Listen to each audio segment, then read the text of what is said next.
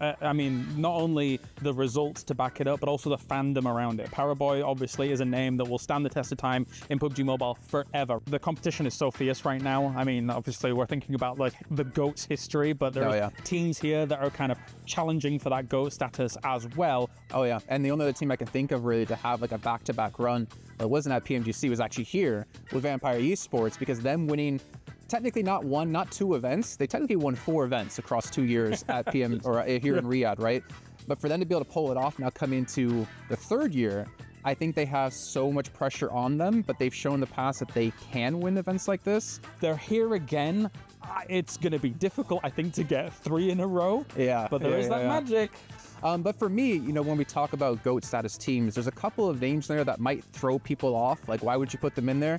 For me, Loops. Now, we know Brazil to be this team that, or this region that has so many really strong teams. Yeah. They were the first breakout team. They were a very aggressive team. They were like a shark who smells a drop of blood in the water. They set the foundation for the Brazilian, effectively, dominance of the Americas region. They are head and shoulders above the rest of the Americas when it comes to it. And Loops set that for Brazil. Coming into PMGC last year, coming into PMWI last year, I was like, when is Brazil taking a title? It should be now, I would say. We'll see. I mean, if you're going to mention that, you got to mention Alpha 7. Number 1 in the power rankings at the moment overall. But man, they're always the bridesmaid, never the bride. They have not won a big international event to date. But this team, it's a matter of when, not if, for them. So many seconds, a litany of second places. I think one of the question marks coming into this tournament, especially here for the PMWC, is Magrilin as their 4th player. He is my question mark. On the international stage, we know that the other 3 are very, very capable of being able to take all that pressure and work with it and turn into diamonds, some may say. But Magrilin here... I hate you so much. Roll the clip. Pressure makes diamonds. Pressure makes diamonds. Pressure makes diamonds. But Magrilin, how will he perform here? He could be make or break for them. We'll see. We'll see. But as we did mention Loops, right, being the breakout team from Brazil, I kind of have to turn our eyes towards Turkey, because obviously we saw S2G win PMGC 2 years ago. Footballist, or as a certain person out there might say, footballist. You had Solkay on the team. You had Rome, Lutz, and Levizin, and they were... I mean, I think I might get some backlash for this, kind of the founding fathers of PUBG Mobile in Turkey. For me, Footballist set the aggression pace for Turkey, right? Sure. In EMEA, we know Turkey is a very aggressive region as a whole, and Footballists were the ones to really cultivate that style. I have to agree. I think Footballists could easily be up there. Yeah, well, there's another team, if you're talking about aggression, which I swear if I say their name, Max randomly appears, and luckily I know he's not here in this room. Stalwart. They had like an almost 2-year dominance for this team. Again, not really winning any big titles, but there were always a name that was ever mentioned when you go into an event of like a team who could win.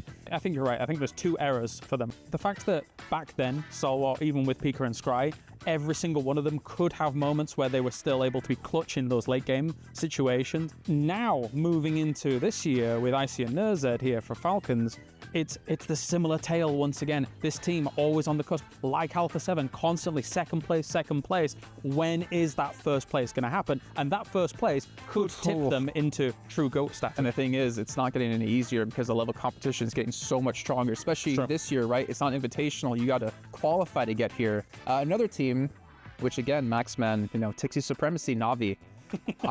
And the weird thing is, you talk about Na'Vi, you're talking basically about G Gladiators, but I would never say they're the same team. Yes, the exact same roster, but we're never the same team because they never had the domination in EMEA that the old Na'Vi squad had. Yeah, second place in 2021 PMGC. When it comes to that old Na'Vi roster, I actually give them good odds to get out of that, because you've got someone behind Kitsune who has been a mastermind for year upon year upon year, and you put him with 3 excellent fraggers on Team Spirit. I think that he could keep pushing. That might be like the new Na'Vi G Gladiators, as we've seen with the team with Team Spirit. Speaking of NA, I mean, I know I got some smack from Seven about this earlier. You have to throw an NA team in there. I think it kind of has to be Cloud9. They had a first place finish at PMSL NA, which I know people nowadays are like, oh, NA, like it's not that hard, but they were the team to kind of set the pace for North America, and that every team kind of looked up to. The foundations go even deeper than that, right? Someone like Beowulf, for example, way back when we had Star Challenge, there's someone like him on Gankstars doing oh so well for the North American region. It's a long, long time ago. I'm thinking, all the way back to that True Star Challenge where I'm hosting events with like Powerbang and Seven alongside for the right. When Seven was, no, he was probably just as short then as he was. Oh yeah, he hasn't grown. Just like myself. Well, yeah, I mean, we'll get to that when we get on air. Yeah. But that's, I think, 9 teams, right? And we did talk about this, like, who would we put as a 10th team? And I think we kind of came to the conclusion of, we're not sure, because this year we should see a rise of a new team. Technically speaking, of course, we're kind of alluding to the current iteration of Alpha 7, like Falcons and things like that. A notable mention for me, actually, when you have one of the biggest tournaments, which was that Star Challenge over in Dubai, was actually RRQ Athena came to my mind, because they actually were able to win that and go on a little bit further. You got like D2E on there, you got G9 on there, who were playing spectacularly in the early formative years of PUBG Mobile. I mean, Hot Jukes was a pro back then. That kind of gives an idea of how easy it was. I could have been playing. No. I'm looking actually forward to this year, right? I'm looking at like 4MV. What we've seen this team do, playing from the outside, the nades they hit are ridiculous, and every single player has that star power on the team. I'm kind of looking at them to potentially be like the 10th GOAT team in PUBG Mobile history. Maybe. I mean, we came into last year, right, in PMWI, a lot of people saying 4MV, they've got this. They've got this. Yeah. We didn't believe the hype much then, but I think we're believing the hype here in 2024 now for 4MV. Looking at Doc, looking at how he was able to take the MVP spot, their utility usage compared to so many other teams is far and beyond what everybody else is doing, even in that region, which is a strong region, by the way. Insanely. You have the PMGC winners with IHC. Yes. You have Falcons there.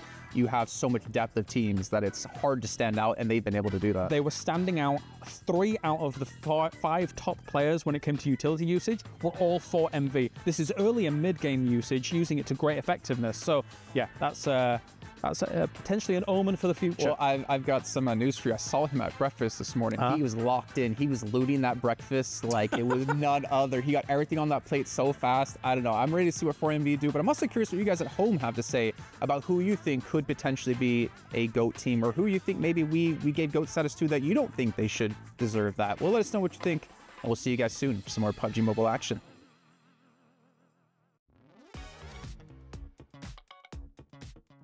Halo semuanya, selamat pagi. Hari ini kita ada di Round Table Discussion. Hari ini tentunya gue ditemani oleh Boom ESPORTS. Halo. Halo. Hari ini gue ditemani sama, boleh perkenalan diri masing-masing dulu. Aku Yami. Halo, aku Frenzy. Dan aku Rezi. Oke, kita ditemani oleh Yami, Frenzy, dan juga Rezi. Kita hari ini bakal ngobrol-ngobrol bersama mereka, kita bakal diskusi-diskusi, dan yang pastinya kita bakal have fun ya teman-teman semua. Pertama-tama gimana perjalanan kalian semua bertiga dari Jakarta sampai ke Riyadh? Lancar semua? Lancar, alhamdulillah. Lancar semua ya, oke. Gimana pengalaman kali ini pertama kalinya untuk Yami dan juga Rezi ya? Iya. Dari Riyadh, untuk Frenzy kedua kali kan? Iya, yang kedua kali. Gimana mungkin dari Yami pengalamannya selama hari pertama di sini? Pengalamannya seru sih, bisa ketemu tim-tim lain, ya yang pasti tambah semangat lah. Pertama kali event global kan. Pertama kali ya? Iya. Yang sebelumnya ke-skip dulu ya? Iya. Untuk Frenzy gimana untuk kedua kalinya? Yang kedua kalinya pasti belajar banyak dari yang pertama. Pokoknya yang kedua kali ini lebih ready lah dibanding yang pertama. Oke, udah lebih ready dan lebih siap. Nanti kita lanjut lagi pertanyaannya ya. Oke. Untuk Rezi gimana untuk pengalaman pertama kali di Riyadh? Pengalamannya pasti bagus sih, cuma ya kayak harus adaptasi sama cuacanya karena panas banget kan. Sama harus jaga kesehatan. Oke, tadi dari Frenzy ada bilang lebih siap, udah lebih prepare juga untuk kedua kalinya. Apa aja nih yang udah di-prepare dari yang pertama kali dialamin sebelumnya? Kalau sekarang terbantu sama coaching staff juga, kayak lebih tahu dari habit tim yang sekarang ini, dari berapa ya, 24 tim ya, di grup stage ini. Kayak lebih ready aja dibanding yang dulu lah. Terus kayak dari segi mental juga lebih siap lah di kali ini, di PMWC. Perbedaan mentalnya gimana tuh dari pertama kali waktu itu join dan kali ini lebih siap di EWC juga? Kalau yang pertama kali karena ditunjuk pertama kali jadi GL, terus langsung turnamen internasional, jadi itu secara nggak langsung gugup sih waktu itu. Gugup? Apa nggak terlalu ngerti pressure-nya waktu itu? Bisa dua-duanya sih. Bisa dua-duanya ya? Iya. Ternyata pas dialamin pressure-nya gede banget langsung main di turnamen internasional. Iya, kayak gitu. Oke, dari Yami nih, kan ini pertama kali nih bakal tanding di turnamen internasional. Ya. Sebelumnya kan ke-skip sekali tuh. Adakah rasa yang mungkin gugup atau malah lebih excited untuk pertama kali tampil di kancah global? Lebih excited sih, nggak ada gugup sama sekali, makin semangat aja. Santai aja? Iya. Oke, lega ya Frenzy, teman-temannya Lega. lebih ready. Untuk Rezi gimana? Untuk kali ini tampil kembali nih di kancah global. Pasti lebih semangat lah. Kita ingin ngebuktikan kalau kita bisa perform banget. Untuk pertandingan kali ini nih, kan ini bisa dibilang ada 24 tim yang berbeda juga. Untuk kalian sendiri ada waspadai tim khusus nggak? Dari Asia Tenggara atau mungkin di luar Asia Tenggara? Dari tim Mongol sih, Por MP sih, lebih tepatnya Por MP sih kalau. Or Henry. Kalau dari Frenzy, Paling kita waspadain sama tim-tim yang deket sama drop zone kita aja sih. ada contoh mungkin dari beberapa Contoh kayak tim? mungkin di Rangel kita ada D+, Kia, DK, Oke. sama di Rumah Air ada Besiktas, BJK di Jakartanya. Dari Rezi mungkin ada tim-tim yang dari kamu sendiri udah perhatiin mungkin atau waspadain? Ada mungkin sama kayak Renji sih, tim-tim sekitar aja yang mungkin bisa mengganggu kita buat rotasi gitu-gitu. Oke. Untuk di mid game ya mungkin ada yang berpotensi gitu ngeganggu kalian di checkpoint awal atau kalian ikutin alur aja nih nanti seperti apa? Kayak semua tim pasti kita waspadain lah, kayak nggak bisa kita remehin. Oke. Dari Yami mungkin ada tim yang di luar awal-awal drop ini ada yang diwaspadain nggak untuk mungkin? Ya paling Por MP sih, dari fight-nya kuat banget sih. Oke. Ada beberapa ini ya, mungkin bisa bilang pendapatan unik ya kan, banyak yang bilang 4MV ini kuat banget di turnamen-turnamen, tapi banyak yang bilang ketika dia di offline malah ngedrop banget nih Yami. Ada pendapat nggak dari lo ketika 4MV ini main offline apakah beneran ngedrop, apa emang mungkin dia awal-awal cuma gugup aja tuh pas pertama kali muncul? Lebih kuat online apa offline mereka? Online pasti. Online. Oke, nah tadi kan unik kan, bisa dibilang juga kalian harus adaptasi dengan smartphone ya. Gimana so far kalian adaptasi dengan mungkin suasana, dengan selain tim-tim ya, dengan gadget yang kalian juga diberikan, lancar atau mungkin minim banget persiapannya? Sih kita harus kayak pasti lancar juga sih, karena kita harus juga bisa cepet-cepet adaptasi kan, karena itu bukan alasan lah. Ketika kalian baru ganti device nih, kalian bakal ngikutin settingan gyro kalian semuanya sama persis dengan yang biasa kalian pakai, atau kalian mulai dari awal nih kayak wah ini gadget baru, gue harus setting dari polosan dulu nih biar ketemu nyamannya, atau ngikutin settingan lama dulu baru disesuaikan? Kalau HP-nya yang kan ada yang full screen banget tuh, Iya. nah itu kadang misklik gitu kadang, kayak di match-match awal. Oh, yang benar-benar flat banget gitu ya? Iya. Kita pakai change lama dulu, terus kayak nyoba, misalkan kekencangan atau keberatan baru kita kurangin gitu. Ada nggak tim yang menurut kalian tuh mainnya unik banget dan mungkin nggak terlalu diwaspadain, tapi bisa aja nih jadi lawan yang berbahaya dan juga mungkin potensi kuda hitam buat kalian? Mungkin dari Yami dulu. Money makers sih, paling money makers. Karena mereka kan mainnya lambat banget kan kalau yang kita lihat. Terus bisa jadi ada di belakang kita aja gitu. Bisa jadi ancaman juga lah buat kita. Paling Inco Gaming sih, karena dia drop di school, tapi dia mainnya late banget. Kayak tadi C1, C2 dia blocking atau segala macem, C3-nya baru ngambil swingan. Kan kalau RRQ atau tipikal orang main school kan biasanya cepat kan, kalau Iya. ini enggak. Ketika kalian scrim, mentalitas apa sih yang kalian punya? Mungkin ya cari datanya sama harus bisa mendominasi sih. Kasih ini dulu ya, kasih Pressure. takut dulu nih Iya. musuh-musuhnya nih. Iya. Dari Frenzy juga sama. Sama cari data sama dapetin feel itunya aja sih, lobbynya. Gimana tanggapan kalian nih bertiga ketika musuhnya malah punya mentalitas yang berbeda total? Kalau kita sih yang paling penting tuh drop zone dulu, kita amanin dulu drop zone. Terus kalau misalkan udah aman gitu, ya kita juga ikutan perang juga. Ada nggak tim-tim Asia Tenggara atau pemain-pemain Asia Tenggara yang kalian tuh jadi best friend banget lah, kalau ketemu tuh langsung nongkrong bareng, ngobrol-ngobrol bareng? Sekarang paling kalau Yudo sama Leon, Sesama Indonesia. sesama Indonesia. Kalau Talon paling sama Yoru gitu-gitu aja sih. Itu sering ya? Yoru, Agniseri. Di luar Asia Tenggara ada nggak best friend belum ada? Paling Sarah sih dari Reject. Oh ya, reject ya. Iya. Waktu ketemu di PMGO. PMGO kemarin ya. Oke, dari Yami? Oh, Udah sama pemain saya doang sih. Sama Yudu, sama Talon juga. Sama Yoru, kalau di Talon sama Yoru paling dekat karena dulu pernah ngetim kan. ya Rezi, ada teman-teman nggak di luar dari tim BUM atau mungkin terutama di luar Asia Tenggara atau Indonesia? Nggak ada sih. Nggak ada? Kayak mereka sih mungkin sama Yudu kalau nggak Talon. Oke, berarti nongkrongnya masih geng-geng Asia Tenggara nih ya. Iya. Siapa yang kalau main tuh lagi di luar turnamen yang paling sering bercanda atau nge-troll atau ngelakuin hal random, ada nggak? Oh, iya deh, kalau main main ranked gitu. Hah? Paling suka jailin temen kayak Temen event sendiri? yang robot ya, diangkat-angkat temennya dilempar. Kenok gitu? Sampai kenok, iya. Terus dibiarin aja udah gitu? Ketawa dong ya. Nah, ketika kalian udah sering ini kan udah nge-team udah cukup lama lah kalian ya. Gimana suasananya, perbedaannya ketika kalian cuma di sekedar scrim sama masuk ke mode turnamen lah? Paling yang aku rasain kalau misalnya lagi scrim atau apa ya di luar official turnamen kayak beda aja feel-nya. Kayak kalau misalnya official turnamen tuh anak-anak tuh kayak lebih serius gitu. Langsung Padahal ya sama-sama serius, tapi tingkat serius tuh kayak beda gitu. kerasa ya gitu ya dari Jadi kayak teman-temannya. langsung kayak yang tadinya kayak 80% jadi kayak 110 kayak gitu-gitu.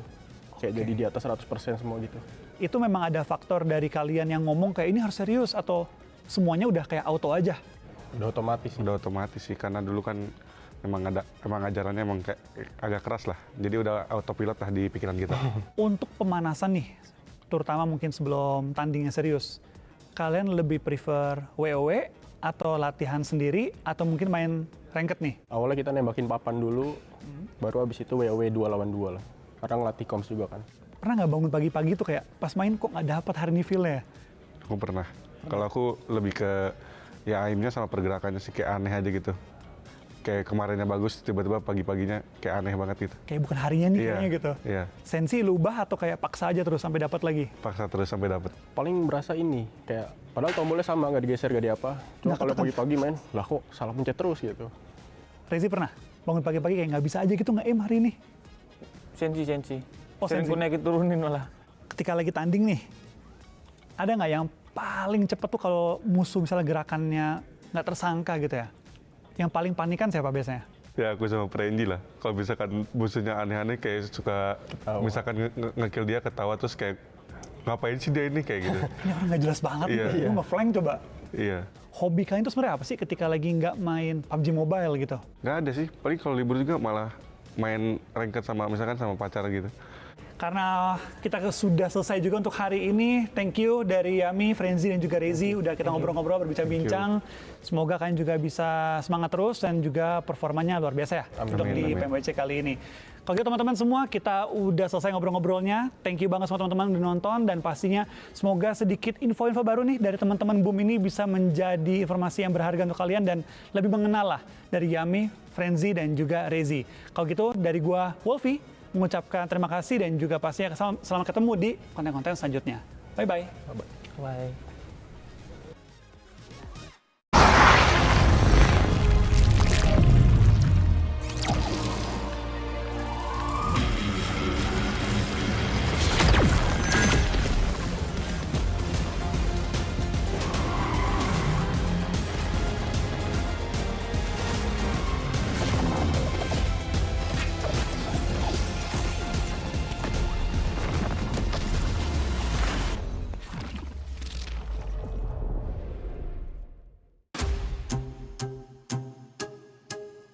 The PUBG Mobile World Cup group stage erupted in excitement last weekend.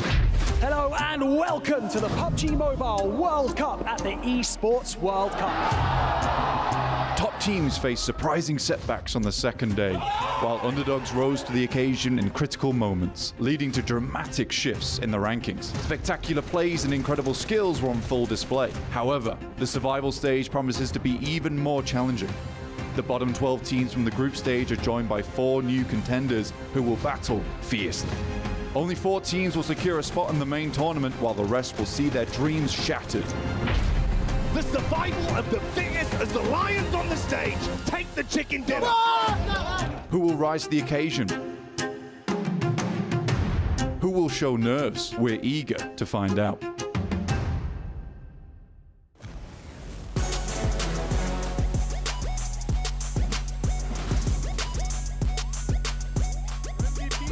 Oh, hello everyone. Welcome back to the PUBG Mobile World Cup 2024 as we've had our group stage finish off and 12 teams make it through into the main stage. Main event kicking off in just a few days' time, but of course, before we can even get there, we have to have our survival stage, and 4 teams have been waiting for their chance to try to get top 4 and make it into the main event for themselves. I'm your host, Jason Kappen, and like always, I gotta bring in my analyst here, but I'm hearing we actually might have one extra person joining us on stage. He's finally back from the brink of death.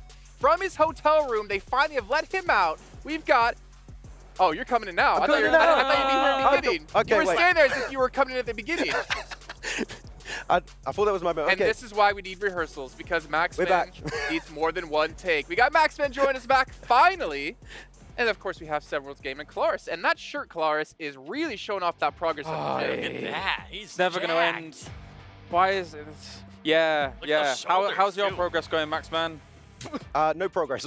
Oh, never mind. No, unfortunately, no, could not. I was bedridden, but I'm back with a very deep voice.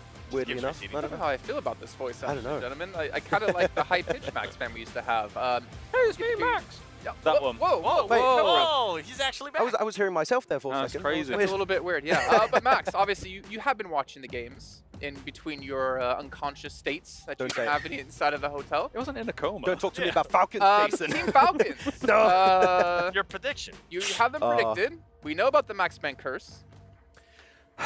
Yeah. Okay. Max Man curse. You couldn't control the Max Man curse, which is why he was stuck in his bedroom at the hotel because he was ill. My disappointment was immeasurable and my day was ruined, Jason, okay? I had so many nice messages like, oh, please get better soon. Oh, you're not going to curse my favorite team, Max. And I cursed Falcons, apparently. I don't know why I got blamed. I wasn't even on the show, but yeah, It wasn't hopefully me. they can come back. Yeah. You still picked them. Yeah.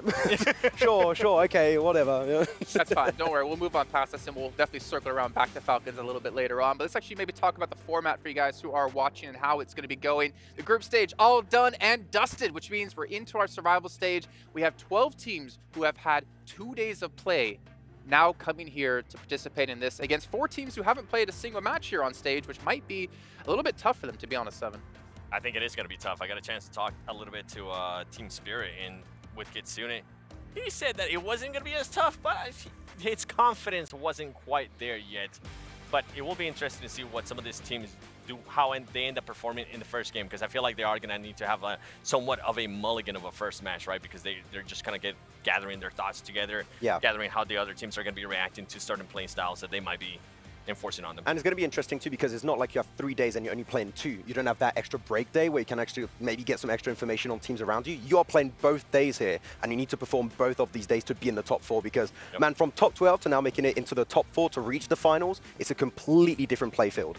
Different playing field. Oh, yeah, that's true. Let's take a look at the prize money for them to earn here today. Of course, it is $1 million for the group stage, $380K here for survival, and of course, that main tournament where you can win $400,000 in first place. It's going to be tough, but Claris, we're talking about the teams who might be coming in cold. What about the teams who did participate, have an underwhelming performance? Having that day off might have actually helped them to reset their mental. Yeah, there needs to be big changes. I mean, especially for some of the very hopeful teams, like, of course, I would say Mad Bulls and Falcons are 2 names that really spring to mind as they would have said, coming into this tournament, we need to be in the main tournament. Never mind the fact that we should be winning or being on podium at least. There needs to be big changes. Falcons, for example, need to be... where do I even begin? A different team, yeah. Guy predicting them, first of all. They need to be taking more fights. They need to be not too reliant on top compared to where we were there. He took MVP despite them not getting into the main tournament. I would say this is the worst they've looked in like 3 years, right? I would agree. This is definitely Falcons that have fallen off. So like we need to see a big comeback here because making it to top 12, that was the easy opportunity to reach the finals. Now it's hard mode. I want to see how Nurset's going to be actually performing this tournament because he only ended up with 3 eliminations in 6 matches. Now he's going to have to play all those 12 matches. Be interesting to see if maybe whatever was happening between that team, it's now fixed for survival stage. You know, sometimes we have these awesome, exhilarating reactions. Sometimes we have the sad ones, which I kind of wish we had one in your room, seeing Falcons not qualify. Let's actually check out some of the best reactions we had from Day 3 in the group stage when we'll be back to kick off the survival stage.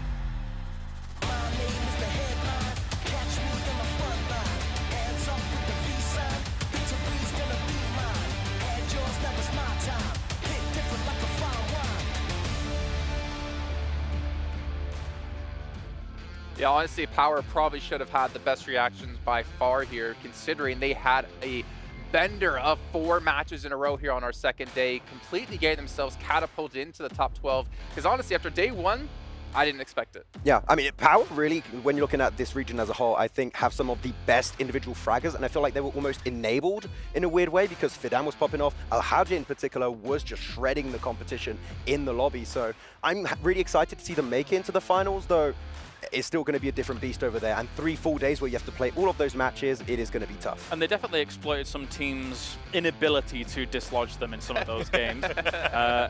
Inko, you didn't do very well in that split. I don't know what you're talking about. So what do you mean? What do you mean? But yeah, I mean, another focus is, of course, Alliance topping out the tables, Jason. Unexpected, hands down. Considering the caliber of teams here, did not expect them to be first place, but credit to them, 3 chicken dinners. Huge. If they continue that kind of pace, we could see them break some records. But also, 7, Alpha 7 coming second to Team Liquid. The little brother finally steps up at an international event with Team Liquid being able to pass them. I thought that was a pretty big deal. I'm pretty sure a lot of people in Brazil thought it was a big deal too. But now we're going to have to wait and see what happens in main stage because, yeah, it is just group stages. Can they actually do that in the main stage, and can they end up being in first place? All right, well, a couple of teams here. Aula, IHC, Max, we got to actually cover them in the PMSL watch parties we're doing for CSA. Yeah. I know Kalaris had them counted out. His hot take was they wouldn't make it into the main event. They were able to do it here, looked pretty good, but also the important part is that their placement points, at least within the group stage, has been able to step up, which is where somewhere they've been lacking in the past. Wait, that was not a mistake. They actually got placement points? Yeah, they got them. While I was gone, they got placement. What, mate? It wasn't a fever dream. It wasn't a fever dream. They did it. No, but I mean, I'm still weirded out. Where the hell is Alex? Is he going to play at some point? Not really. He's here. Like, we have seen him. I have seen him too. I saw him at, like, at the hotel at some point, but I don't know what he's doing. The like one time you left your room. The one time I was like, hi, and then he ran away from me. I don't know what was going on, but yeah, so they've been looking good. Seem like they are reaching the late game a little bit more, which is what we needed from IHC, so hopefully they can keep it up. Well, taking a look at the second page here again, we did mention Power. Boom, having that 30-point game to catapult themselves into top 12. But Vampire 7, I mean, a team that has a lot of pressure on their shoulders to perform again, winning the back-to-back mid-season events. They did it just barely at the end. They did, and it was because they have had a change in regards to the IGL when I was actually getting a chance to talk to Sir Tenny. I can't remember right now at the top of my head which was the player, but he said that the second day they definitely felt a lot more comfortable. They were kind of willing to third-party fights, and Sir Tenny was telling them, if you see an option to fight, just go for it. Stop being so scared about it. Sorry, just Max looks so tiny on camera next to me, which is really not how it is. I swear he's just really tall. But then Reject as well, we talk about holding on, surviving. Now, if we're to be completely honest, Evil Lars maybe coming out, or Honest Lars. There's a couple of teams here we're looking at of probably no chance. However, at least they can gain some experience. Which teams? Well, I'm still going to, unfortunately, attack South Korea. We have got ourselves TRX in a bit of a bad spot. Yep. I don't know if D+ is going to be able to also make it. I mean, yeah, okay, they had a great first day. Yep. It made me look a little bit silly with how they played things out in that first day. However, second day was more kind of what I was expecting. A bit of floundering from our South Korean teams. It's difficult for them. Again, all of their power is separated across so many rosters over in the region at the moment. I mean, clearly what we were looking at their first day and second day of play, the first day they were gifted so many circles, right? I want to see them tested today where they get bad circles and they start rotating a little bit faster. If they can do that, they showed they can play good positions. They need to just get in those spots early on. Well, if you want to see them advance, I don't want to see them tested. I know. That was I want to see them tested. That sounds really awful. Do you want them to qualify just because they got lucky circles? No, I want them to actually be tested. We saw them getting tested in day 2 and they did absolutely I want them to be nothing. tested and them to do good. Okay, so you want them to be in last place. Got it. Okay, sure, mate. You know what? We got to give Max a break here. We're berating him quite heavily. So let's take a quick second here and give him a quick little break while we actually do throw it over to our casters for a quick check-in. Hot Jukes, John Allen, can you guys hear me? Are you there? Yo, what's up, guys? I can see y'all in the studio. We're right in front of here on the main stage. Looking at all these losers back here. No, I'm just kidding. At some point or another, these guys came up short, but it's their last chance to hang in there. Absolutely. I'm super pumped to see Team Spirit back on the battlefields as well. This is a team that we have long seen as a strong contender for top spots. They didn't quite make it through to the group stages, survival stage. Can they do it? Yeah, and I'm also looking at Twisted Minds. I mean, these guys started at the bottom, all the way from qualifiers. This is their third LAN, so I'm hoping to see them pump it up here in just a few moments. Let's send it back over to the guys in the box. Thank you so much, Tachooks, and John Allen for bringing it back over to here as we obviously got to hear their thoughts. I just got out of my hotel room for the first day here, Jason. What are you doing to me? You could hear him from your hotel room. That was shaking all over. I actually think we heard him from the studio without even our earpieces, if I'm completely honest. I'm scared. But we're obviously talking a lot about the teams who are coming back again, right? The 12 teams who participate. But what about the 4 new teams? One that's immediately going to stand out that we have to mention is, of course, Team Spirit. I don't know which one of you wants to take it. Maxman, since you weren't working the last 3 days, we'll put it on you. Okay, I'll take over. Yeah, Team Spirit, of course, when you're looking at the EMEA region, this is a super team, right? Looking at all the players that are on their side, they're all players that can frag out. Kitsune has been IGLing also at a great level for this team when he does not get eliminated in the first 5 minutes. It has happened a bit. But I feel like these 4 teams, when we're looking at them, Team Spirit is the team that everyone is expecting for them to make into top 4, but it's so competitive that even Team Spirit might not make the cut.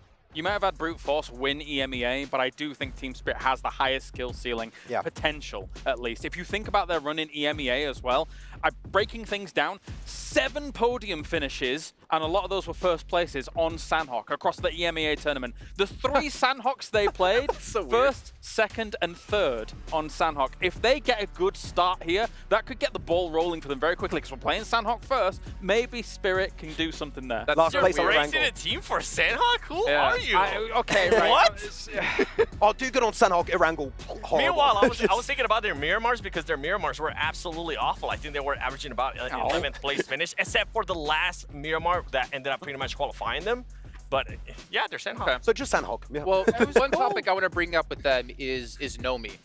The fact and the caliber of play he's able to pull off doing those like 1v3s, or not 1v3s, like the 1-3 splits for his team, I don't know how effective that's going to be in a lobby like this. That's the issue. It kind of skirts the line between genius and insanity, right? If you do make it work and it looks good in that moment, then you look great. However, you've got to be absolutely on point to make it work. I bring that up because Alliance have been so strong in their splits and their spreads. And those have been 1-1-1-1s mostly.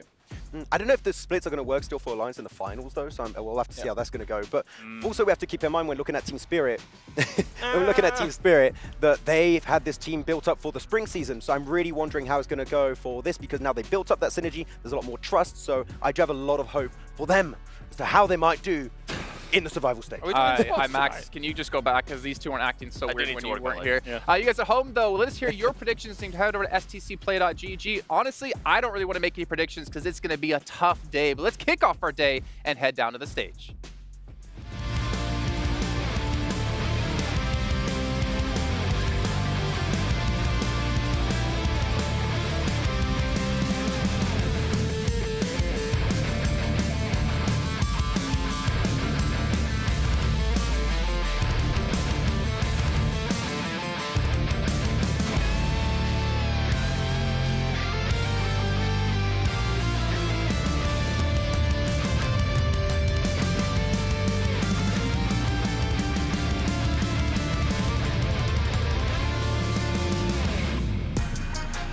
It's do or die! 12 teams have been sent into the survival stage and only 4 will make it out alive. My name is Barney Banks and I am your host alongside Sandstorm, and welcome to the PUBG Mobile World Cup at the ESPORTS World Cup. That's right, Barney. No second chances, no retries, and no do-overs. Only the best 12 maps that you and your team can pull off, and you're in the main tournament. Sounds simple, right? Simple indeed, but there is more, because we enter into the survival stage. 4 more teams have been thrown into the mix, each with the potential to claim one of those spots in the main tournament.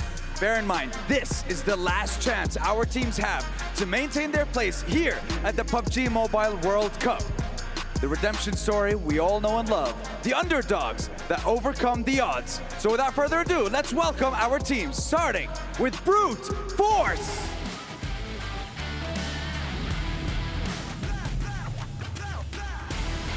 D plus Kia.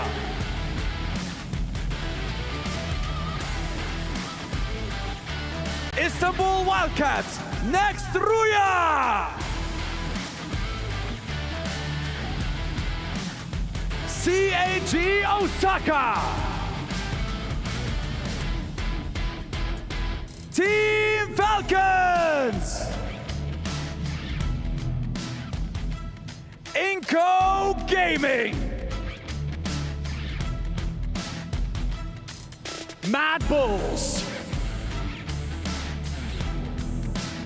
Harami Bro. Besiktas Black. DRX. DJB Esports. Money Makers.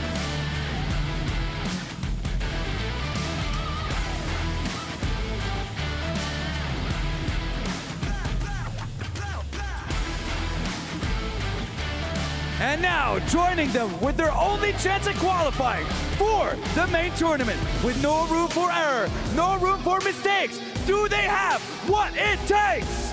Let's introduce them, starting with Team Room!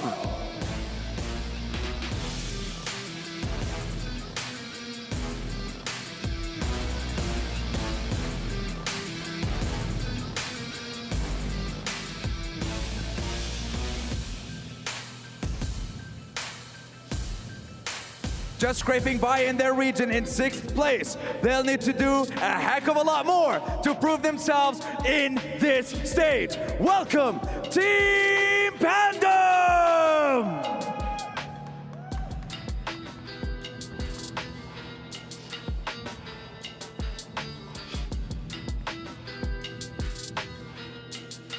Qualifying from PMSL Americas, welcome to the STC Arena, Twisted Minds.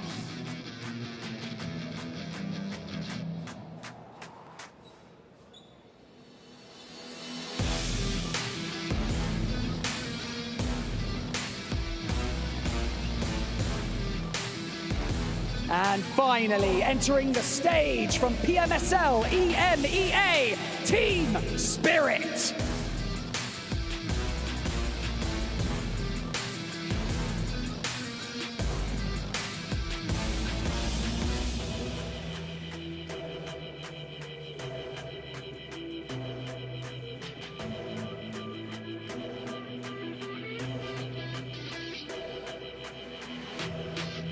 Sandstorm, these 4 teams are not the only thing that is new here on the stage, because PUBG Mobile version 3.3 launches its first ever underwater-themed gameplay, Ocean Odyssey. That's right, defeat all the enemies in the Ocean Palace to obtain the infamous Powerfleet-themed item, the Trident. More secrets about the Trident and the Kraken await discovery. Do indeed. The stakes are the highest they have ever been here at the PUBG Mobile World Cup. Once again, just 4 places remain in this main tournament, so you know what that means. The battle is going to be at the top. Consistency is key. Eliminations galore. Tempers will be tested. Composure will be mandatory. So, without further ado, ladies and gentlemen, let the PUBG Mobile World Cup survival stage begin. Casters, take it away. What's up, everybody? It's time to unleash the Kraken. I'm Hot Jukes here with John Allen. Bro, the survival stage, we finally made it here. How you feeling? Tell me, Hot Jukes, do you feel dead? Because we are going to be cutting some teeth. It's going to be brutal. They're going to be slaughtered very, very soon, I'm sure. They've got 12 matches to play, each of these teams. We are going to be getting into the thick of it very quickly. I'm so excited to see one of the teams that I've been following for a long time back from the EMEA region, Team Spirit, take to the battlefields. I spoke about them before. I'm going to speak about them again. You will hear more from me about them as well, because I really am rooting for this team to be able to make it through. I think one of those 4 top spots, I think they could do it. Oh, let's see. Hopefully we can talk about them in the finals, but that is it. 4 slots remaining here, and there are 16 teams that are going to be battling for them and literally just giving it all they got. As a matter of fact, before we started the show, I was backstage there with Ginny, and I got to look at some of these players walking in, and I could just see the nerves on their faces. And the reason why is because tomorrow, if they don't make it in top 4, not only are they going to go home, but they gotta watch their keys get destroyed right in front of their own beaks, John Allen. Obliterated before their very eyes. A soul-crushing feeling, I'm sure. And 12 of them are going to go down the drain very, very soon. Of course, only 4 of those keys are going to be kept intact. We've already sent 12 to those final stages in the last 3 days of games. If you didn't see those, go and check out some of the recaps, the HQ show as well. You'll get all the down low. But we are going to be focusing now on our new set of 16. It is going to be tense, and cooler heads need to prevail in order to see yourself into the top 4. It's do or die. It is do or die right now. And honestly, I'm shocked to see some names here. You know, for sure. D plus Kia had a monster day 1 in the group stage and then completely fell off the map in day number 2. And they're here for a reason. And another one, of course, Team Falcons. Oh, yeah. I cannot believe that. That is crazy. This team was lauded as a favorite to win coming into this tournament, right? They're up there with the likes of 4MV, with Alpha 7. That's right. And they just did not stand up. They need some more backup for Top because he was fragging out of his mind in that last day. The rest of the team, not so much. So today is their time to try and bring up that pace, to pick up those points, because it is going to be up to 4th place. 4th place back in the group stages sat at around 90 points, but there was a larger field, which means that likely we're going to be sitting somewhere in the high 80s for that 4th place finish for our teams here today and tomorrow as well, of course. So pushing up over that 90-point margin, that's what these teams are going to be looking to strive for. The target to beat 122 from Alliance in the group stage. All right, well, let's see if they can do it. I mean, during the group stage, your math was on point, so I think that is a target that these teams are definitely going to have their eyes on. Now, we're about to head into Sanhok, all right? We're only going to see 2 of those so far in this survival stage. You can see these players, they got those drop locations. Oh, give me a copy of that. Yeah, I need to copy that. That's for sure, you know, and at this time, where you have everything on the line, I think that that is a very soft agreement, if I say so myself. Yeah, I mean, it's going to be interesting to see if anyone is actually going to try and change things up, right? If there is going to be a wild hot drop, because on these short game sets, right, it is so impactful to have a big game. If you can sneak away 4 eliminations right off the bat of something that someone isn't expecting you to do, that's huge. That's a massive impact coming into these games. When you're looking at a 10-point per game average being really strong, getting 4 points on that just right off the mark is going to be big. So as we wait for our teams to enter the jungle, we are going to be paying attention very closely to what happens at the start of this next match. I was paying attention to that paper right there, and I saw 2 names dead center of that paper. Okay. I saw Team Falcons, and I saw Team Spirit. Ooh. Are we going to see a hot drop in boot camp off the rip? Well, Team Spirit were a team that were dropping around boot camp. They do sometimes do that trifecta split as well, so they can have that sort of position in the back pocket. But remember, Sanhok being only 2 of our maps over the next 2 days is going to be a little bit different, right? It's going to change things up just that little bit. So maybe they're more willing to go for some risky drops on this map. Yeah, I mean, that's the way to do it. Honestly, I've said it so many times. If you're going into a tournament like this, especially a 2-day one where every single map is so critical, if you're a confident squad, you have that experience, you know, and Team Falcons should be one of those teams, right? Yeah. Playing extra aggressive off the rip usually pays off because so many of these players are going to have those nerves. I mean, these 4 teams that just came in here, right? We can look at that. One of them being Team Spirit. They didn't get that warm-up play that so many of these other squads did. So if you're going to try and take advantage of it, you better do it off the rip, right? Yeah, they don't have that hands-on experience with these teams, right, that so many of the others do. But looking at these 16 teams, I'm trying to pick out the 4 that I think are going to be the challengers coming into those grand finals, right? I think it's fairly clear. I'm back in Team Spirit all the way. Kitsune, a storied IGL with that cool, calm, collected stage experience on global stages. He absolutely can lead this team to victory, and they've got the talent to do so. I believe in them. Falcons as well, another team that I think we would both agree should be in those finals. For sure, for sure. I mean, I was straight up shocked to see them, you know, in the survival stage in the first place. So hopefully we could see them snag one of those slots. But at the end of the day, 2 days, it's anyone's game. Anybody I've taken can the do 2 it. easy picks there. Right, out of the 4, that is right? true. Do you want to throw anyone else's name in the hat on that one? Let's see. Honestly, I mean, D plus Kia showed us some good signs of life. I wouldn't mind seeing them there. Mad Bulls has kind of been like one of those little squads that honestly disappointed me yesterday, or the day before yesterday. Watching them play so passive when they could have got it done towards the end. I think that after that last match of their group stage, they had to go home and just say, you know what, we got to go back to the drawing board, because it's moments like that that either you go crazy afterwards or it's just dead silence. I'm looking at Inco, the little bro of Brazil, right? There you go. This is a team that sat in the shadow of Alpha 7 and Team Liquid for quite a while now. Whenever you talk about Brazil, it is those two rosters, obviously previously with Loops in the mix. That was there as the presence that they had. But I feel like Inco, they were 13th place, right? By 3 points, they didn't qualify to the group stage. This is a top-performing team coming out of those group stages. They've got the most experience against the rest of this lobby.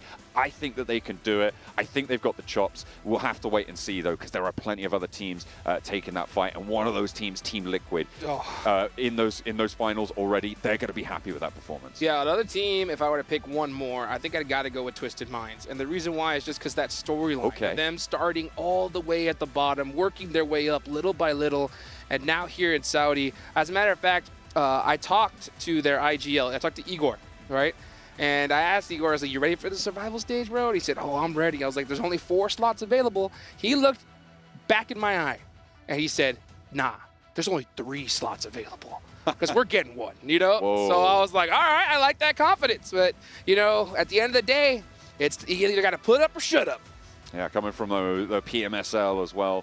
We'll see if they're able to keep up that pace to make sure that they are getting everything done, because that trophy looks sweet. And it is going to be one hell of a task to lift it. It looks pretty lightweight, but I assure you, it is one heavy burden. Oh, man, you know what's going to help make it heavy? All that money. Oh, baby, all that money. $400,000 going to first place in the finals. That is what I'm talking about here. I mean, this prize pool has been insane. $3 million. We already gave $1 million away just the other day, and now we got another $380,000 to give away in the next 2. But it's only 4 slots. Only 4 slots. Yeah, a good chunk of that money is great, but you need to make it to those finals. That's true. 4th place, the results, the reward for 4th place, $26K. 5th place, $25.5K. It's $500, but it is a whole lot of disappointment that's involved in that. And I say $500 like that isn't a lot of money as well, by the way, split between the players. That's a cool new pair of trainers, That's right. Each. But yeah, let's take a look at some more of our teams coming into this one.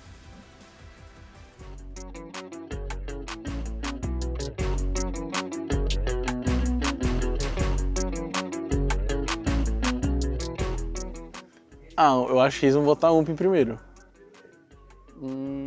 Eu acho que a WM. Em primeiro? É, eu acho que a WM é a mais famosa. Tá. É. Mas pode botar a UMP, né? Eu acho que a UMP. Pode ser a UMP. Tá. A WM em segundo, né? É, a WM em segundo. A WM. Terceiro. Complicou agora. DBS acho que tá muito famoso ultimamente. Até... Ou Scarelli. É que é o público, né? Não, mas acho que... DBS eu também acho, né? Dessas aí, Scarelli tem que estar, né? É, são os que será que na frente da DBS? É, acho que sim, é. Na frente. É. Scarelli. Scarelli, terceiro. Daí depois sim, DBS. É, agora DBS. DBS em quarto. Agora complicou. SWK, né? Pro público, será? O Berril do público gosta, Berril né? ou SWK, acho. A mais famosinha eu acho que é Berril. É, entre mesmo que nós usamos. Berril. M762. É. Agora SWK, né? É. SWK. E isso aí tá difícil, as duas são ruins. Acho que Thompson depois Bison. Thompson e a última pode mandar lá no fundo. Essa aí é horrorosa. O que tu acha? Nós acertou quantos? Acho que metade. O top 2 acho que nós acertou. Acho que acertou umas 4 de 8. Tá. Dá pra ver agora? A gente acha que acertou 4. Eu falei a WM. Caralho. Berril a UMP segundo. tá onde? Terceira. Junto com a SWK. Nossa, é impossível o Bison ser melhor que a DBS. Tipo, Mano, os caras botou... Não, tá doido. Não tem como. A WM eu a gente sabia, falou. sim. É, eu porque tava pensando... todo mundo gosta de usar sniper. Só que tipo, os caras tão igual.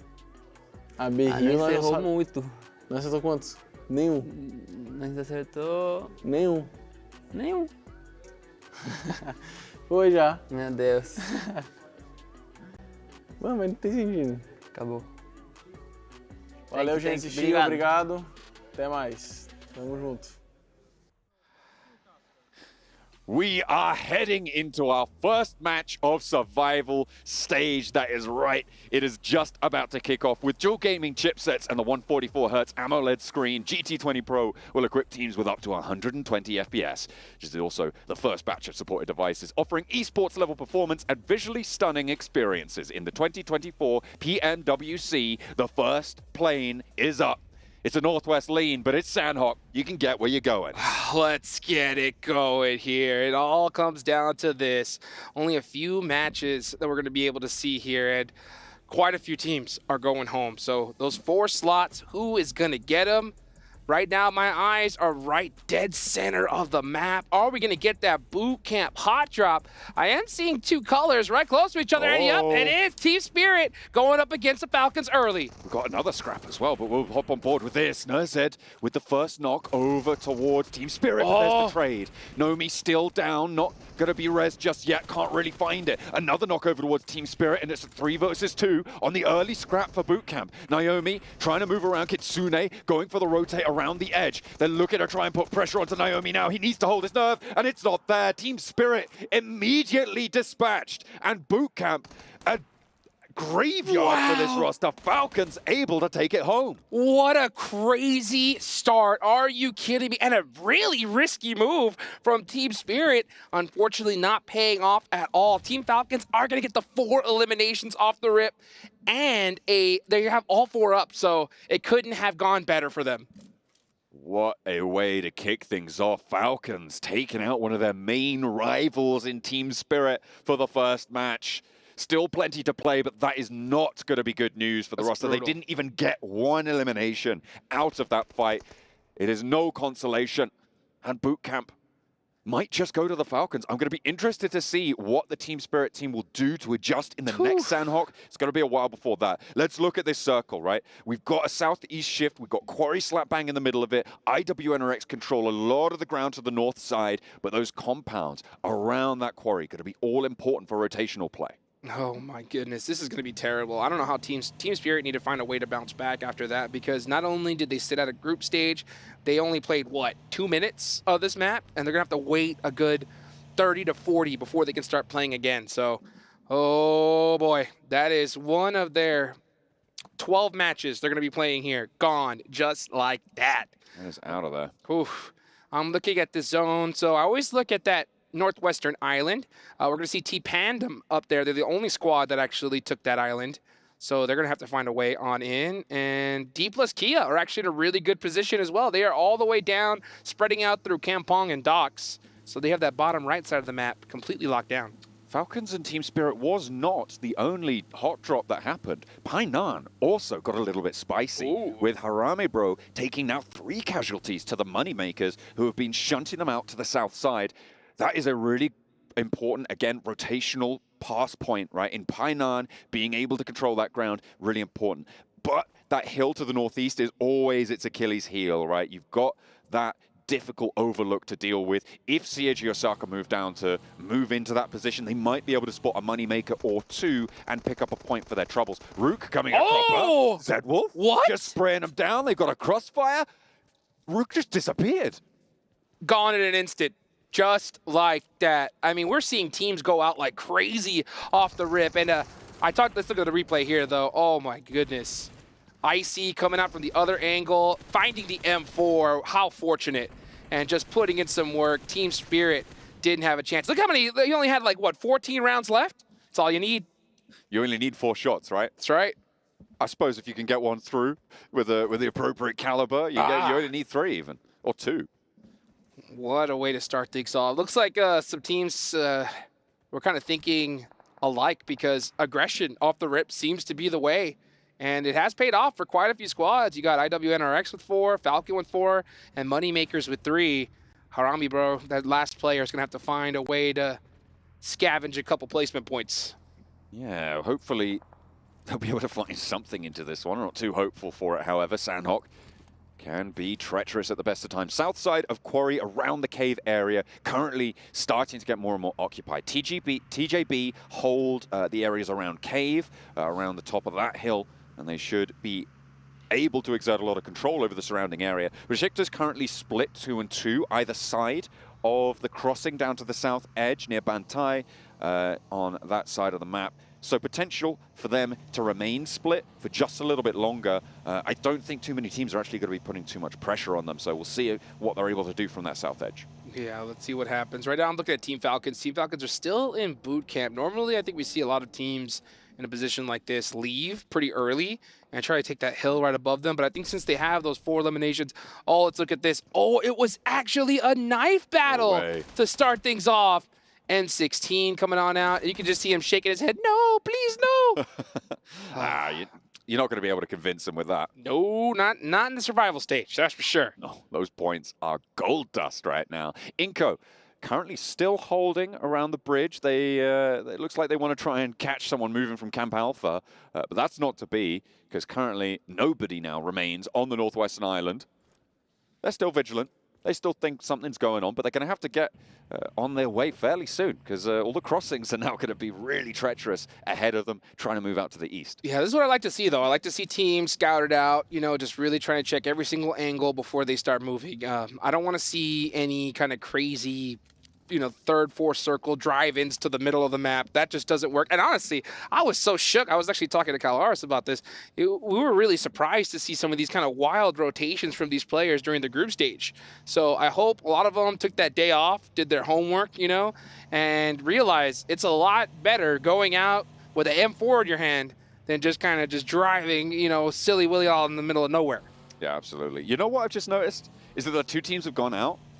2 of our new teams. Oh, that's right. Right? So maybe what you were talking about, Spirit. that freshness, that coming in without having had the grind of the previous 3 days of games, maybe that's coming back to bite them. We'll have to wait and see if they can pick up the pace. Obviously, kind of, it's the big Sanhok asterisk that sits atop that result in this first match, but I feel like Team Spirit may be a little bit more excusable than what happened to Rook. They just rolled up to IWNRX with nothing. Got shredded just like that. Take a look here at Paradise Resort, now outside of the zone. Let's see where this next zone is going to go. Are we going to get another crazy shift, or will it center on up? You know all these teams that are right there. Oh, okay. This is actually a really good shift for Inco. Yeah, I was going to say, like, these guys have been holding this bridge still in the blue zone. I feel like now they've got to figure out, okay, guys, maybe there actually isn't anyone, but they've definitely cleared out their flank, which is going to be a big attribute to them. Yes, yeah. Now they know that their backs are going to be clear, because if someone was going through that bridge, they would have definitely, you know, passed it up by now. So now they're going to start heading their way in little by little. Only team they really got to look out for is Moneymakers, but we do see a little bit of a fight start to ring out. At least one of the Mad Bulls getting caught on rotation. Now we're seeing Team Falcons punishing another squad as well. The shots are definitely starting to ring out. Falcons on 5 eliminations. They've moved southeast from boot camp, holding down IWNRX, controlling the west side of this quarry. They're in a really powerful split right now, and not too much pressure being exerted on them. With the Mad Bulls trying to flee underneath them, try and get away from the position that they hold, it doesn't look too likely that they're going to go for this crash. Once they res up, they might try and fall back, but they've already got that outpost further south, and the regroup there far, far more likely. So IWNRX in a pretty safe spot right now. And IWNRX was one of those squads that you were looking at hard during the group stage and just came up short. I mean, just from your experience, why do you think that was? It just felt like Zedwolf wasn't able to be enabled in the same way that he was during EMEA. The guy was insane. He still is insane at the game. For sure. Coming into this one, though, just wasn't set up, wasn't enabled. It felt like there was just no synergy amongst this roster. There wasn't any sort of initiative being taken, and I don't know really what to chalk it up to be honest. It's so many reasons. It's just a real tough lobby, I guess. That's kind of a fact where it sits for these guys. And yeah, I was disappointed with them. They had that really strong final match, right? But it just wasn't enough. Was that a double knock? That was a double knock right there from the final player of Harami Bro. Unfortunately, yeah, he's all by his lone sub. He's going to try to be able to throw another one here, maybe get a confirmation. Actually throws it into that door. Oh, he's ringing out with the DBS. He's in trouble. And he Mas, got to get it done. Oh, he's down to like half an HP, and he's done for. That is going to be our first team from the group stages getting eliminated in 14th place. Harami Bros 0 points, but Team Pandum were not too far away from the chopping block either on that engagement either. So we'll have to wait and see how much further they can go with the 2 players they've got. Inco have made their move. They're trying to sweep through, and who's in their way? It's the Falcons. They're going to be looking to pick up even more points now. 5 eliminations already. Is Inco going to be able to change things? Solid rotation for the Falcons. They came here from boot camp, and they catch Inco off guard here, and they are punishing him. That's 2 knocks, and Nenebete up top being knocked. That completely eliminates that angle. Gary going down as well. It's all up to action. It's trying to move forwards. Putting that Molotov in. Vitali trying to hold down the off angle, but the smoke is there, and there's an off angle of their own for Falcons. Icy able to cool things down now. There's action heating it up in return. Nenebete turns tail. Inco cannot punch through the Falcons' hold. Yeah, wait, Falcons are on the south coast. They've crossed the river. Oh, yeah. Yes, they did. Yeah, they moved on over. And they held that edge really, really well against Inco Gaming. So Team Falcons, 8 eliminations already. Every single player up. Now things are going to start getting tough, though. They got to push through either Painan or maybe try to rotate down south through Camp Charlie. We'll see what they got to do. But, you know, they don't have much time to do it. Only 47 seconds on the clock right now. And this next zone is going to start really punishing teams. Yeah, it's going to push that south side in. Moneymaker's going to have to leave Painan and Falcons rotate back through. IWNRX consistent, though, in that west point position. They have moved a little bit further out now. They've just stretched their legs away from the compounds, away from those warehouses to take control of some hillsides. I like that from them. I think it's the right decision at this time. Brute Force might backfill, though. Yeah, let's see what happens. I'm looking at Team Falcons, and Team Falcons actually decided to go north. So they are going to be going through that Painan Bridge, yeah, and are going to be trying to come through the top through Quarry. And it's possible that, you know, they felt that this side would be a little bit more free considering that it is the hard shift side. It's not a full hard shift, but it does give them a little bit room to breathe. So let's see how they decide to push on in. They are still marauding around. I believe that's the direction that they rotated from that north shore, because remember they started in boot camp and then went to that south island. I believe that north bridge was where they rotated from, so it was the clearest that they knew to scout and return. But Brute Force now might be a little counter up on the tracks, but with the shots ringing out now, I think Falcons are going to know. They dip into the blue, actually, to just get even further around this one. They're playing on the east side of Quarry. Might even crash into D+ if they go much further. They're playing it very, very safe right now, but they got to be careful because this is all unknown territory. They have no idea where these other teams are, but let's see how they decide to sneak in. So instead, they fully send it on down into the Quarry, and that is going to be semi-safe for now. Brute Force is going to have some good eyes on them. Oh, they're burning up bad. I'm surprised that they continue to send it on over here, but they do survive. Okay, they managed to get to some cover. The vehicles, though, going to have to be ditched. Playing into Quarry, I mean, it's risky. It's really risky, because especially when you got Brute Force who know where you are, with D+ who now know where you are. D+ Kia got to start to put the punishment down towards action. He's got a nade. He's got to pull the pin up towards that watchtower. That could be good. If it gets through the window, I don't think it quite tagged on in, so it's not going to have the impact that we're looking for. Brute Force took a knock in the meantime. That was such a risky rotation from the Falcons. I mean, they could have just pushed in little by little and used their weapons, but instead, just crazy bold. They're so lucky that UAS even flipped over right on time, and they were able to make it into this next circle. The only thing is that they're completely trapped here. Like, if the zone goes anywhere away from this, they have no means to get there other than their 2 feet right below them. Yeah, those GAMs going to need to start to hoof it, plonk their way forwards.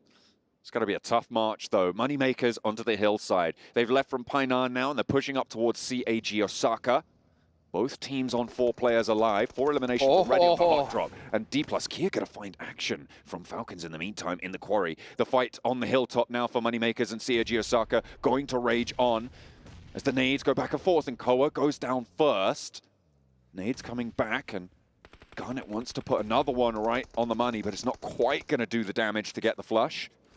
Nox not going to be coming through thick and fast. There was a re-knock, by the way, on the Falcons versus D+ Kia fight as the circle shifts out far to the east. That's going to be interesting for them. The nade for Moneymakers, a second knock, and in goes the US. They spray forwards, but there's an answer. Icy Boss at the back will be able to take the first approach down, but it's all up to him. A nade, a smoke, a Molotov's going to push him out wide. The blue zone's going to take him down, and that is all she wrote for the Moneymakers. 4 points on the match, and that's all they'll find. 5 elims, they did get 1 in response.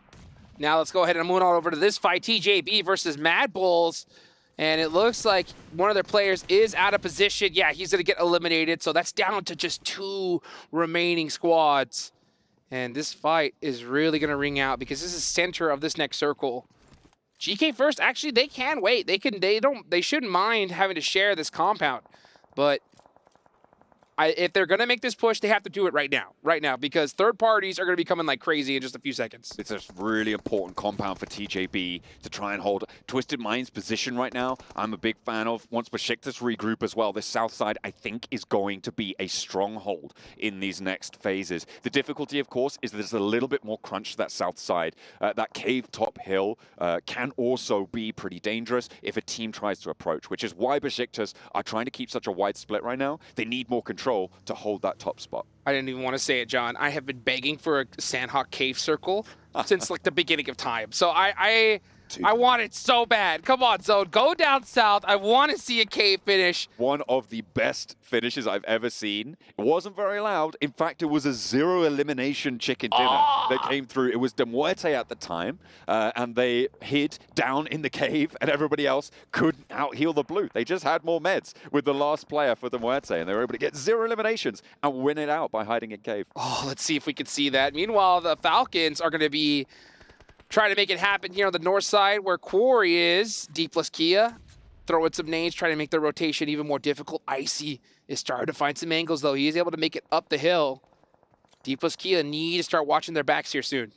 9 eliminations now for Falcons. They are angry that they did not make it into those group stages. Oh, that nade. Positions. A nade up top nearly finds top K. Going to be taken down a little bit lower. There's a spray from an off angle. Another nade put up towards him, but no knocks found just yet. Top still is alive and kicking, but he needs to get some healing done to avoid another nade. And K, same story for him. The shift out to the west forces them to play around the edge of this quarry even further. RIP K finish. The dream has ended, but you know what? The dream is just beginning for so many of these squads. And Team Falcons are absolutely crushing it. 9 eliminations so far. They're going to have to find a way into this next zone. You can see them starting to hoof it towards that circle. Icy is the one that's stuck out of position here. And with only... Well, actually he has 3 smokes, or those stuns? No, those are stun grenades, so no smokes to his name. He's going to have to do it with the bullets in his M4. Brute Force making their way across the west side of the quarry ridge, and it's not going to be slowed down, but it will be stopped. Actually, Top finds the angle that they were looking for, and they will slow it down, but Top goes down in the meantime. Brute Force move into the bottom of quarry as well. That basin starting to fill up now, and it is so much pressure that the Falcons have been bearing for a while, and I'm surprised that they've made it this far with all 4 players alive. Top is knocked. Let's see if Action's able to make it across. Oh, Brute Force saw it coming. They're applying that pressure to Action and just forcing him out right here. Blue zone is going to start closing in the next few seconds. It's another team down. Oh, let's go. Action. Spray down towards the Brute Force front point. They're looking for that res, but the control on the cross from Neos is so impactful right now. He's going to get pushed out by the blue, but the nade goes up high. Is it going to reach over that cliff face? It bounces just a little bit short, but bobbles down. Doesn't find a knock. Not quite. Neos goes down. A pivotal pick for Action to be able to find his teammate, and Top might even get the res here. Let's see if it's going to happen. This zone is starting to close pretty quickly. I think they're going to have to let him go for now. Actually, never mind. They're going for that res. That zone is on the thin side, so it is closing ever so slowly. The rest of Brute Force, actually it's only 1 player left. It's Freezer. It's all up to the rookie for the roster. Freezer in his debut season. Oh, in the open? No way. He's doing work for Brute Force as a champ, but he can't hold up to the brutal force of Falcons. They just tear him apart, and it's 12 eliminations now. Oh, just feed them. Just feed them. Team Falcons are soaring right now. 12 eliminations, 3 players still up, and they did it the hard way. Top now getting knocked by TJB. Every single team is facing the Falcons at this point. Can they continue to hold on as we now look on the other side of the circle? IWNRX finally trying to make a name for themselves. 7 eliminations. They're off to a massive start. This is one hell of a sequel to the tournament. We are going to get a real treat right now. If IWNRX actually start to turn things on, it is a fascinating, entertaining roster to watch. So I am really excited. They've managed to start this sweep out on the western edge. They're looking to control the high ground now. They've got 7 eliminations. Sure, Falcons rack up the Baker's dozen with 13 now, but IWNRX still have plenty more to go, and they're in a better position. Team Falcons with 13 eliminations. Okay. How are they still up? Now Top starting to shoot up the hill. He gets that knock. That buys his team enough time to just start moving. These guys are just too good. It is really IWNRX's game to lose at this point. They have so much real estate here, but they got to stop the Falcons. Another nade, going to do a lot of damage. Doesn't quite get the knock over towards Frozen, and he's got that first aid off as well. Keeps him alive for a little bit longer. Swain's there for the backup. Gotta hit it. Strafing back and forth, and finally the Falcons fall to IWNRX. 8 eliminations. TJB, I believe, had some third-party action going in over that way to keep the suppression up. That compound for TJB, I said it before, was all important, but it is IWNRX. I mean, do you need any more of an indication as to who's going to win this one? You can't predict anybody but IWNRX on this. Hey, you know what? IWNRX just got this game on a silver platter. They should win this 100% of the time. If they lose, it is 100% on them. So let's see what ends up happening. Last few stragglers trying to soak up some points. Good to see Mad Bulls making it here towards the end. But with that blue zone coming, that is all she wrote.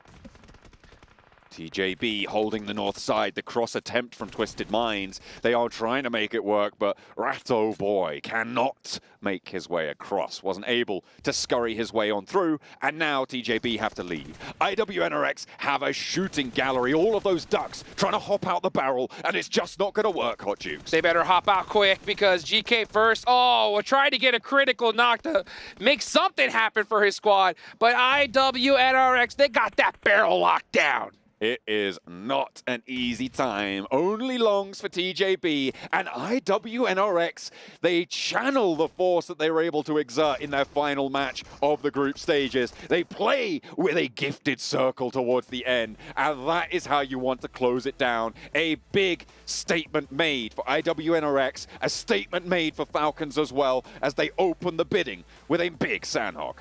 That is what we've been waiting to see from these squads. IWNRX, they did not let off the gas, right? They didn't go and just sit back and relax and say, you know what, yeah, we got this game. We'll just see whatever happens. No, they took the initiative. They got those double-digit eliminations because they know they can't count on the rest of the maps to make something happen. So they got that opportunity. Very fortunate for them, but they really, really drove it home. I'm really now going to be keeping my eyes on this roster, right? I kind of discounted them.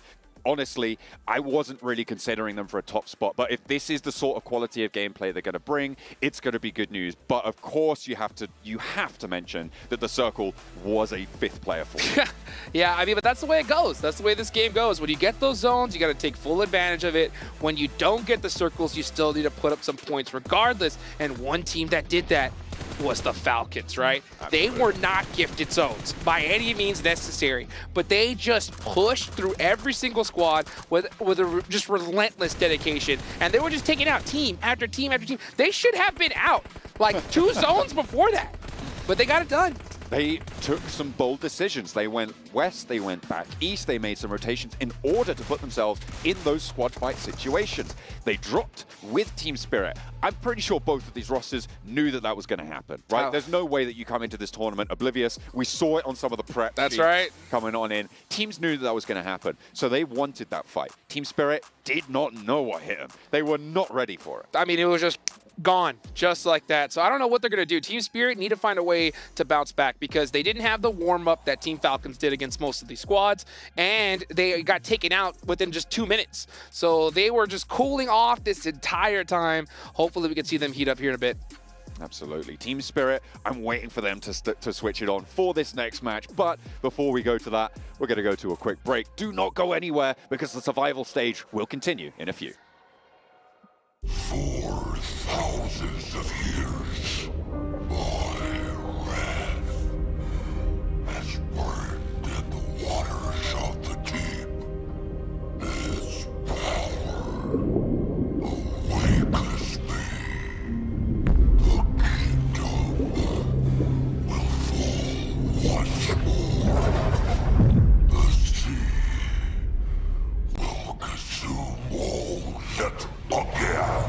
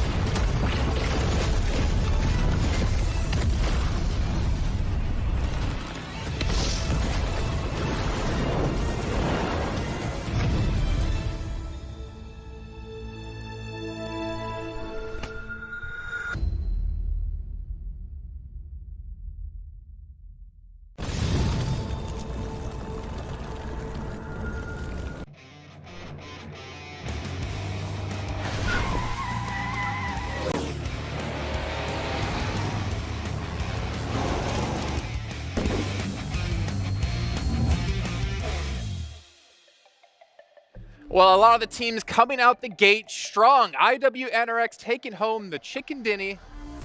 I know how much you love me saying that. But also Team Falcons putting out some good eliminations. Yes. Against teams that really they should not even get eliminations up against from the get-go here, Jason. What the hell was that hot drop, okay, Mr. Talking about Team Spirit, okay? I'm surprised someone didn't rib me straight away for, you remember that time you said Spirit was really good on Sanhok? Why? Look, we assumed maybe that hot drop scenario would have just been resolved. Apparently not. I don't know why you would go and channel Falcons at the beginning of the game, but there you go. That is going to really stunt some growth here, I think, for these 2 days. It's not even the only one, right? You had Moneymakers versus Harame Bro. So you had 2 hot drops happening also in Painan. So those need to be resolved. Of course, it is only Sanhok. If it happens on a wrangle, it is pretty bad, but you know, hopefully they can fix it for the second day. Kalaris, did you notice something there on the leaderboard? No. You did I was looking at you. Ah, well, I can understand. What was DRX, 8 points. Hooray! That's better than I thought it was going to be. Actually, that's more points than they got in that first day. It is. And that kind of gets them into top 4. For now. They could be making it into the main event. It's one game. Now. Let's calm down, okay? It's one game. We'll take a look at the rest of the list here. You can see a lot of teams here getting 0 points. I'm kind of a little bit sad Seven's not here to talk about Inko, and they're a big fat goose egg. But Brute Force again, 2 points for them. Moneymakers get themselves 5s. It is Sanhok. So we won't judge too harsh. You only have 2 of these over the course of these 2 days. You'll still have 6 Erangels and 4 Miramars. Yeah. Twisted Minds. Where'd they go? They went Cave. They won Cave. Ratto Boy surviving until the very end. Ratto Boy. But leaving Cave is just not going to work out when you have, what was You it, do that Mad again. Balls and TJB No, in the compound? It's kind of my Actually, no, I want to see it again now, yeah. Okay, Ratto Boy. There you go. Just for you. Appreciate it. It's a great name. I love it. It's the best name. But let's talk about IWNRX really quickly. Obviously taking the zone towards them. Yeah. But they were insanely quiet, I would say. I'm going to go to you on this one. Insanely quiet during the group stage. And this is a team that I feel like we maybe had better expectations of because in PMSL EMEA, Z-Wolf was just the MVP. Like, he was hands down great. easily the MVP, but he was so silent the first 2 days. And technically, this roster as a whole, there's a lot of lineage behind this roster when it comes to the Turkish region, how they're going to perform. For this game specifically, obviously, it felt like they had a bit of a delivery towards them, and then all they had to do was really sit towards the middle to be able to greet teams coming towards them. But they did a great job of doing it up on the high ground here, and if the circle's going to come your way, what better way than to just sit back, sit pretty. Yeah, I mean, they had Rook, because they didn't loot too much in this game. They went very quickly to the warehouse, and after that, I just talk with my hands, Jason. Do a lot of this. I do that, a lot of that. But Rook were instantly going for the rotation, and they just got extra loot of 4 players for pretty much free, so they could just stand in that position for the entirety of the match. And the moment the circle moves away, guess what? You go for the high ground position, start obliterating all the teams around you, and get what I would call a pretty free chicken dinner here to kick off the day. What about good old TJB? We criticized them heavily about they were similar to D+ in terms of when playing in compounds, playing with more of a center zone. They did fairly well. They really struggled on their second day. Sure. A good start for them, at least. Well, it was very similar, though, right? Like, they had that compound south towards Cave's position, as we take a look at some of the highlights here from the games. And it seemed very similar to a previous Sanhok that they were able to do well on, right? Just have the hot compound, hold it down, force teams around you to make some uncomfortable decisions. And you saw us, for example, Twisted Minds having to come out of Cave alongside this. There's not much wiggle room for the teams around them. I kind of liked what TJB were doing too, because they were in the same compound as Mad Balls, but they weren't actively fighting each other. Like, okay, a lot of teams are going to be trying to leave Cave or rotate around Cave. Yeah. Let's work together in a symbiotic relationship and get as many points as possible, then try and leave, which against IWNRX's position is nigh impossible, but you at least I survive into the late game and get a few eliminations here and there. And I get it, because there's too many compounds on Sanhok where you cannot hold them yourself without taking casualties. On the roads especially, yeah. Yeah, so you need to make sure that you're making mature decisions and just backing off from some of those fights to then live later into the game alongside your newfound friends who are in the Ratto Boy. Not Ratto Boy. He wasn't. Anyway. There is a specific player that I didn't even notice he was actually played until this match. And to be fair, it was his first match, actually. Old Boy. He's in. I thought it was just going to be perma-sub for the team, but he's actually playing today when he didn't get any matches in during the group stage. I don't know what to expect of that, though, because I have not seen him play at this level in a... How long has it been since he's played in, like, these types Well, how much hair did you have when last time you saw him playing? No. full afro. It was crazy. It was 2020, back in the days where I had a hairline. But the thing is, he has experience playing at a high level. However, the high level back then is much different than the high level now. Yeah, and it was way different back then because you would have like 1, 2 fraggers. Now every player on your team needs to frag out. Old Boy could do that, but like it's a completely different caliber of play now. So we'll see. Of course, it's just a Sanhok. I want to see on the Wrangle on Miramar how that's going to work out, but it is a big addition that can be impactful if he's able to play at the peak of what he can bring to the table. All right, well, we do actually have a special video for you guys at home that we wanted to show here. And can we actually just throw this up for you guys so you can take a in-depth look into Sanhok? Let's pull it up. Not make the cut. You might have had Brute Force win EMEA, but I do think Team Spirit has the highest skill ceiling potential, at least. If you think about their run in EMEA as well, breaking things down, 7 podium finishes, and a lot of those were first places on Sanhok across the EMEA tournament. The 3 Sanhoks they played, first, second, and third on Sanhok. If they get a good start here, that could get the ball rolling for them very quickly, because we're playing Sanhok first. Can we get our match rankings up really quick on the second page, just real fast here, just to go off the back of what he was saying about Team Spirit doing so well on Sanhok. Yeah, go on, go so down I don't see them on the front page here, Max. Yeah, where are they? They're not. Where? Hey, Is that 16th position right there? Where's that little Leonardo DiCaprio? Whoop, whoop, right there. That was, you know what? All right, sometimes there's failures occurring. Most of the time, Max's fault. but this time around, I guess I have to take the brunt of it. No, to be completely honest, right? You would look at a team as experienced as Team Spirit and Falcons. You wouldn't expect it to happen, right? Like, you don't be really angry. I'm mad. The best part was Max quickly jumped on ship on that one because he knows how much we rib on him, and he's like, oh, they're finally not doing it to me. I'm going to do it on someone else. All right, well, it's time to kick off for second match of the day. So let's go back over to John on and Hot Jukes to get us into Erangel. I'm pretty sure gravity departed because the sanity certainly was not there for that desk either towards the end of it. They, rightly to be fair, criticizing Team Spirit, maybe less right to criticize KLRS because I'm on his side, man. I feel like this is definitely a roster that is good at Sanhok, just not when they're dead. Scrooge McKale making some points. That's making some good points here. And that is correct, because I think that if you do go out first, it's not good. It's difficult to make many points. Make many points? Get many points. Or any points. Yeah, have any points at all if you die.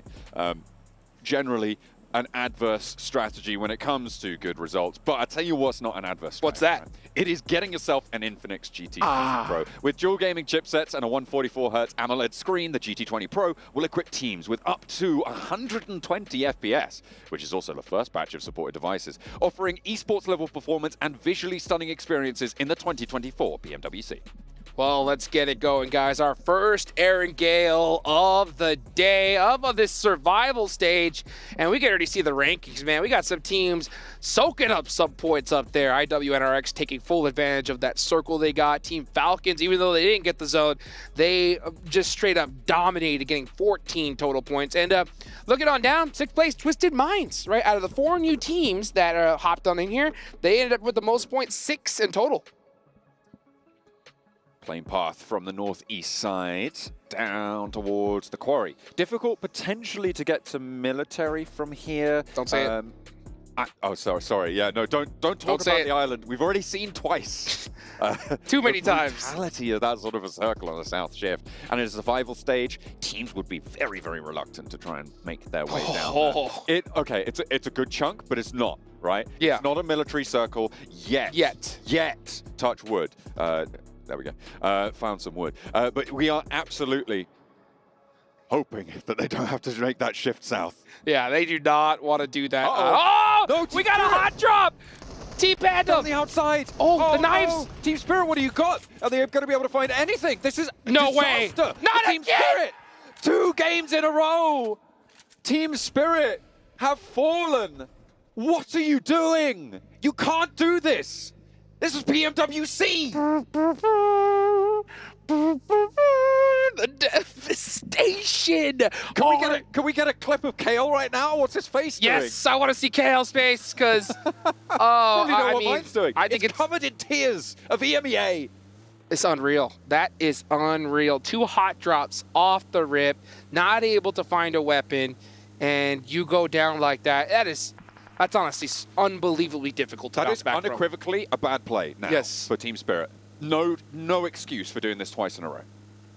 I don't know what they're going to do. I mean, maybe it could have been that plane path. They didn't have a solid secondary drop location, and they just got punished right there. So if you're even trying to make top 4, 2 bad games is pretty much max what you can afford. So they need to go crazy every single game after this. Otherwise, they're going home. Let's be honest. It might have just been done and dusted off that. I mean, if nothing else, that's a huge morale buster of a start to the day, right? 2 matches where you're out of the game in 30 seconds. It's not cool, right? It's not cool. It's going to be a real rubbish feeling to be sat there in that Team Spirit booth thinking, what have we done? What have we just done? We are throwing this away. Let's see what Twisted Mind can do. TJB making a party up over here by Crates. Nice support fire there from the other teammate. Guizal is trying to find a better angle here. He's actually going to be popping in through the back. That's a bold play. I'm so shocked he even did that. He should have found a way towards the squad. Now he's completely trapped, and he goes down. Yeah, it's GK first, able to hop out with backup as well. Twisted Minds not in the position to support it. That's a good nade. Might go for a third party. You're right, that was a pretty solid nade. Pushed him back and into the sightlines of his teammates, playing off one another. well, their hands got to be shaking right now. The nerves at an all-time high. It looks like they're going to be trading one player for one. What is TJB going to do? Are they going to continue to go through this fight or rotate away? Honestly, sometimes you got to just cut your losses and leave. Maybe just try and head on out of there. You want to get these reses. They don't really have any loot at all, so they want... Yeah, I think TJB may have to commit here. They are so underlooted. They need every single thing they can get from Twisted Minds. But how are they going to get there? This is always a very difficult fight in crates because you have to make those crosses into the wide open. You don't really know where other enemies can be. And it could end up really, really bad for you. Flower's staying in the same position. He's not rotated at all. And every single second at this point is just devastating. It's really going to eat into your point scoring potential every single moment that you keep presence in these crates. But they got Overwatch now. They do. They have managed to sort of finagle something out of this one. Higgles trying to shimmy around, and no res is really going to be available for TJB. Like, that's a super exposed position. You can't go up there. Federalis just running people over towards Pachinki. Okay, let's go for it. We'll take that. We'll take that. Yeah, TJB's going to have to figure out what to do here because, yeah, when you're in that Overwatch position, if you get caught out, you're getting knocked. Like, you can only take shots when you're, like, 1,000% confident that you're going to get that initial knock. He may have eyes on Obscure. He saw him. Oh, and he missed the shots. Now they know exactly where he is. All eyes are going to be on him. We're going to have plenty to deal with now. That was risky. 3 players alive, 4 Twisted Minds. Same for TJB. Both rosters having a rough time of it now. Longs is pretty much out the fight, so if Twisted Minds can establish and engage a ground fight, he's going to be so out of the way. Let's take a look at what is a disaster for Team Spirit. They don't even get in the door. Oh, my goodness. And, yeah, I don't even see really any weapons on the side of Team Spirit. They were just trying to knife for their lives and just take it out in an instant. That's actually upset me. I'm pretty upset about that. I'm genuinely upset that this has happened. Quite frazzled. To Team Spirit. Yeah, I mean... What could he say? I genuinely don't even want to talk about it. They've had their feet on the ground in this tournament for like 2 minutes. Yeah.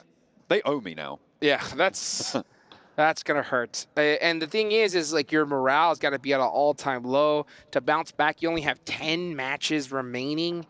Oof, it's going to be a long road ahead. I mean, this next game, we need to see a double-digit elimination chicken dinner. I mean, this is the thing, right? This roster genuinely is so capable of that. It's true. But it's a question of can they dig themselves out of their own minds after that performance. Moneymakers moving in from Primorsk, trying to punch their way south of Quarry into the circle. 1v2 is going to start to pop off. Obscure around the side finds one. Jump shot around the edge, and the AKM tears through TJB. Brings Twisted Minds up to the advantage, and it's just Longs. That's what I was saying. If they can establish and engage a ground fight, Longs isn't there. TJB, man, just getting demolished right there. Obscure with that 1v2 was disgusting. What a huge play. They know where the final player is, and it's really up to Twisted Minds now. Do you stay? Do you get this confirmation? Or do you head towards the next zone? All Longs. That is a very angry play right there. Mean. Shooting out the tires, saying, you know what, how dare you? I'm going to make things a little bit more tough on you. There's a little lead weight around the ankles right now for Twisted Minds. Oh, Obscure's going to have an angle. Yep, he does. Third-party potential for Inco as well. Remember, Got him! Through. That is exactly what they were looking for. Obscure! Shot. All Inco 4? have got the off angle as they move from North George, potentially pulling short to find some Twisted Minds players, but that fight has concluded. Team's very, very central. This second circle just about to pop. Yeah. Go south. Why not? Let's see it. Let's see it. Okay, never mind. Yeah, it goes right dead center. It's going to be School still available, so honestly, it's a very good zone shift for Twisted Mind and Inco. We'll see if that battle does ring out. It's going to be a tough one for both these teams. Now, one team in particular, Team Pandum, they're all the way down south in the military base. They're going to have to hit a bridge here in the next few moments.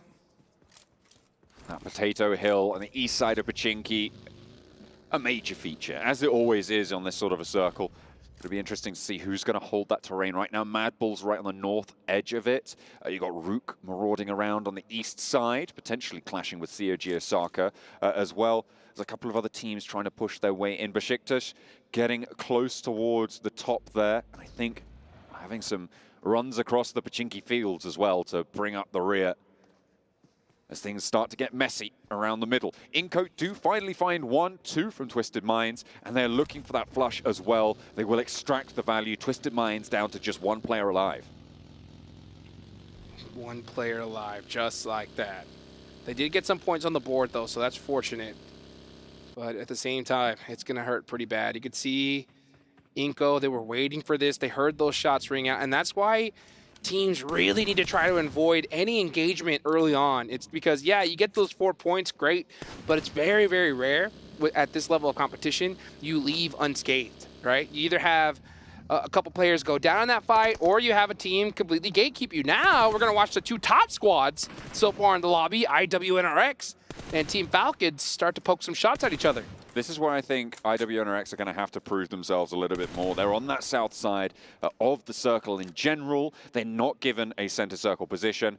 Their sweeping needs to be strong now. That's kind of how they finished out the last game, and what they're going to need to do this game, sort of going to echo that. Obviously, it's only circle 2. They don't have to move yet. They'll be able to bide their time for just a moment longer, but fighting off against Falcons, that's another way to prove yourself. Team Falcons. Action is knocked. They should be able to get the res onto him. Actually, no, he's really low, getting picked apart. He should have cover now. Let's see if they are going to be able to pick him up. Top, it's really up to him to just apply some shots, some pressure to be able to get their teammate up. Let's really look at this replay here. Obscure with this 1v2. Beautiful pre-fire shot. Have to win this against a DBS, AK bop, headshot. That's all it takes. That is exactly what you need from Obscure, so Twisted Minds happy. That was a 1v4. On the roster. There's the shots that sealed the deal against TJB. Did he manage to get the first knock as well? Oh, yes, he did. And now look at that. This is what happens, though, right? You got that beautiful 1v4 from Obscure, and then Inco just sat there waiting for the easy eliminations and easy loot as well. Now it's just Ratto Boy, one of my favorite names in the tournament. Going to be remaining for Twisted Minds. Over in Pachinki, circle out to the east side of things. Again, over towards Potato Hill. I'm looking at Mad Bulls right now, thinking how much of that can they hold on to on their fairly wide split as it stands. Team Falcons starting to pop some shots onto IWNRX. They're going to go ahead and leave for a more central position here. These buildings are not too bad. You definitely pop some shots at vehicles heading towards you, but if you do get crashed on, it can be quite difficult to hold. So let's see if that ends up paying off for them. Very, very southern position. They're actually going to have to move north because that is actually that zone, that complex is outside of the circle. Looking further in though, yeah, Mad Bulls are at a really, really good spot here. D plus Kia are not at a bad one as well. And meanwhile, you got Moneymakers and Team Falcons starting to get mighty close to each other. Yeah, the Moneymakers rolled up to the Falcons' position. They did turn around with their initial 2, but now they've regrouped and they're playing as 4. Falcons a little bit more split right now, but no one's really in contact at this stage. Action, trying to drop those smokes, give themselves cover. Old Boy repositioning on an off angle. 3-1 attempt at this play. Got him! But Old Boy goes down, and this is an age-old problem for Old Boy. He goes off on some wild angle and just doesn't get any value, goes down, gets flushed, and they aren't going to reap any rewards for it. In fact, it's only going to slow them down. It's only going to mean that they just have to disengage, and Falcons don't want to let that happen. They're going to continue to take these shots. Havlik has to hop in and hop away. They should. They know it's a 4v3 situation, and we're going to see some pop shots out the vehicle, out the buggy. Not able to get it done, though. So Moneymakers run away. But are they going to be able to run away for long? Because Team Falcons know they're in a 4v3 situation. They want more eliminations. They only have 1 so far. But, oh, look at that. A tire gets popped. And a second. Hits it into reverse. Tries to jump into his teammate's vehicle.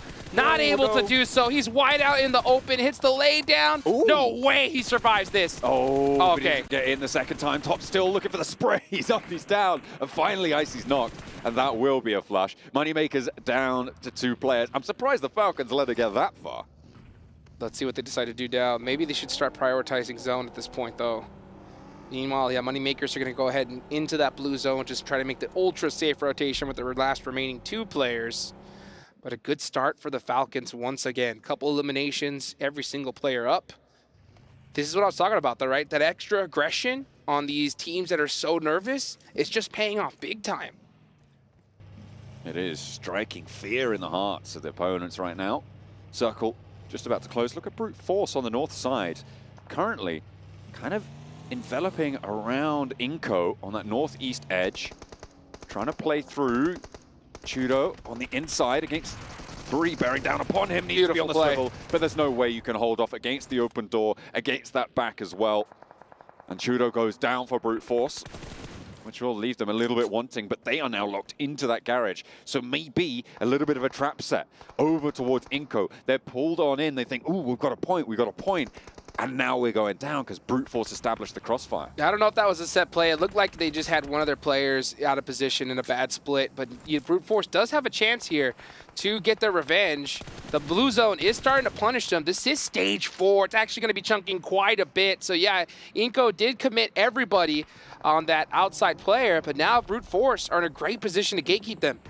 Besiktas trying to move up towards DRX. This is a solo player for DRX, by the way, playing all the way down the bottom. He's still got teammates alive, but they're not quite near enough. 2 knocks sent back over to Besiktas, and a third as well. That is huge. D plus Kia chiming on into the fight, and they're looking for everybody on this hillside. Moneymakers, DRX, Besiktas, who've already gone down. Finally, Osal falls, but that should be Rezable, and they can continue their push on in from the southwest. Great plays for DRX here. Solo plays, at least. Not really working as a team, but getting it done by themselves. This nade should do it. Yep, and that'll do it. Money makers out of there. So, and that's 3 eliminations that DRX desperately needed.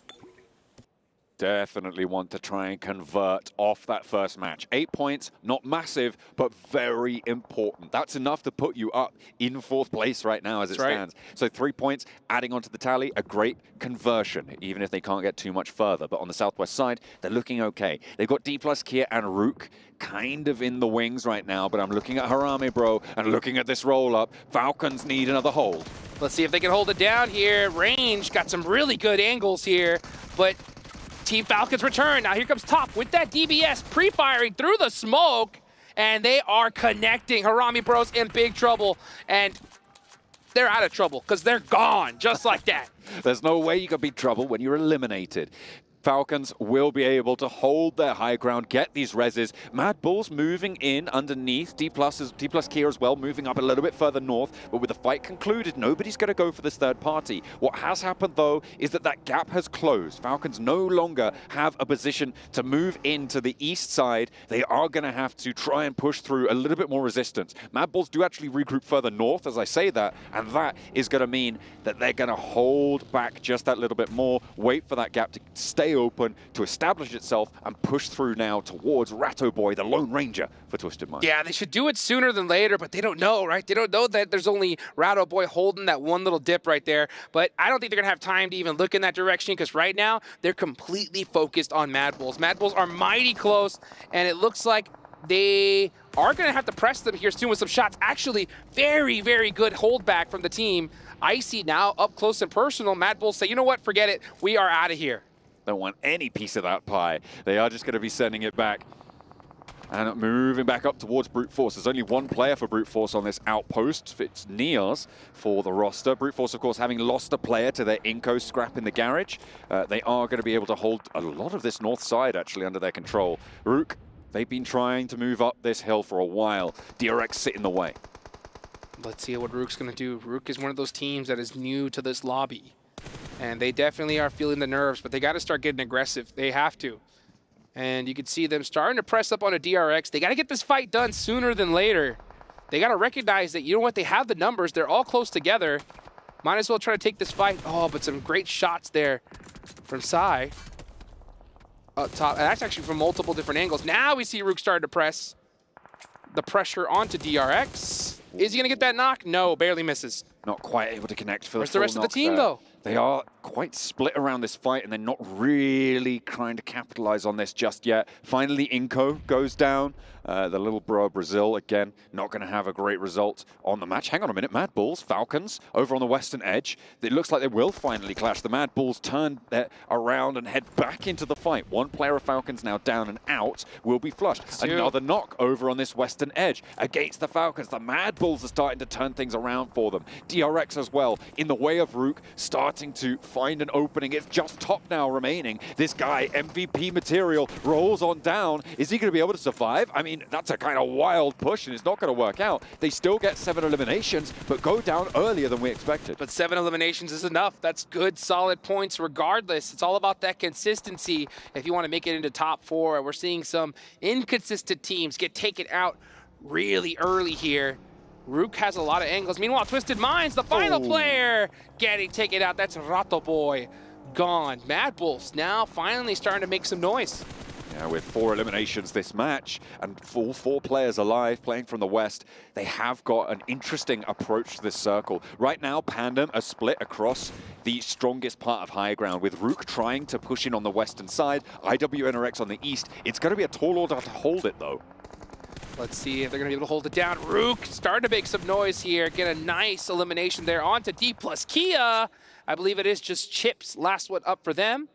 And now, oh, look at that. Beautiful shots onto the Mad Bulls. Is he going to get the confirm? No, barely misses it. If you're a Team Spirit fan, though, you're pretty excited right now because 2nd through 5th place are already out. But you got to watch out for IWNRX. They're looking to soak up some points. Absolutely. I mean, yeah, I was wondering where you were going with that for Team Spirit, because, I mean, sure, you take the silver linings where you can, right? So some of the teams higher up going down early, sure, it's good, but it really kind of pales in comparison to what you need to get done. Brute Force trying to move their way forwards. Freezer is down, will get flushed away. IWNRX pick up that point. That goes over towards, I think Zedwolf was able to get the flush, but the point is frozen.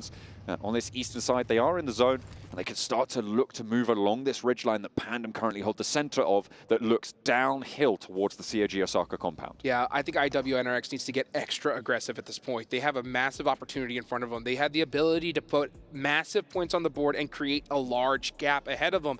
If they start creating a big gap today, tomorrow they can have fun with this lobby. They can decide which teams make it and which don't. They'll have so much power available in their hands, so they need to take advantage of it here and now. Next zone does pop.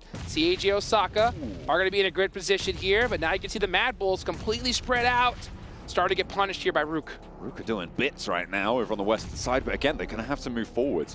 It is 3 players now alive, with Zerich going down for the Mad Bulls, but Rook are taking damage, and that is Pandum. This is the strong high ground I was talking about. They are looking out to that west. It's a little bit higher ground over there, but there's this saddle that sits in the middle, and you need to push past it. That's what Rook are going to look to do now. Pandum need to hold, but they've lost Pond, but on that outpost, down the hill they go, and they're exposing themselves to some pretty disastrous angles here. One player falling, and it looks like they might just find some more hold on that western edge. Yeah, I think Team Rook is doing too much here. They're focusing on too many separate fights. They need to just group up together, focus on one team at a time. Right now, your eyes have to be on Mad Bulls. You want to be able to secure this location and then move up little by little after that. Let's see what they end up deciding to do. It looks like they did finally group up, and they could look to pass up the Mad Bulls. That's a very, very risky play, and might just take it to CAG Osaka. Nope, instead they do send it on the Mad Bulls, and they are on the run. They're going to get that flush. They're going to turn around, make sure they secure the point. A 9th elimination on the cards for Rook. They are on the war path, and all 4 of their players are alive, pushing into the circle. Still not easy, but with Pandum on 3, it's a little bit easier. CAG Osaka flexing out now and actually rotating south to put pressure on. Yes, they are. CAG Osaka have been pretty quiet, though. Only 1 elimination so far. Well, let's see what they do. Actually, no, I'm sorry, no eliminations just yet. So they have not been able to pull 1. And they really need to start doing it because they did have a so-so game number 1. They want to be able to put themselves in a position for top 4 because that is the goal, folks. 4 slots remaining for the finals. Pushing in from that north side. They were trying to third party on the west edge, and they have now folded back towards their compound. Getting across the open ground that sits ahead of them is not going to be easy once these fights on the south conclude. CAG Osaka They need to find something, and that's what they were looking for, to try and sweep that west edge so that they can then foothold and springboard into this circle, right? Because right now, once there is an established presence on the hill to their south, there's like no way you get out of that compound. That's right. Let's see what they decide to do here, because they had that compound and it's been so safe. They got pretty circle blessed, and eventually they do need to leave it. But this is a tough point. When you're in the survival stage, sometimes you err on the side of safety, right? You're like, okay, we have coverage. Let's just hold it here for longer. But at a certain point, you got to realize we got the numbers. Yeah. Let's get to the edge and start taking some of these fights, because we're seeing teams really soak up eliminations. One of them being Rook, 9 so far. IWNRX not being super loud on this eastern side, but they're going to have to push in a little bit closer. The next circle's just about to pop. They're finding knocks, they're finding openings. They're staying as a ball right now, and they need to get rolling. Rook further uphill, but they are again with their backs to the zone. A nade over towards the remaining duo for Brute Force, just to keep things spicy. Zedwolf with the Mini 14, trying to land the shots, not quite there, but Kane has the angle to pick up another point. CAG Osaka get blessed with the circle. Wow. They are dead center. They have so much real estate, but when are they going to start getting angry? When are they going to stand up and start taking some shots? That's going to be the big question. They end up smoking themselves out. That's a really bad decision right there, because it eliminates their sight lines and allows teams to push up onto them. But the IWNRX, they're going to be pushing most likely under Brute Force here in the next few moments. It's going to be absolute chaos in the next 10 seconds. CAG Osaka, I think they smoked up to get the res on one of their players who was on the forward position. But it will remove a little bit of wind from their sails. However, they now should be dissipating fairly soon. Rook mounting up. They're playing it so passive. They're playing it so passive. They're just laying down right now. And that's going to allow teams to make some moves. Nice shots there from IWNRX. Frozen, going to try to get a nade. Most likely onto Brute Force. Yes, 3 of them. Never mind, here comes the drive up. Oh no, 1-2. Great shots from Brute Force, shutting them down. That is so nasty. You try and roll down, you knew there was players there. It's just a Hail Mary last-ditch attempt, and IWNRX go down with 1 elim in 6th place. That is not good for them on the southeast side. They couldn't get past Brute Force. Brute Force now has suffered a knock, and Team Pandum trying to move over the hillside. This is the team that's been on this wide spread for a long time, keeping Rook out to that west, but it looks like Rook might finally have gotten ahead of the curve. If they can use these smokes to keep Pandum out, they might have secured themselves the game. Let's see what happens, though, because Team Pandum do have some really nice angles here. Are they able to get it? They do. Ooh. That nice nade. That is from CAG Osaka. Now they're starting to make some noise here. They have all the real estate in the world. They got to start getting extra aggressive. Don't let Rook push up on you for free. You cannot let this one happen. As CAG Osaka, it's a good nade. Ordnance coming. Get a knock, get a flush, get more points as well. That's what you need to add to your tallies. 1 knock sent to their backlines. That is going to be a bit of a rescue mission if they want to keep this one in. I wouldn't be too surprised to see a player go for it, though, because they've slowed down all of the teams around them. CAG Osaka, look, we're starting to see that confidence from them. We're starting to see them realize, hey, this is our game to win. Let's make it happen here with as many eliminations as possible. Because every second you wait, those numbers just get dwindled more and more. Nice nade there. Only 1 player up left, and that is Slonk there. Is he going to be able to get that res? Oh, that nade, does he get the bounce? Ooh. Oh, that one hurt. Ticked a little bit of damage. There's a shot. AWM? Where's he pulled that from? That's naughty. Going to be looking for the shots as well. Looking for toes. Oh, I don't think he just quite noticed the toes there, unfortunately. But you step out, your block is going off, I tell you that much. Let me see a quick snipe. Let's see it. Go on. Let's see it. You know you want to. Slonk, better be careful. Don't peek. Don't you even move a muscle. Just go out to blue zone. You look out, you are gone. I'm surprised that there's not an aid coming through from Pandum. Yep. He's just eating some blue zone. He knows what time it is. He denies the points to CAG Osaka. 2 knocks onto them. Was that Brute Force? It was. Pre-pod started to make some noise. That is huge pickup for Brute Force. On the eastern side, they now have an excellent crossfire to push across this open slope to play against CAG Osaka. That's completely changed the cadence of this circle. With Neos going down, though, it is all up to Prepod. He can't push down this hill. He cannot get this res. With the AWM in hand as well. He's challenging it? You kidding? He's going to have heard that one. That should back him off. Let's see what happens. Pandum, sneaky, sneaky, sneaky. Starting to snake their way on in. Let's see if they already get sightlines. Oh, Apollo actually gets beat up quite a bit there. I'm not sure if he wants to peek that one again. But now they know where he is, so let's see if this nade is able to connect. I think this is his last one. Yep, that was the last nade he had. And it is gone, not able to connect. It is anyone's game here. Team Pandum, been so quiet, just picking up every elimination they can. Neo's making that death crawl right now, trying to get back to Prepod to get the res. This is the 9th circle, folks. It's about to go to nothing, and that is that player from Brute Force gone. Only one remaining player, and it's the IGL Prepod. What can you do? I mean, he already had that impact, taking half of CAG Osaka down. He sees him. He sees him. He's going to step up. Looks for the spray. That's one. Going down, will look for the flush, but he's dropping out wide and into the sidelines of CAG Osaka. A 1 versus 2. I don't think it's there. The orb isn't even necessary, as that's going to go through to Apollo with the DBS. Hang on a minute. Who's got the sniper? Someone check him. It's going to be Pandum now in a 1 versus 2. As Naoto is going to try and hold it down. They have the inside track, and the nade is enough. Apollo burns Bray. And CAG Osaka hold it down. It got dicey there with half of their players going out, but they keep it under control. Cool Cop collected from the North compound. Ooh, that was way too close for comfort right there. But you know what? They got it done, and they got some great eliminations as well. That should rocket launch them up the leaderboards. Very fortunate for the rest of the lobby that IWNRX went out relatively early, even though they had a good position. The rest of the top half of the leaderboards went out as well. So now we're going to see some shakeups here pretty early. Yeah, Falcons were able to get 7 eliminations that match. Even though we haven't seen them for ages, they did just get some scraps on board, but they're now about level with where IWNRX were, given that IWNRX didn't get too many points on that match. So it's going to be an interesting, very close top of the tables. See the snipe right here. Bah! Right underneath the vehicle. You love to see that AWN. I want to see some more snipes, baby. I'm sniping here. Come on, come on. As we look at Prepod, that was a really good play from him, and one that Brute Force desperately needed. Definitely.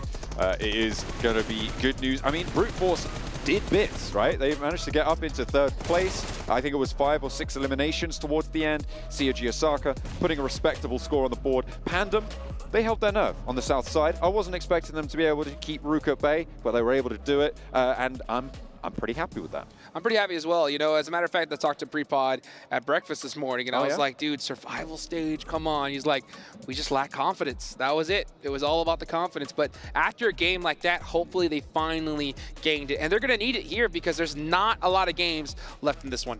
No, absolutely not. There is an ever-dwindling number of matches remaining. It is so exciting. Can Team Spirit stay alive for a minute or more? That's what will be answered after the break.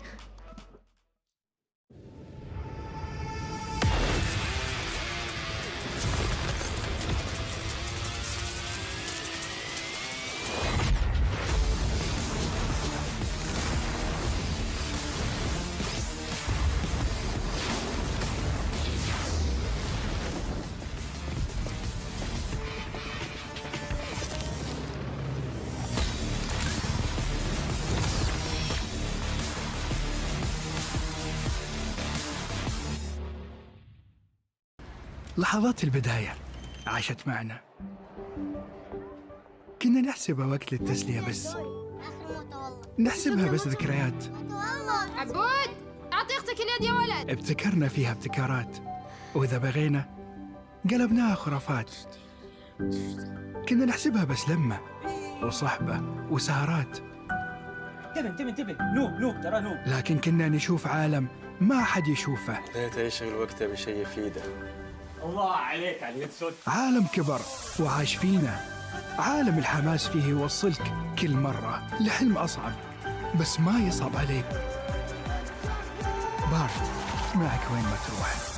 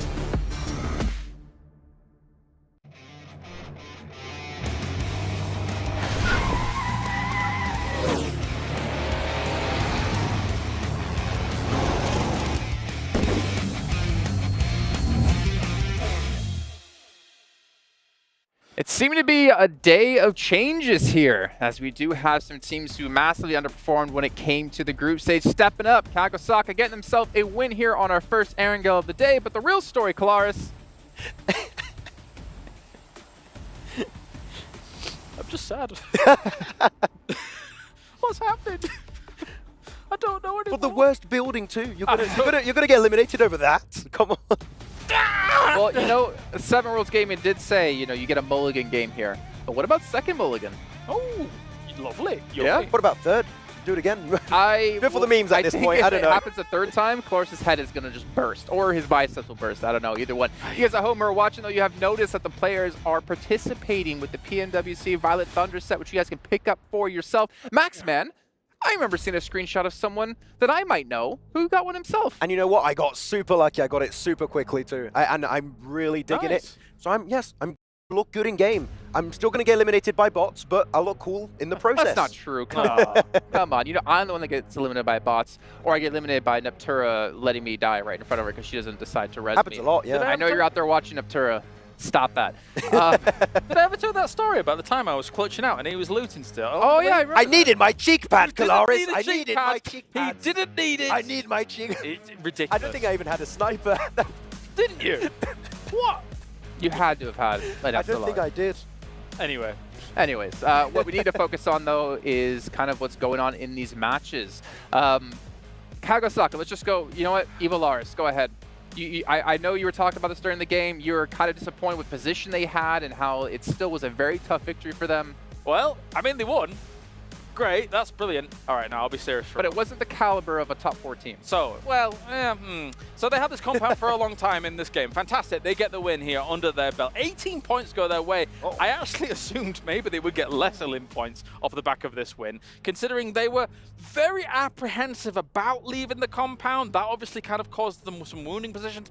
I think the 3-1 split that they were initially going for, that makes sense, because Matton can just be in that off angle, kind of holding things out. You sometimes think that, maybe you're going to sacrifice him anyway, but he limits the maneuverability of the other teams for your 3 to then sweep and then do something about it. But going back to try and save him, or even having the 2-2, was a little bit scary. It did work out in the end, though. They were just scrambling about. They were not sure what they wanted to do and how they wanted to execute that late game scenario, though. Well, there you go. See Team Spirit again, 0 points this time around. But yeah, it was a very silent game for CAG Osaka, and I really wanted to see them eliminate Brute Force, but they just allowed them to make the cross away from OP Div. Yeah. I feel like if you eliminate that, that game becomes infinitely easier for them to win. But Brute Force get away, and actually, I feel like get away with absolute murder and win, almost get to game-winning position by waiting on the east of the circle. Brute Force got away with a lot. I mean, technically, you know, you see Osaka's position, you see technically what would have been NRX's position, IWNRX's position, and they should have been eventually sandwiched, because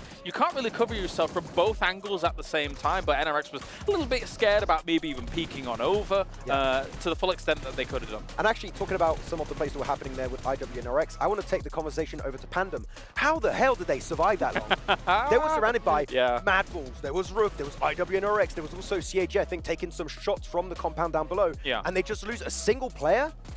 Like, sorry, they need to get punished in those scenarios. He's been saving this up. He's so keen. Listen to him. But I agree with you, right? Like, the split that they had, obviously on 2 sides, doing the drive scouting is very important to know exactly what's going on. But their split should have been punished by some of those teams. Be it IWNRX moving west, or the teams finally fixing every fight that's going down on the west, even, I should say, and then moving east themselves. But no, Pandum got away with a lot, man. A lot. Well, one team that I wanted to bring up here that I know Seven, while we were watching, was talking about Rook. Honestly, Max, we got to cover them when it came to PMSL CSA because we got to do the watch party on it. I don't really expect much out of them in this event. However, they put up 11 eliminations here so far in this match, and not easy to do considering, again, the caliber teams you have. But I don't know if that was a fluke or if this is what the kind of Rook we're going to see in this day. I would say, I mean, covering CSA right in the watch party, Rook were a very passive team, right? I feel like they understood we need to take like an extra kind of measure of precaution if you want to do well in this lobby, which is we see a team, we're just going to shoot at them, get the points. Stop doing that. And I feel like they've changed their mentality from CSA going into PMWI because passive playstyle is not going to make you qualify in the top 4 for the main tournament. So we know that they have some really good sprays. I think Keeper Boss is a player that we mentioned multiple times that can perform really well at that kind of mid to long range sprays. Yeah. But now they play more aggressive, which is the perfect change for the stage. I'm really stoked to see that. I mean, you've got Vic on the team, you got Yankee on the team. You did see a couple of clutches out of those individual players back in CSA. But in the back of my head, it's like, Jason, this lobby is so much more difficult, even though you have teams like IHC, 4MV, Falcons in your region. Team Spirit. Oh, no, actually. No, sorry. I mean, for I said difficult. they squeaked by in the end of the Ratto CSA tournament. Not Ratto Boy. You're upset. Wait. Where was I even? Brooke, I mean, they squeaked by in the region that you were covering for a watch party, right? It took the last game, similar to Alula AHC, to being able to... They squeaked by. This is ridiculous. This is 7. What are you doing here? Oh, yeah. No, yeah, squeaked by, but obviously we've seen a couple teams do that. Team Spirit, I want to not be too harsh on them, but I know we did say all of us said, be harsh. You weren't here for this, that Brute Force, in our eyes, is not the best team from EA necessarily. But they're looking better than Team Spirit so far. Let's be real. These last 2 games, absolute catastrophe. Yeah. Absolute catastrophe.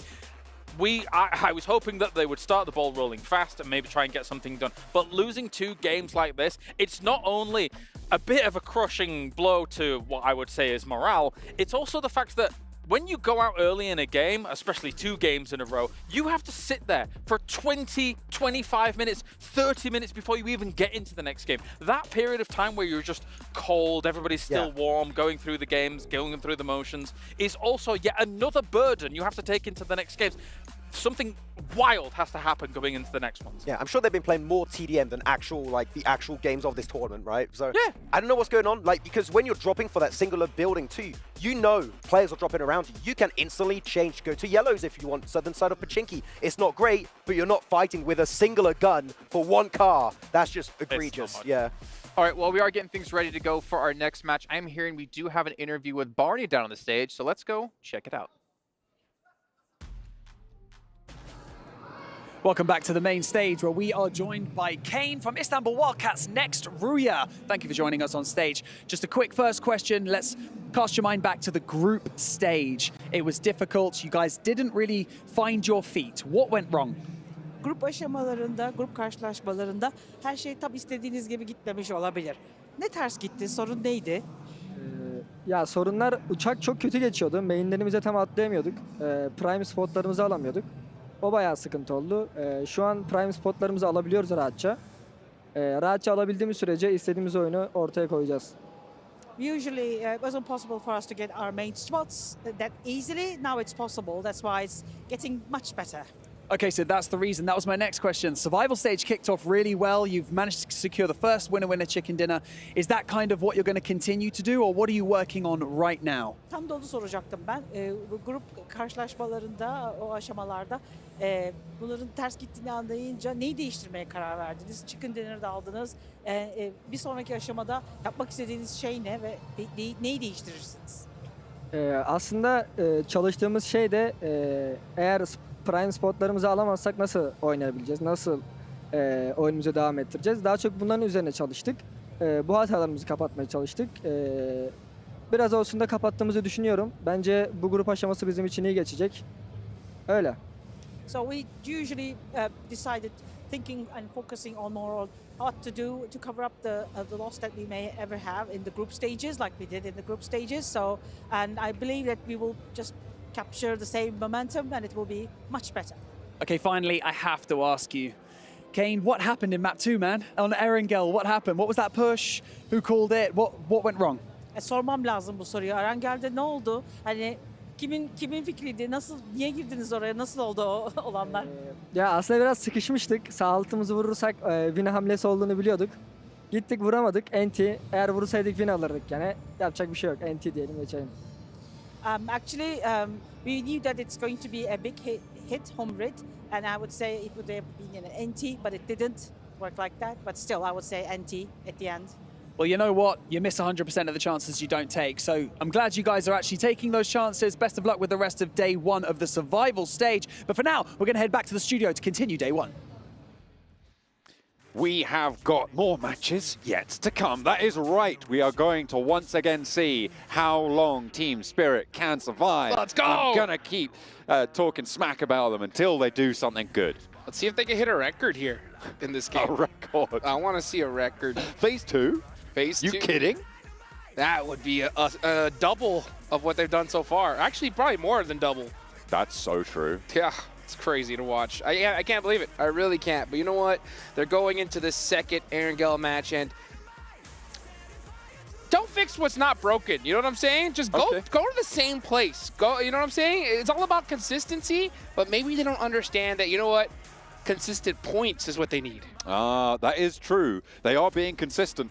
But let's take a look if they can increase that points floor. They are going to be looking to do so, of course, with the Infinix GT20 Pros. With dual gaming chipsets and 144Hz AMOLED screens, the GT20 Pro will equip teams with up to 120 FPS, which is also the first batch of supported devices, offering esports level performance and visually stunning experiences in the 2024 PMWC. The plane path is here for our second of 3 Erangels, and we are going to be going from Milt to Power over to George Pole.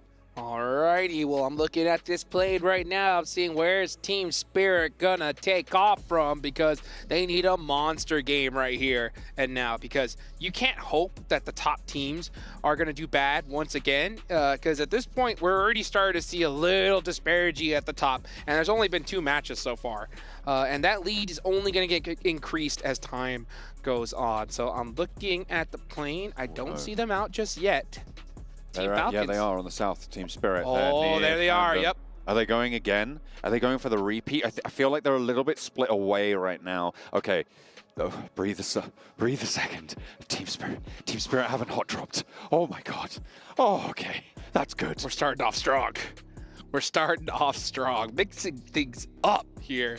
Third time is the charm, and you know, at the same time, they're so cold going into this match. You know, so cold. They're gonna have to make something happen here. The zone does go on up, and it's gonna be a tough one.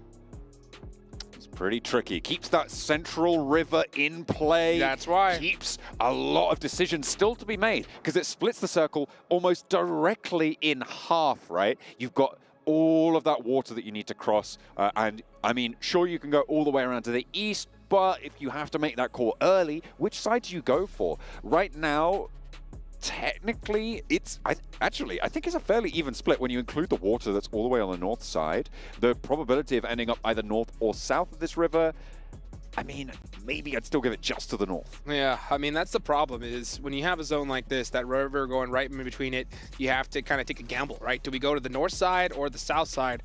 And if that zone shifts away from you, you're in big trouble. I mean, we don't see teams make it very often when they get a hard shift like that. So Cube is a really, really good place to be, right there at the edge of that river. Besiktas, Black are holding it right now, so it looks like that's a place they want to hold on to. But you got teams like Team Falcons all the way down in Novo. They're going to have to make a big trip up north. Yeah, they've got a long way to go. Pandum actually did go to the north side of Military Island as well, so they're going to have to make a similarly long trek, but they've already grabbed their vehicles. Novo getting looted up, as you said, by Falcons, so an easy time for now. The question is, will there be conflict on the bridge?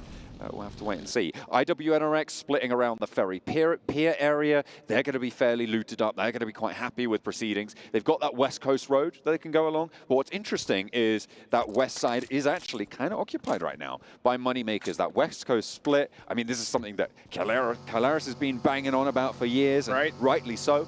Getting split loot on that West Coast side is really effective. There's a lot of loot there. You can have a great game from that position. Yeah, and it's very fortunate that the zone goes in their direction too, so they can just head up north, even probably take that Georgia Pole Bridge up north.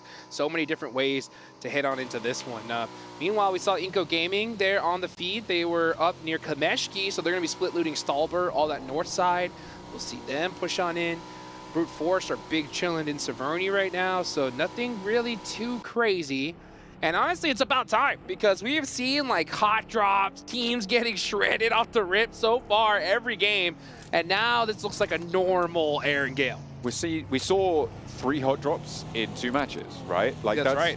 That's That's kind of wild when you consider the stakes here at PMWC, right? Getting to those top 4 spots, you need every game to count. You can't take the high variation plays as much as you can do in long-form tournaments, like those PMSL group stages. Obviously, in those stages, you're playing like 70 matches, right? Like, you've got a long time to make those up. Guess what, though, John? You've just, something has occurred to you, your brain is firing on all cylinders, and I want to know what's going on. Team Spirit has broken the record, baby. Let's go. That's right. That's right. The longest they have been alive in this tournament is right here and right now. So they are setting the tone, John. And that is what makes Kitsune such a fantastic IGL. He's told his team, you know what? Let's not die. That's right. That's right. A bold decision. And you know what? It's always good to see the team listen to the IGL, John. Yeah, absolutely. You know, because every now and then you got some players that are like, no, I'm going to do my own thing. I'm going to go out early once again, you know? But instead, they say, you know, let's stay up. Let's play the game. Let's play the game for once. As we all know, if you go down, it's always the IGL's fault. That's correct. It's never mine. Unless I'm IGLing, in which case I had bad teammates. I don't know what to do, man. Like, they can't. It's just impossible to play with this team, you know? That is correct. That is correct. And right now, Team Falcons are still looting in Novo, right? You can see them right here. They're going to be going to this really late. So they're opting for heavy loot and playing that edge style. And honestly, it's been working for them because they've been playing on the edge and have just been dominating these squads. Now, I would say this strategy that Team Falcons are doing right now, it's not so effective come finals time, right? Because every team is a monster squad. You do not want to go and just fight through the edge because it's very, very difficult to go through that unscathed.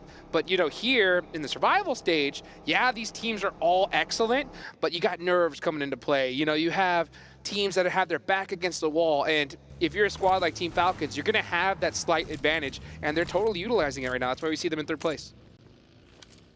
Still on 3 matches. You want to be pushing up to 30 points if you want a chance at those top spots. IWNRX, CG Osaka, both within 5-point striking distance. A fairly, well, not trivial, but certainly achievable task for both of these 2 rosters. If CG Osaka going to hold on the south of Severny, they're doing pretty well right now for position. IWNRX a little bit further away right now on the south edge. Falcons, you said they might not want to be sweeping through in the finals, but right now they have a long sweep to go from Novo, still on that military island. Still playing neighbors with Pandum, who are currently in that military base itself. Mad Balls might be crashing into Rook here.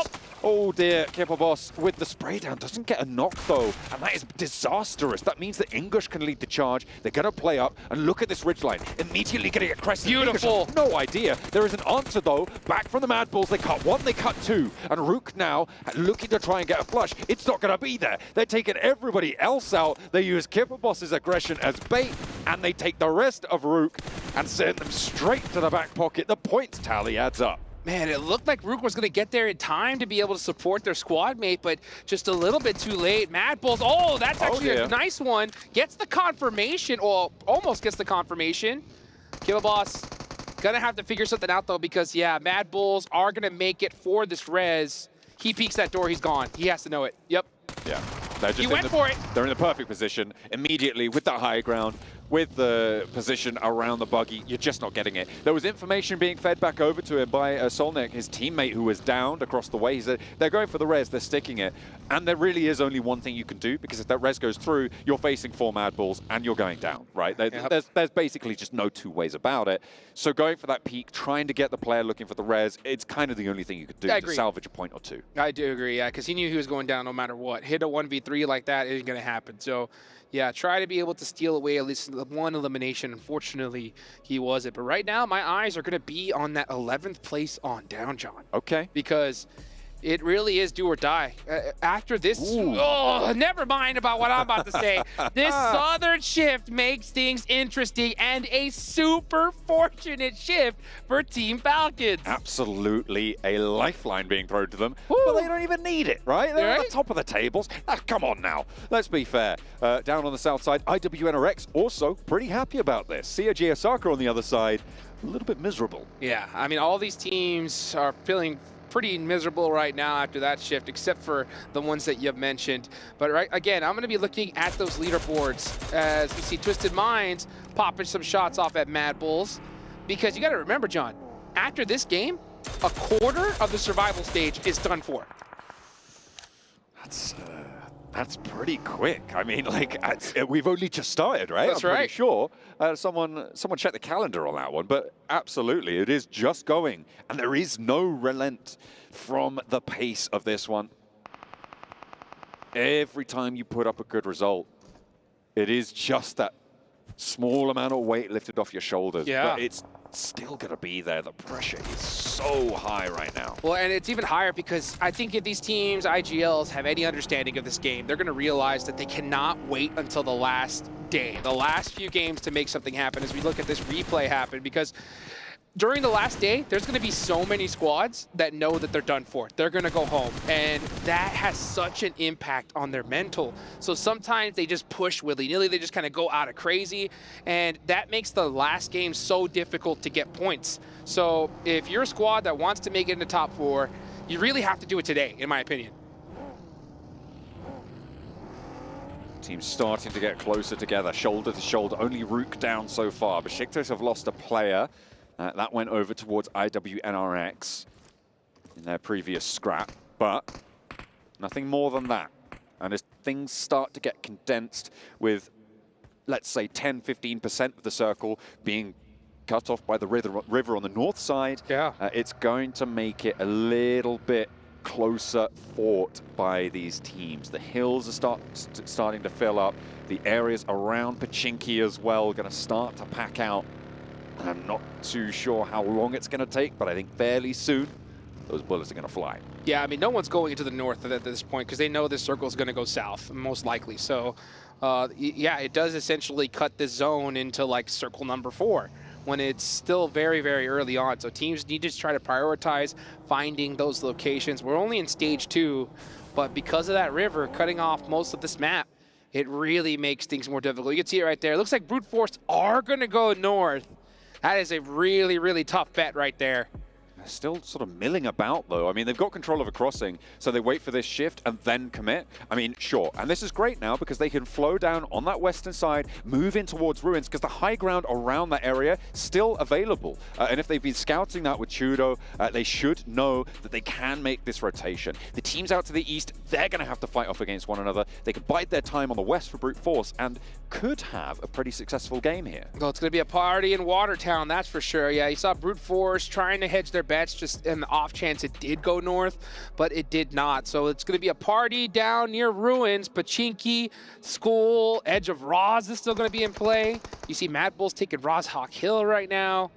Inko are going to have to find their way in, and it's going to be a tough one because every spot in the middle of this circle is already taken.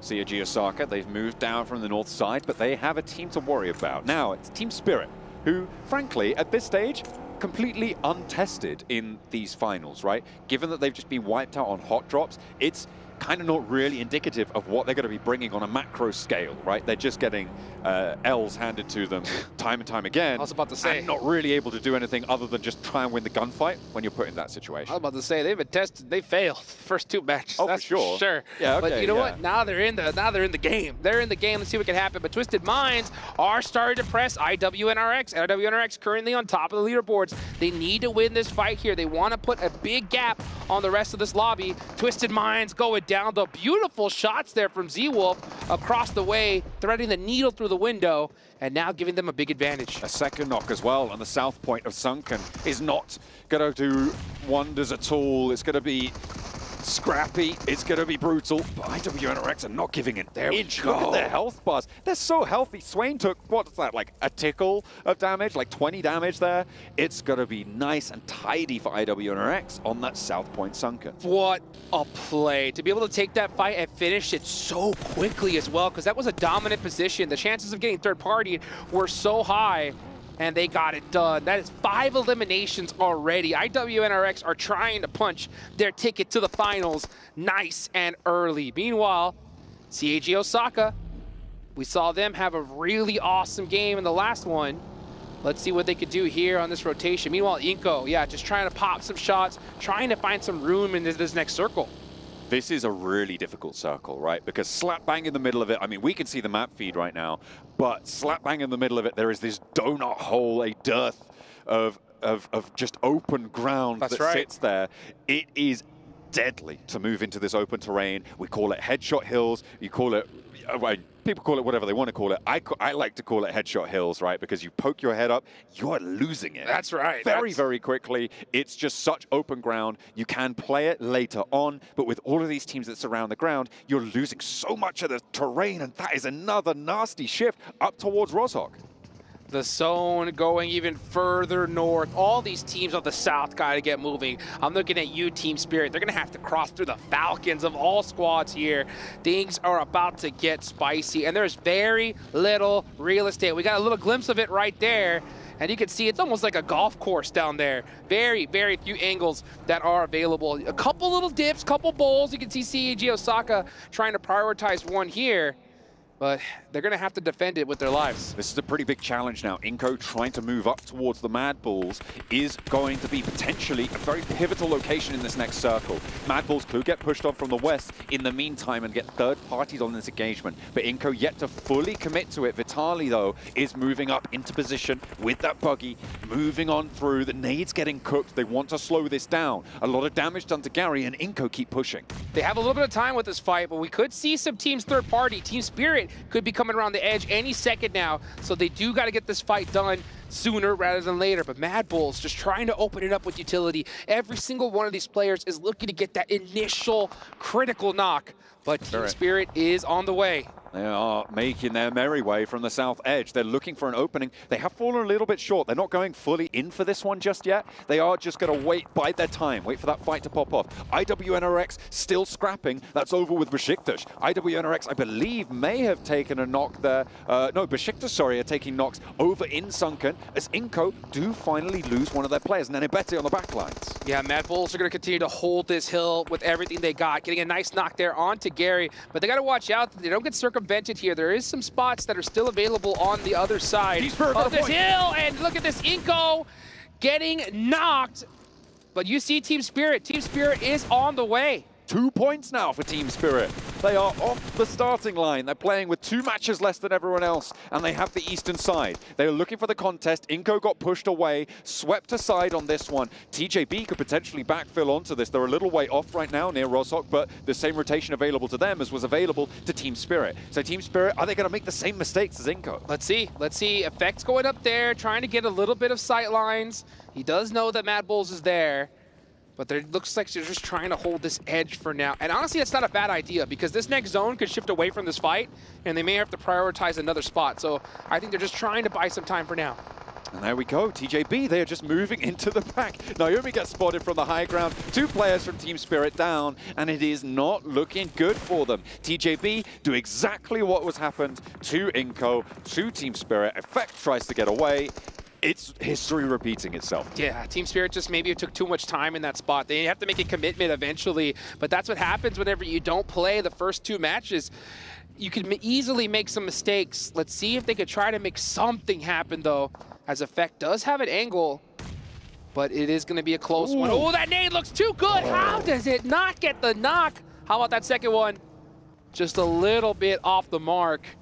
As we watch Old Boy going for the rest, gets it at the last second. Oh, never mind, they're run over! Oh, Neo's over the top in the UAZ, out to the blue zone. Old Boy with the spray, not connecting. A sweep around there for Neos, goes back with the smoke cover, hits the hop out, and Koa goes down. Neos going wild right now on the open terrain. Brute Force trying to make everything they can happen right here, trying to keep their tournament hopes alive. 13 total points so far for them, and they're trying to wreck it up, but look at this. Here comes CAG Osaka on the third party and wipes them out. They're rolling it down, but there's still another team playing in the wings. Moneymakers putting themselves back together. You don't want to give them too much time here. Koa is down, but they're going to want to pick him back up as fast as possible. That comes through. CAG Osaka with a knock on the back line, going to have to turn their attention there if they want to stay as 4. And Moneymakers so tight together. The nade potential here is huge. It is getting cooked. Another one from the back line. That looks good, but they're in the vehicle and they're getting away. They're trying to turn tail and run, and it's going to work out unless the spray connects. Breathes, looks for the front line, but isn't going to be there. They turn around, they stick the res, and now CG Osaka let Moneymakers get away with it. See ya! Moneymaker said we are out of this one. They get into another bowl, but now here comes Team Falcons on the press.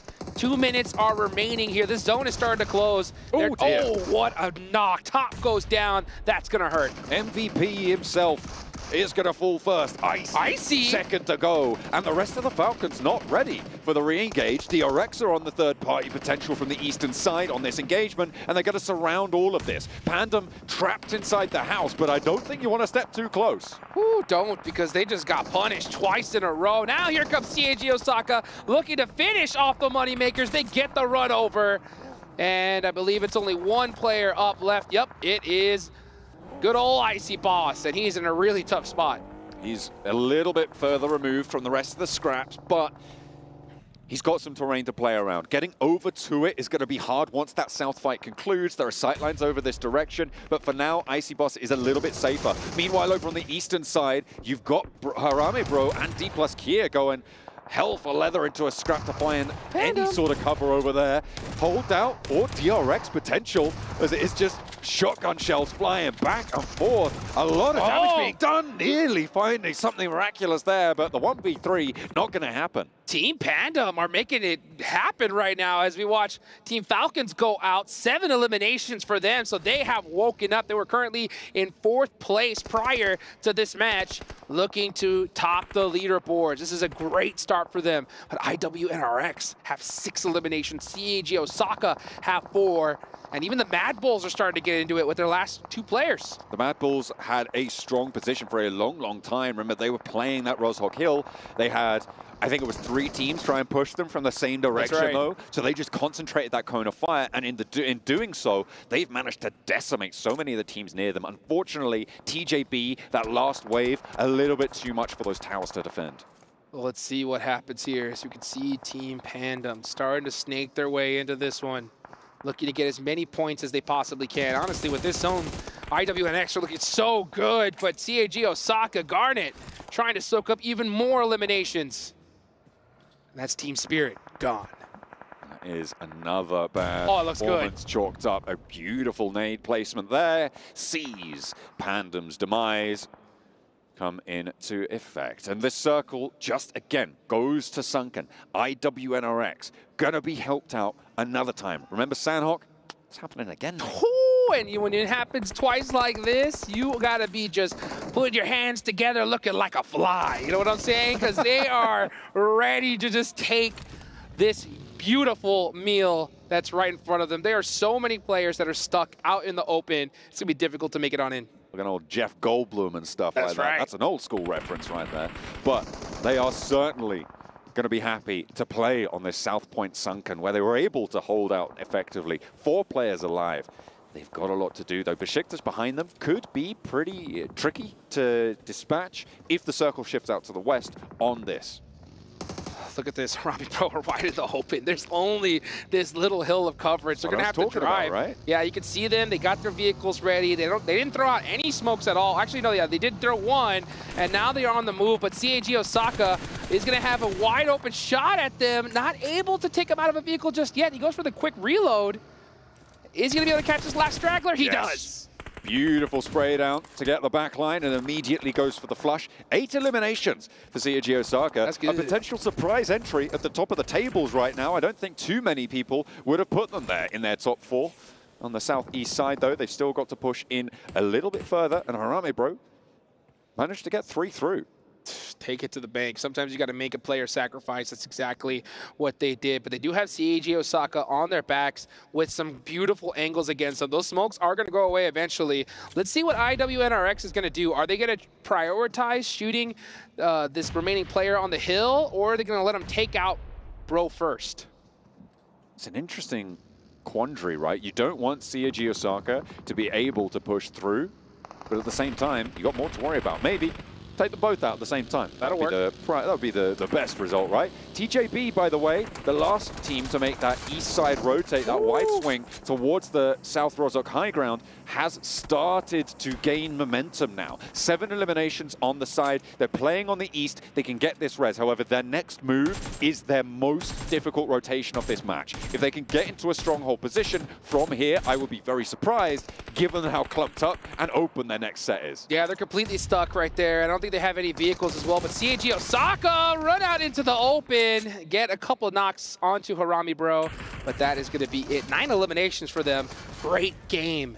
Regardless, Harami Bro down in 13th place. Just you can see them fighting for their lives right now. Their tournament life, as a matter of fact. TJB, got to worry about Inko. Nunez is right here. He can get all these players. Oh, no. He gets 2. Goes for the 3rd.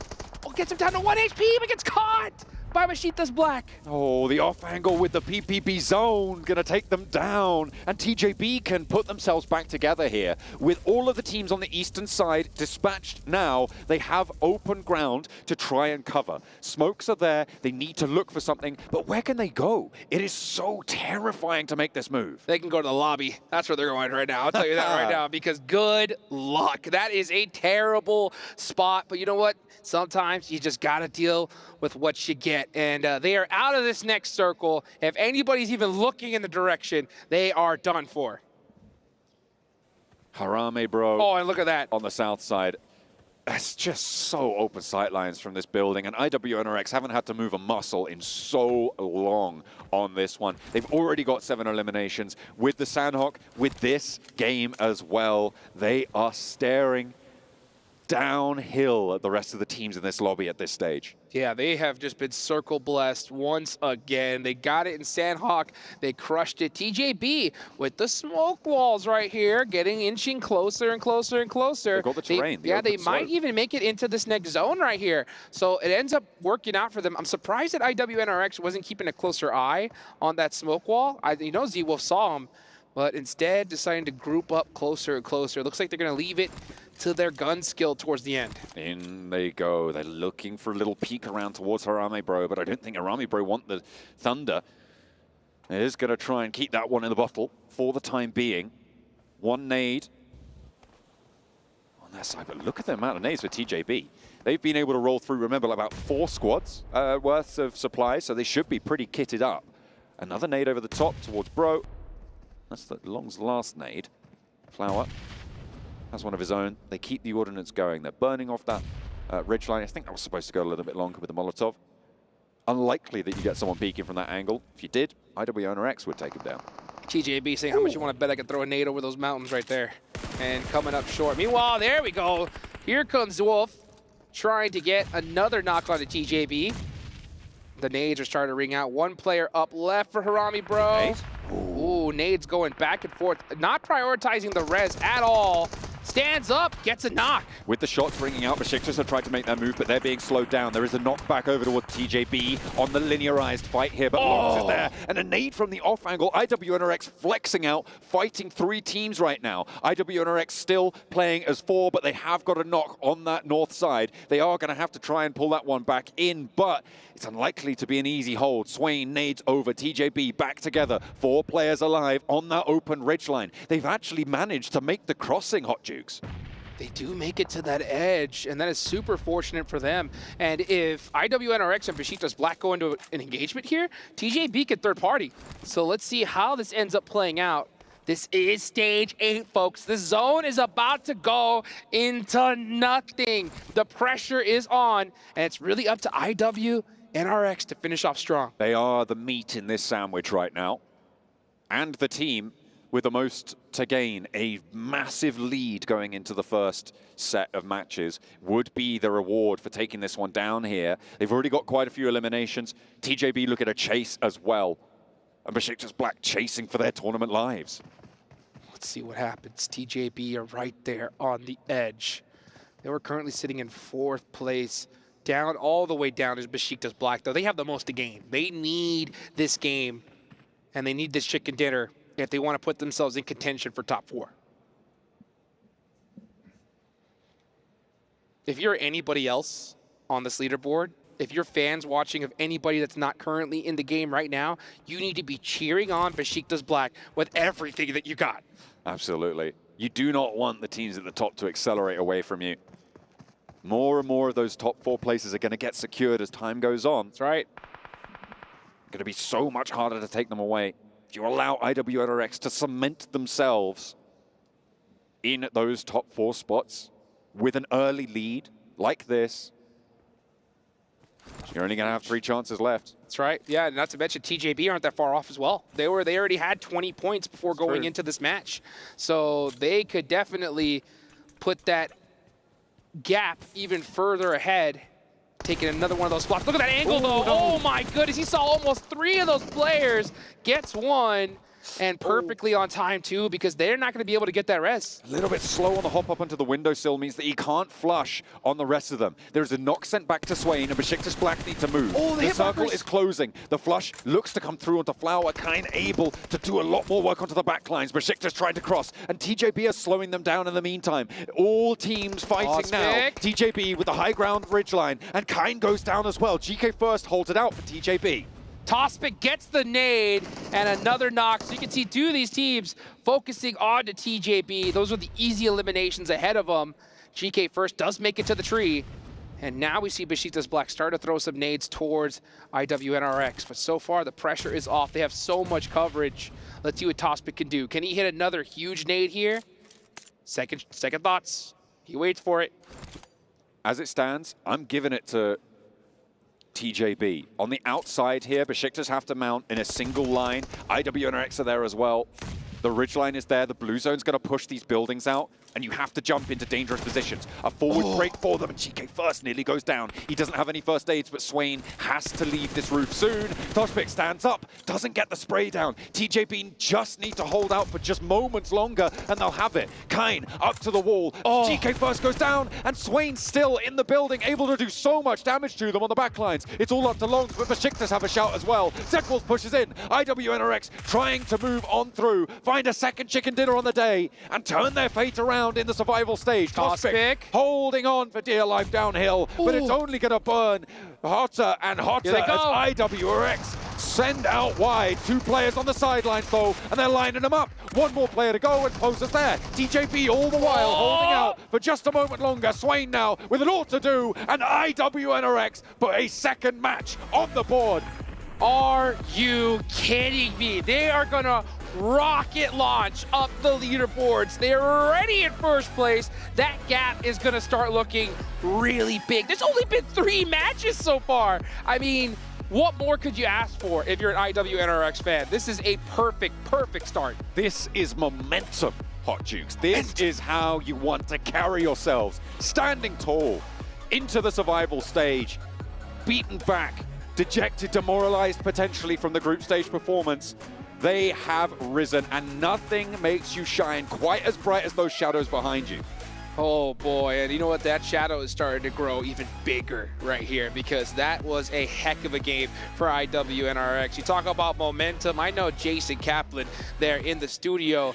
I can't wait to see what his momentum meter looks like, because for IWNRX, it's got to be breaking the charts. Absolutely brilliant way to kick things off. I was saying top 4 gonna be sat towards the high 80s, around that 90-point mark.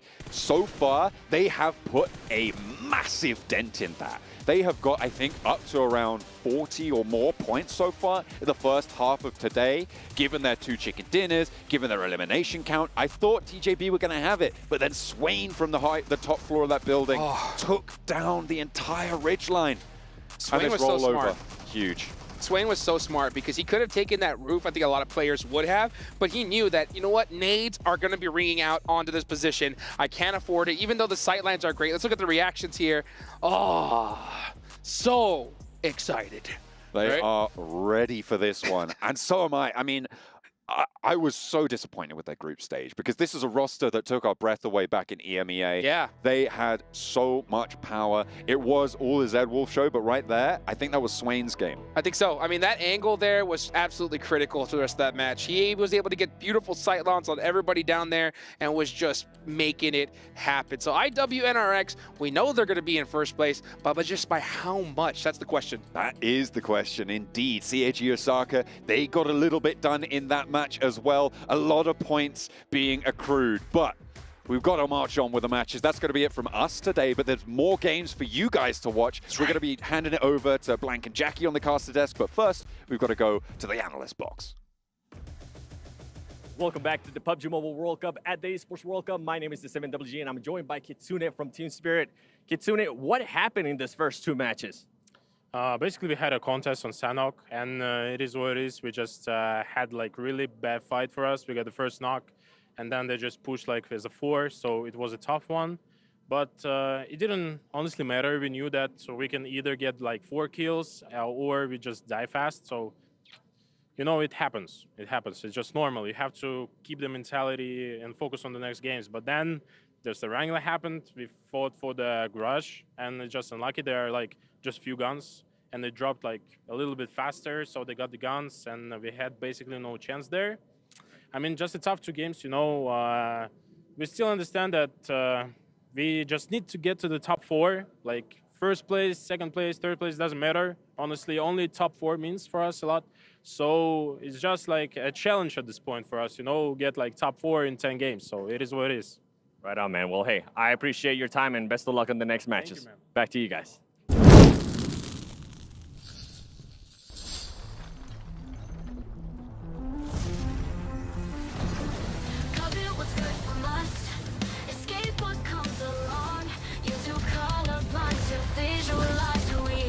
What they want to live for.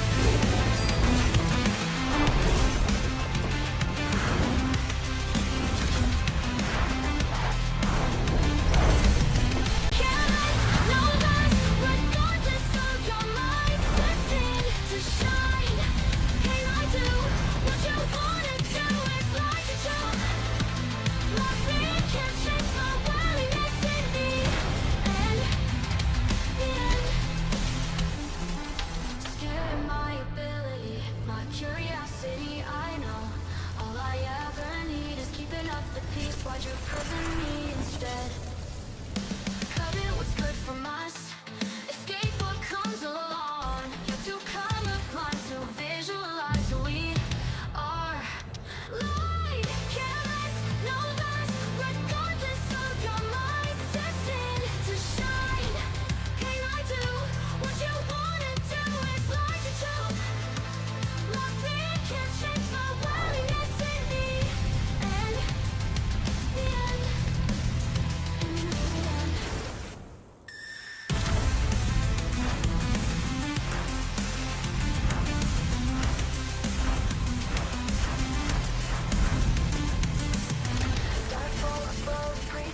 wonder what they wish for, what they want to live for.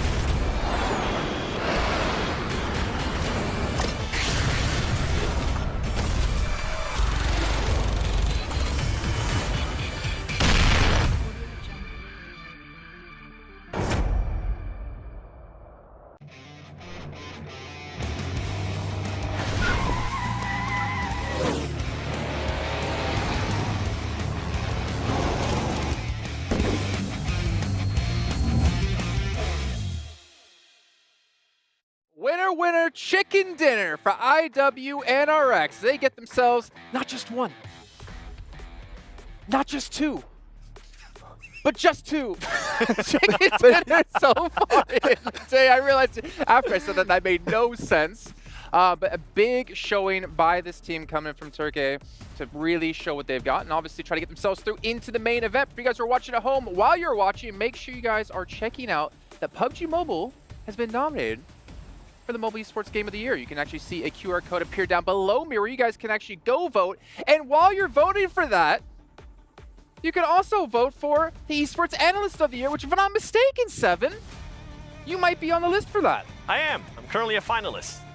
Surprised. I don't know how that happened. How does that make you feel, Max, man, that he got put in except I suck, I know. I get it. No, I'm Well, really, better really bad. He's just better. Okay, he's built different. There's a requirement to the amount of shows you have to be on and not be sick on to be nominated, unfortunately. But while you guys are watching as well, make sure you guys follow PUBG Mobile Esports over on TikTok and also post a video of you doing your favorite victory dance either in-game or out-of-game with the hashtag PMWC victory dance. Get the camera on them. What is this?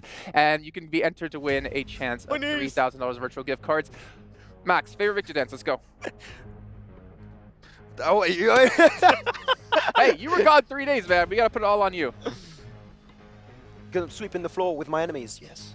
Okay, all right. I can get behind that. But gentlemen, IWNRX, man, two chicken dinners on the first day here of our survival stage, and this is a team that's showing they want to survive. They want to make it to the main event. They want to play for that $1.5 million. They want to survive this stage.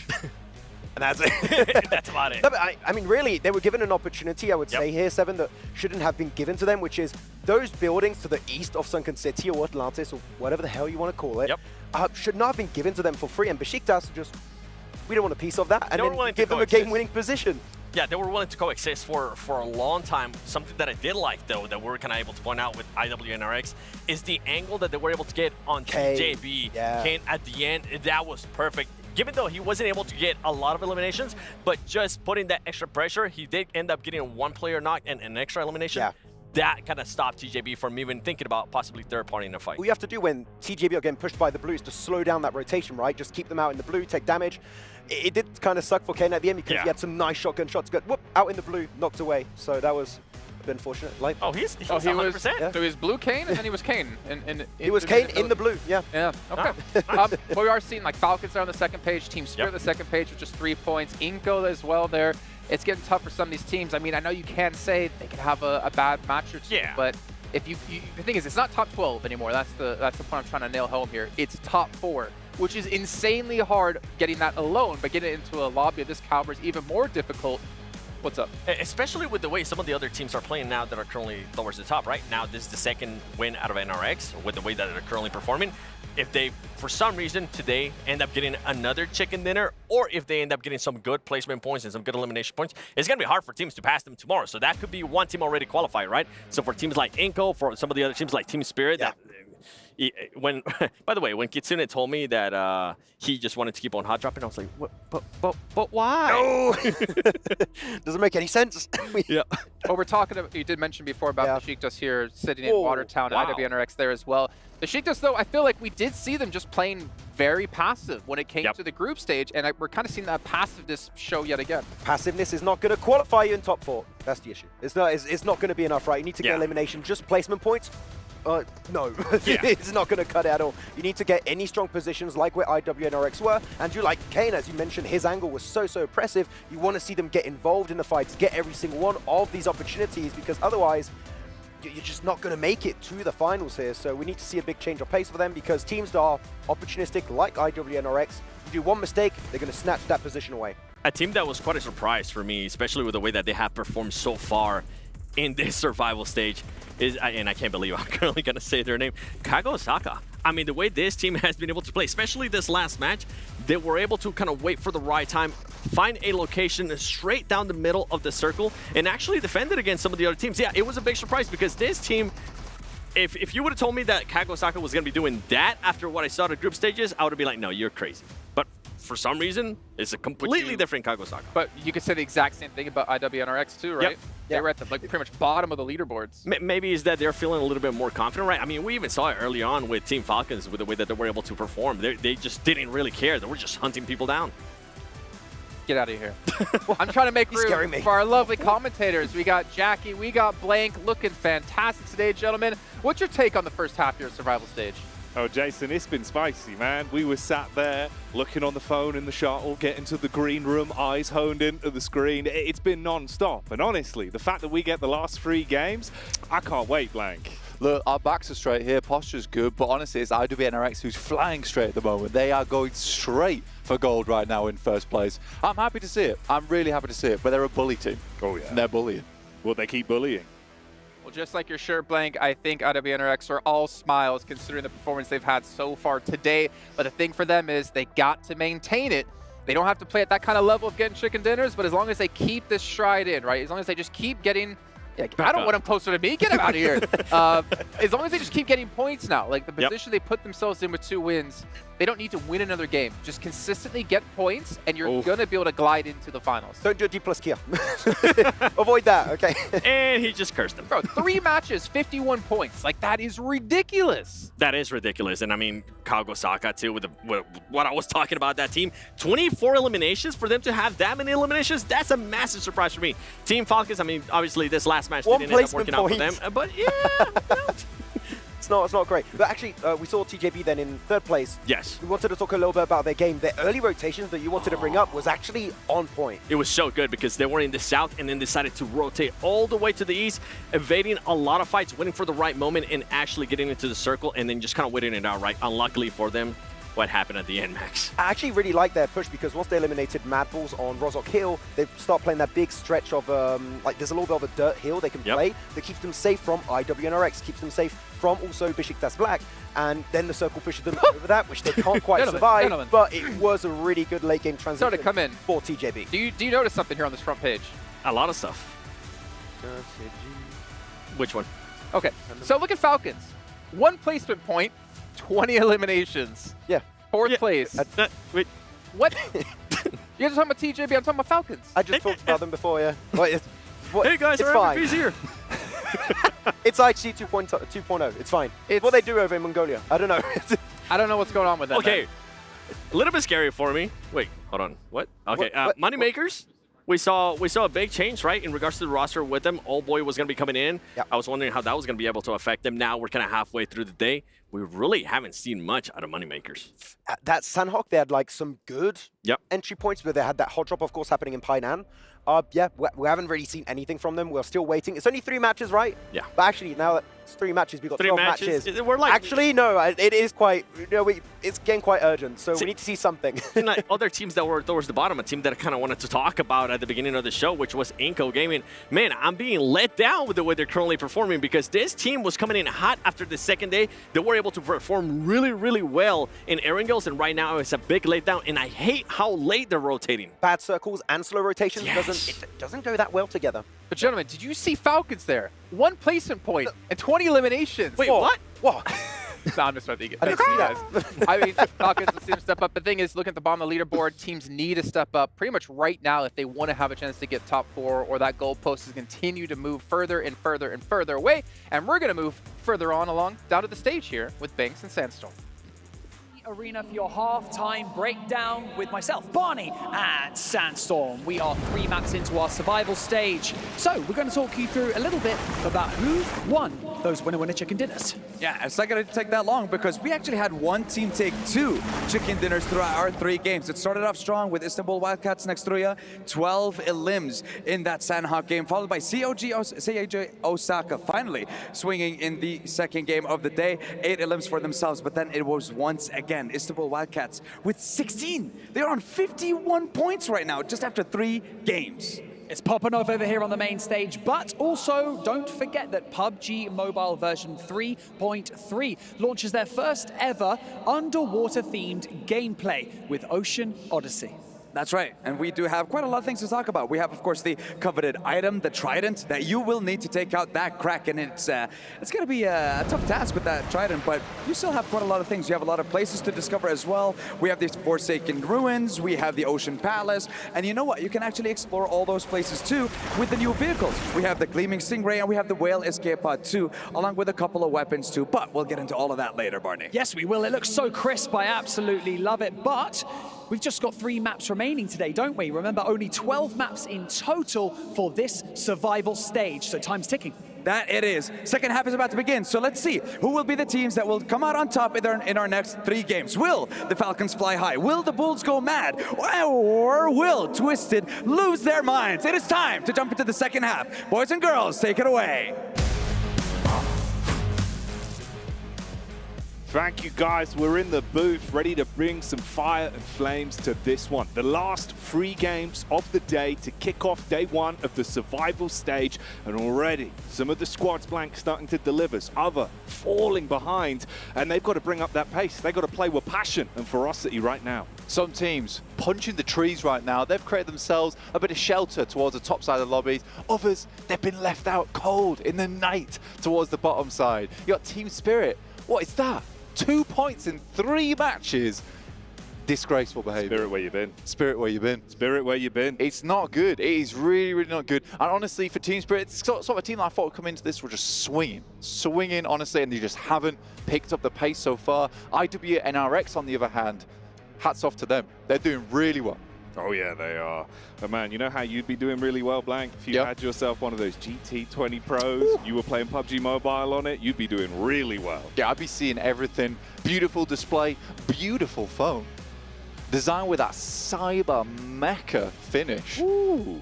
Jeez, it's nice. Oh, it really is. It really I'd pick it up just for that sentence alone. You got it. That's the tagline. That's how they reel you in. They've seen your shirts. They know. They're like, ooh, I can get this guy. I say the word cyber, you say the word buy. I'll be like, yes. Yeah, that's a sale. And it's going to be a fire sale of games that we have remaining for the last portion of the day. And I'm glad we're in the booth for it, expecting some absolute scenes when we get into this one. And it's only going to get more fierce, trying to decide who's actually going to break into that top 4, if we're going to have much of a shift towards the end of the day. Because honestly, Blank, survival stage is over before it's even really started. You have to accumulate those points in such a short space of time. Leave no stone unturned. You've got to live or die by the sword. It's fast. Time's ticking. The hourglass, the sands of time are running out for some of these teams. So they've got to slap the sands in a hand, rub it together, and try and get something done because they're losing their grip on these matches so far. And I think that you look at some of these squads, I mean, Moneymakers, 10 points. D plus Kia came out swinging on that first day of gameplay over in the group stage, and yet here they are. What a fall from grace that they have had. But some teams are already living in the moment. IWNRX in particular, 51 points over 3 matches. That is an unbelievable scoreline. They are on, to put this in perspective, an 100-point day at the end of the day at this rate, which I think is unlikely, but they've basically qualified off that alone. Yeah, they've given themselves a real big buffer and potentially put a bit of a target on their backs. That's the only element that we could see. See if they can stop being such a point hoover over the course of the rest of today, or how that storyline's going to develop. But it's interesting, man. We're coming in at a fever pitch of the competition here in the survival stage. And we've not been live for very long today, but it's already getting tasty. I feel like I can kind of understand what's happening. I said it before, but this is a bully team, right? Once you sit them in a lobby with the feeder teams, which these guys aren't really, but they're the feeder teams at the international scale, let's put it that way. I think that they will just go absolutely ham, and they're going to take fights wherever they want. And I think that's the good thing about IWNRX, is that they have that ability just to force teams out of position off pure gun skill alone. I do think that perhaps this is more of a sense that the group stage was too much pressure for them. I think that they were really feeling the heat over there. You put them in this setting, not much to lose at this point. It's just a quick send to the top 2 days. You don't have a lot of time. They're just giving it. And I think this is how they should have played during the group tournament. But it's happened that it came a little bit too late, but also just in time. Oh, yeah, exactly. And I think, again, as well, you get a little bit more time to acclimate to the grand stage. You know, it's huge down there. I mean, even in real life, outside of camera, like, you see just how intense that stage is. Everyone stacked on top of one another, all the eyes on you, the crowd that's in the STC arena as well. Like, there is quite a lot of energy. So trying to fix those mistakes as the day's going on, where you don't have much time in between days, it's rough for you, bud. But at least that one-day break, open the bag a little bit, reset mentally, come in here and try and put your best foot forward. They're doing that. Yeah, I've seen IWNRX. I've been chilling. I think that more than anything, these guys have been raring to go. I think they would have rather played yesterday because they realized they had that full reset in their hands. But this is the team that I don't think wants to go quietly into that night. They would love to get themselves into the main tournament, show their fans what they can do, because they can certainly hit some big numbers, some big shots. DRX currently on our screens. Bit of a change of pace for them today. They were looking a little bit better towards the start of things and then once again have fallen off. It has been a rough tournament so far for DRX. Coming off the back of, you know, quite some decent games over in their own region into this, it's just pretty bad. Yeah. We can leave it there at pretty bad. And we've moved on to Harami Bro, who were equally suffering in that group tournament. I don't think there was too many teams that were suffering that badly, but between DRX and Harami Bro, things were just not working, and it looks like the car is still broke for both these teams. Meanwhile, Team Spirit on your screens as well. Their average survival time today hasn't been great for them. They've been struggling in the open moments. About 30 seconds. Yeah, bro, like a few seconds at least. I mean, maybe they've glimpsed it up a bit, but it's going to be really hard for them, man. It feels quite sad. You know, you've come in, been already deflated over the course of the first three. How'd you get that steam back? Yeah, possibly even defeated at this point in time, because I don't know how you get that steam back rolling. They're going to have to be over by the engine, shoveling the coal in, because that's all they can really do at this point in time, and just try and hype each other up at this midpoint of the day. You've got 9 more games. IWNRX has sort of just sent it, right? Which effectively, if IWNRX doesn't continue to do silly things, right, throughout the rest of the day, there is 3 spots available. We'll put it that way.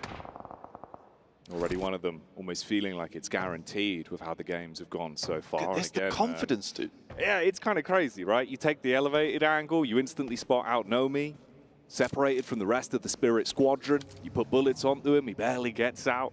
Got to retreat, recoil, try and reset with the rest of the gang.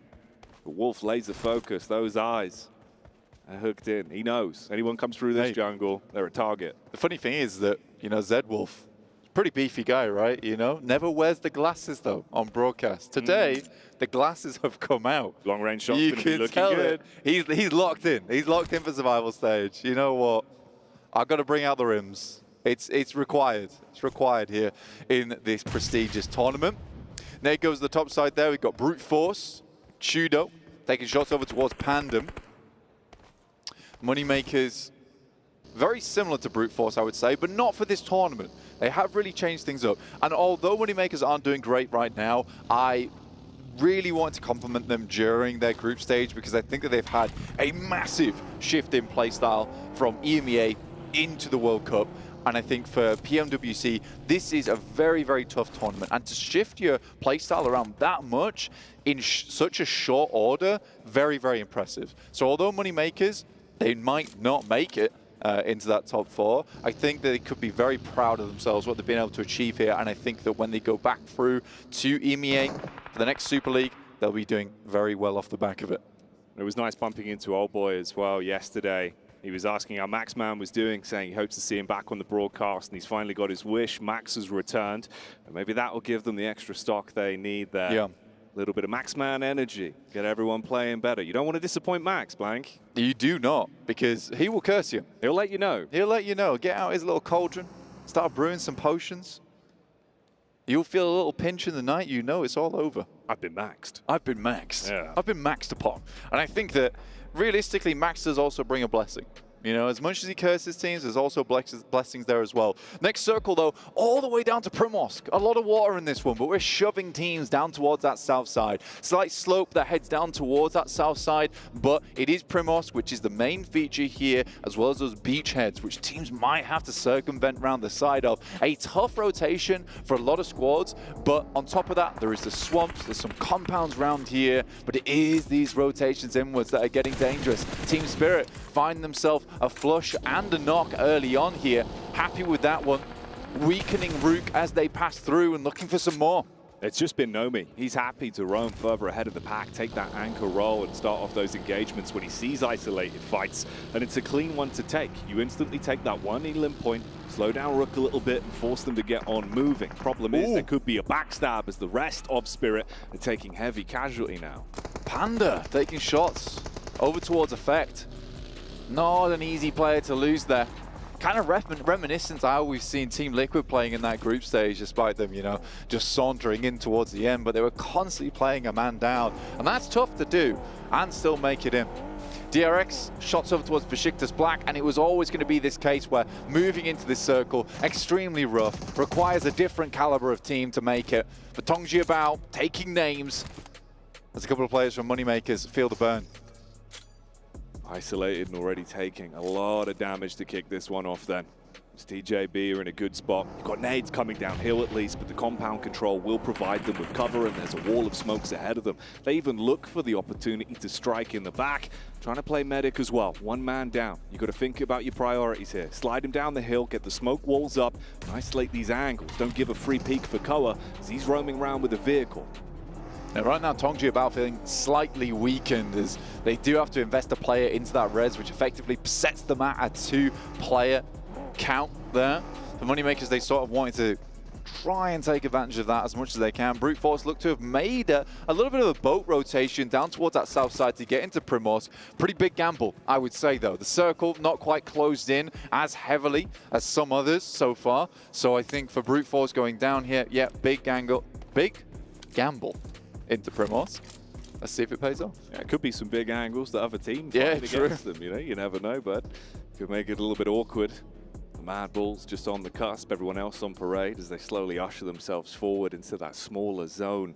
A lot of it, like you say, just being taken up by the deep blue sea. No Poseidon action here though, Blank. No tridents to try and help you out controlling these bumpy waters. That's for sure, but talking to tridents, you got Team Spirit currently on their trio on that eastern side, desperately trying to stay relevant in this tournament. A team that came second place, first place, second place in their group stage, only now to fall short in their finals, and looks like they're falling short now here in the survival stage. It is a team that I think a lot of people had high hopes for coming into the PMWC, at least the survival stage, but they are not delivering. But there is so many eyes on their back here, Jackie. Everyone wanting to target them, realizing they're already so far down a slippery slope to start off today. So if they make mistakes, it could get very bumpy for them quite early. D+ Kia spotting out the rotate from Pandum as well as they come down the wayside. Got to kick it into second gear here. Try and get out of the angle. Avoid being tagged up by those bullets. A little bit of chip damage onto a few of them. One takes a heavy hit in the back as well. Yeah, it's a tough rotation for a lot of teams here, Jackie, honestly. I think that right now, I would say Moneymakers have actually played this quite cleanly despite losing a player, which is difficult, but getting down this coast on the western side has a decent ridgeline to play off the back of. The difficulty is going to be now, Jackie, is playing up towards that northern edge where you've got 3 teams sat and waiting with CAG, Osaka, Tongji Bao, as well as Inko, who have been really wanting some points here. Inko. And they build something up for us the longer this one goes on. DRX with the nades, casting those out one after another. You see the opportunity to seize this engagement versus Pandum. A well-placed nade could be the difference maker. Shots round the side of the tree as well. Carving the DRX logo into the bark, but it's the nade that has more bite. Pandum will just try and hold on here. Your players down towards that south side. With a cheeky peek there as much as he can, but it's DRX who is just blowing them out the water right now. They're stuck in this ditch. Not much they can do about it. But this is a very central position, at least for DRX. They're alongside with the final player, I believe, now from Team Spirit. What a horrendous run it has been for them. Yeah, it hasn't gotten any easier over the course of the day. Feels like you've been hit with the unlucky stick, and each and every game we're seeing that spin cycle occur to them. Pandum as well, only down to the solo. Off of that engagement they were locked into with DRX, going to make it harder for you to rack up more points, keep the safety net in 4th place.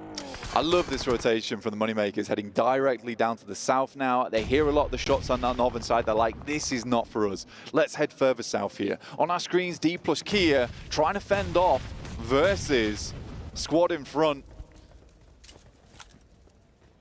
Nades cast in, clearing out the close angles.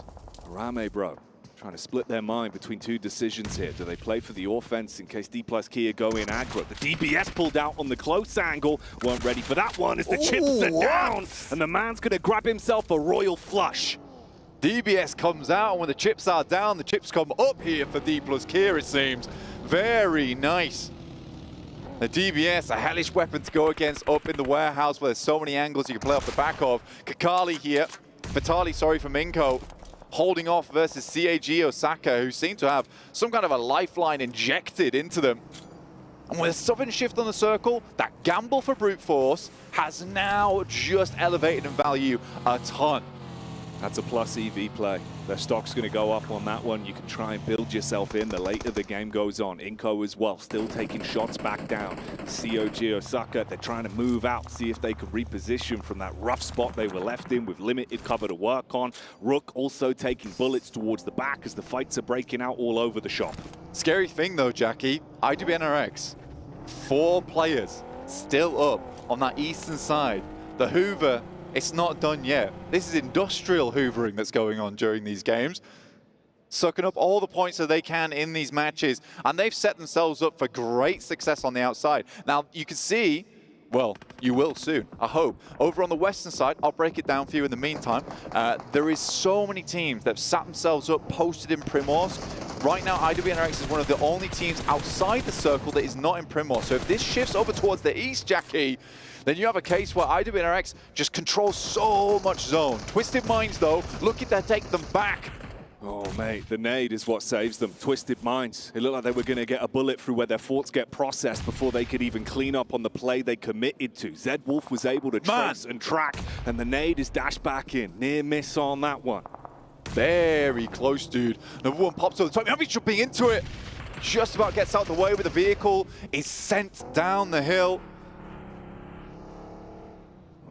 He's got to tuck in, play medic now, reset himself. It was looking good for the initial engagement, but the longer it's gone on, Twisted Minds, it really started to slip through their fingertips, and they're so fragmented in terms of the setup. IWNRX, they've got range to play with, and they're going to start getting ushered in as well. It's not looking good for them.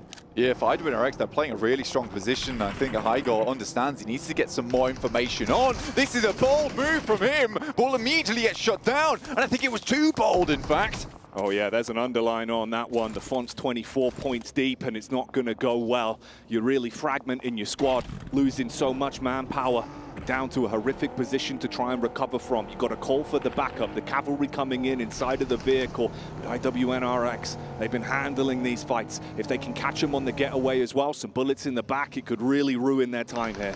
Yeah, they've got to switch this into italics now, Jackie, because Obscure's only got Ratto Boy to lean on now, as they head themselves into Primorsk, which seems to be the general idea for most teams in the lobby. Falcons up towards that north side, another team that a lot of people thought would just head straight through to the groups, the main tournament. And here they are in the survival stage, not doing too badly, currently in 4th place as they lose a player. Tongji Bao, an awkward fight for them. Constant nades barraging in, no easy getaway. You have to sit there and take the splash damage, and the shrapnel ruins their chances. So they're gone, removed from the equation. Here we go though, Falcons up on the hill. We've been talking about if they can spread their wings and start to cause some issues in a matchup like this. They got nades for it. Downhill battle, you should be in a good spot. Low HP as well, just got to get him on target, and Chips is going to buckle on that one. Not as clean as it was previously for him. D plus Kia, they've whittled themselves down to just one man, a solo that's forced to try and think about the bigger picture. You know the fight's gone. Falcons do look to be spreading the wings and flapping them. enveloping D plus Kieran and Gale from upside the hill here. And they will be sent back via that tornado.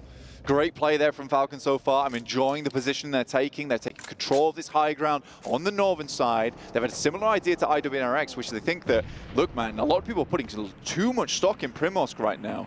So many players are going to have to try and escape this one as the circle heads further towards that north side. There is so much ground which is just free and open for CAG Osaka as well as Falcons just to manipulate. IWNRX now even shifting up on that eastern side. Man, the teams with all the points only seem to be getting more as Nobu is sent back to the lobby there with a nade that just bounces over the top. Falcons do not want to let a position like that go unpunished. They want to keep themselves building, climbing up the rankings and guaranteeing themselves a good finish towards the end of the day. 3 elim points in the pocket. If they can keep this going, there might be something to be said about Falcons' resurgence here in the survival stage.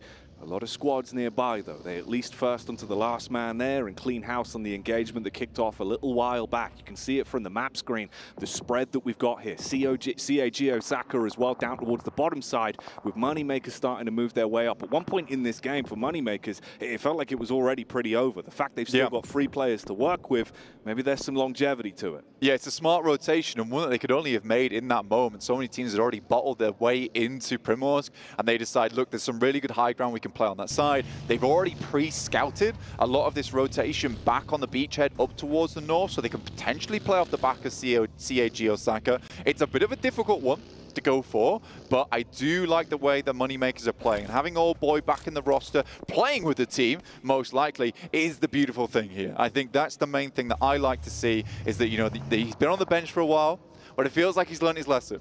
Yeah, going off the leash a bit too much, potentially the aggression, the overconfidence in some fights got the better of him. If he can shape up, fly right, help out the rest of the team, we know his gun skill can reign supreme in a lot of those fights.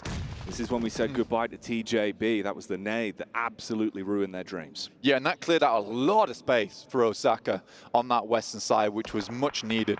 I like this play from Falcons. They understand that this is a large amount of high ground that they've got to control on this northern side, so they leave Nerzet on his own, playing a pretty defensive position on the western side, but the rest of Falcons, they're trying to deal with the slow encroaching push that's coming through from IWNRX, who have already sent one of their players up towards that northern side in Swain. He's just getting some scouting done, but I like that from Falcons. They're understanding they need to control both of these sides here. They cannot let players get up to that compound on the east. This is very well done. The circle, however, centers up. Now, this is a really horrible crossing towards this road that you can see on your screens.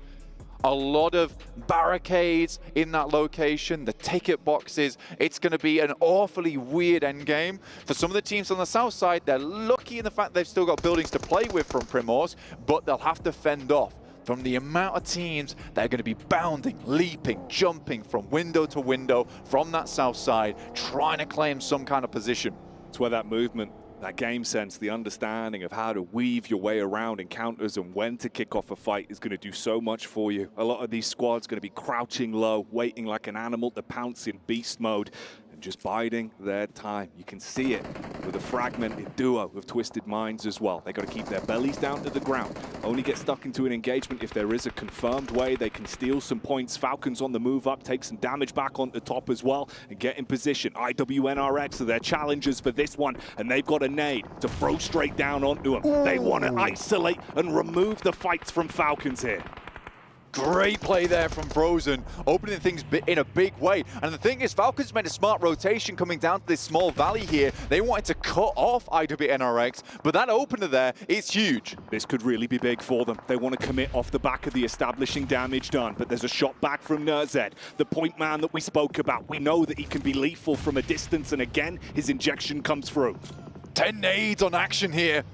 Looking to explode the guys from IWNRX backwards. Yes, they've lost a player, but they're not down and out just yet. IWNRX equally takes some punishment, and there's some more nades going to the top. Frozen lucky to get away from that one that he was in the buggy when he went past. I think that the guys on Falcons, they've got enough ordnance to potentially deal with this, but it's all starting to kick off down towards that south side. Brute Force open things up on towards Mad Bulls. Near miss on the nade as well. And that's the difference of the utility having so much stock in an elongated fight like this. The constant smokes that provide a shroud for Falcons with the bombardment of nades that roll in. Spirit finally taken out as well. And everyone's going to have to get a bit of a move on here, Blank. Things are starting to heat up. Twisted Minds, they've been biding their time. And that's the backstab onto IWNRX.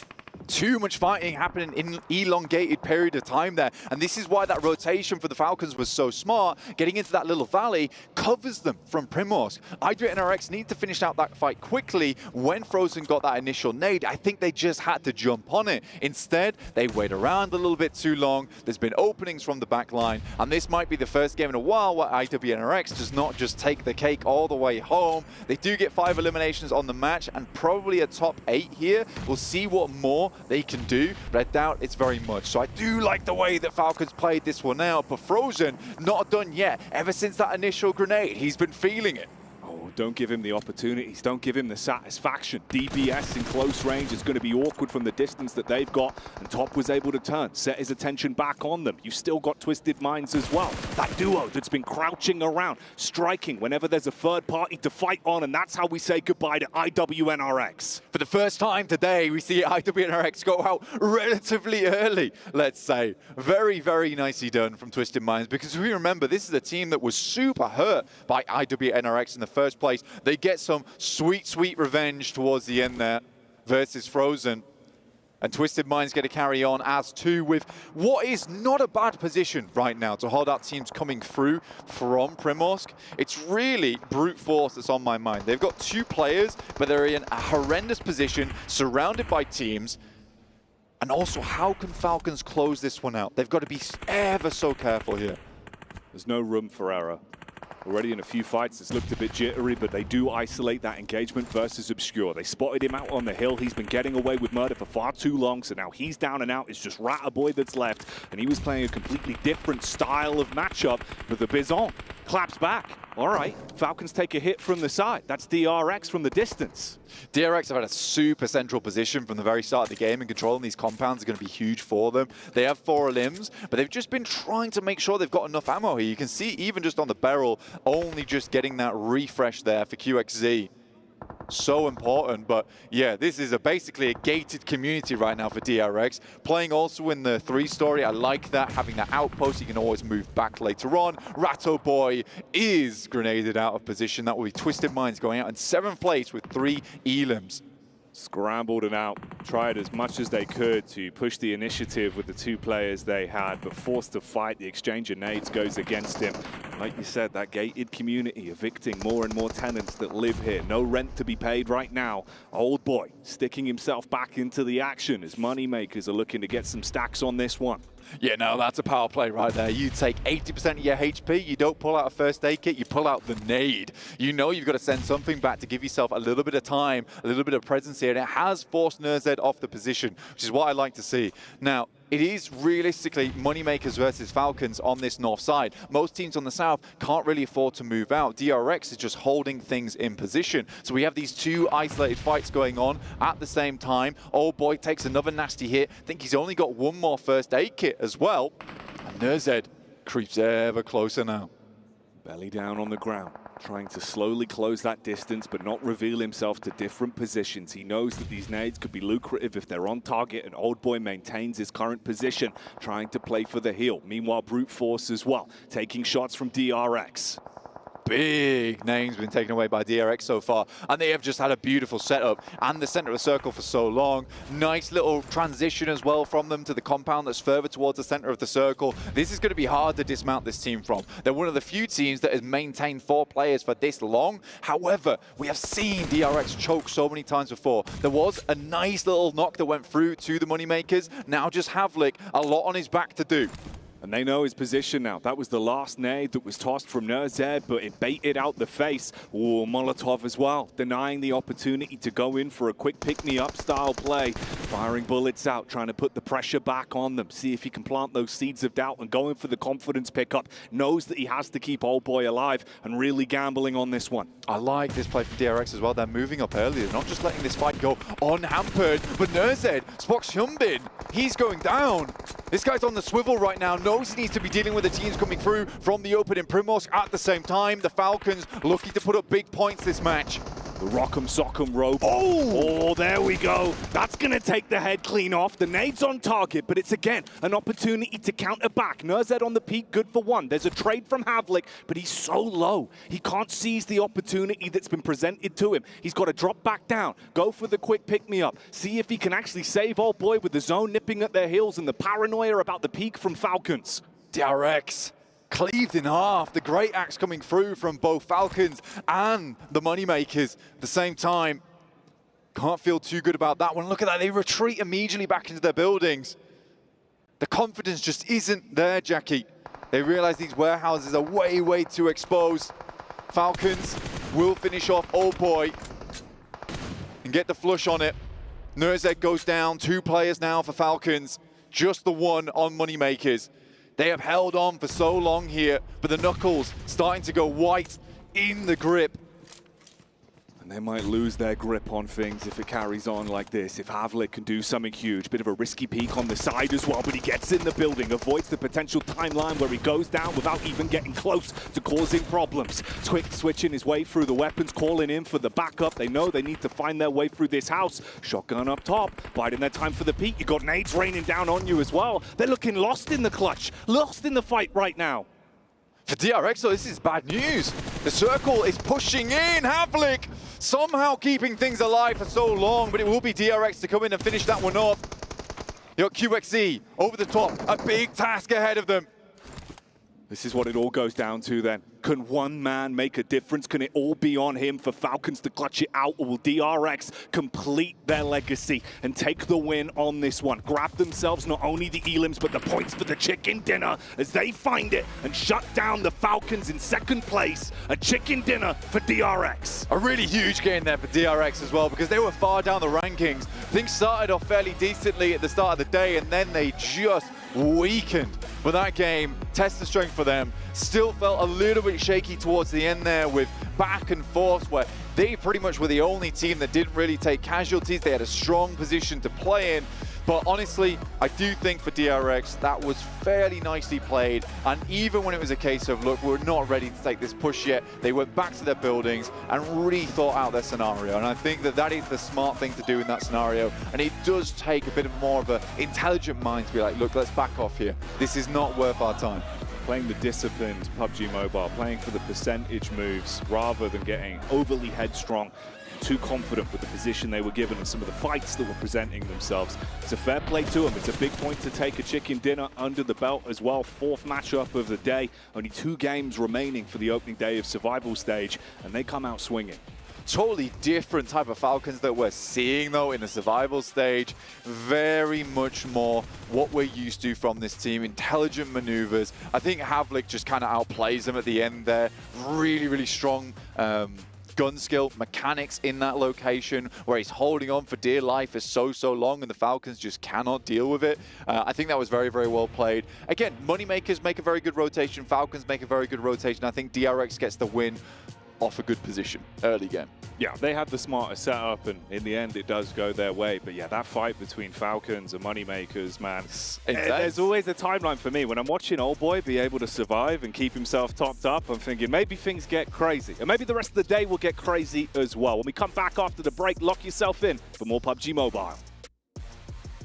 The most important thing what we do is we kill Harami on contest. So tomorrow maybe they're not gonna jump. By the way, better than 0, huh?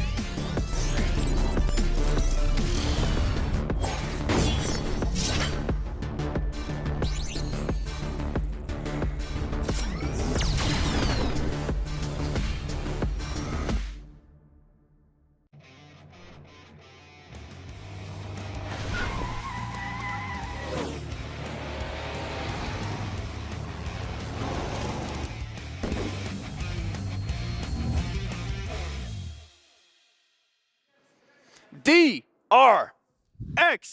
Wait, Max didn't even move. Max, you're just supposed to stood go there. to the Just in right. the arms. Oh, okay. Welcome everyone back to the desk here as we break down that last match. I don't need any of these cards because things aren't just going to work out. Doesn't matter how I try to set things up. DRX, though, what a fantastic win out of them. Obviously sitting over towards Primorsk. I think most of the action was more towards the north side, though, with Falcons and IWNRX. But for a team who finished dead last in our group stage to get a victory here, it might have been able to bump them up potentially into top 4. Flip the script right now. Is what's happening in the survival stage. D+? Was that D+? They won? Reverse D+. No, but it's a really good game from them. Of course, it was a very laid-back win, right, for DRX. All of the teams are being focused in their kind of vicinity, and they just got themselves all of those eliminations and all of that extra position pretty much for free. Good fight versus Falcons too, right? Transitioning across the road and getting the win and all those elips are like good for DRX, I guess. Yeah, that was good. Yeah. Yep. Yeah. I agree with I don't know why even know what I was saying, to be honest. DRX was given that win. That's what we're saying. Yeah, there you go. Yeah. To be fair, you know what? Let's actually try to focus on a little more. DRX did something that I actually enjoyed. They ended up third party in a little bit the fight between Team Falcons and Moneymakers, which allowed Moneymakers to go back and revive Old Boy, which I don't know how he ended up surviving from that Molotov, but I'm glad that he did because they were able to at least get some extra points. Gentlemen, Team Spirit, 1 point. I hate to keep harshing on them, but it's a team that showed a lot of promise. Who? Yeah, Team Ghost. Because that's what they've been doing this term. They've been ghosting it quite hard. It's unfortunate, but let's talk about, again, the positives, right? Yep. Moneymakers, Old Boy playing with the team. Yep. We see an okay game out of them. I mean, the thing is I think Claris was saying when we were sitting down that just one decent win, and I actually think it was you, not him. I think about it. I give it for no reason. He's always Claris saying he's not even here.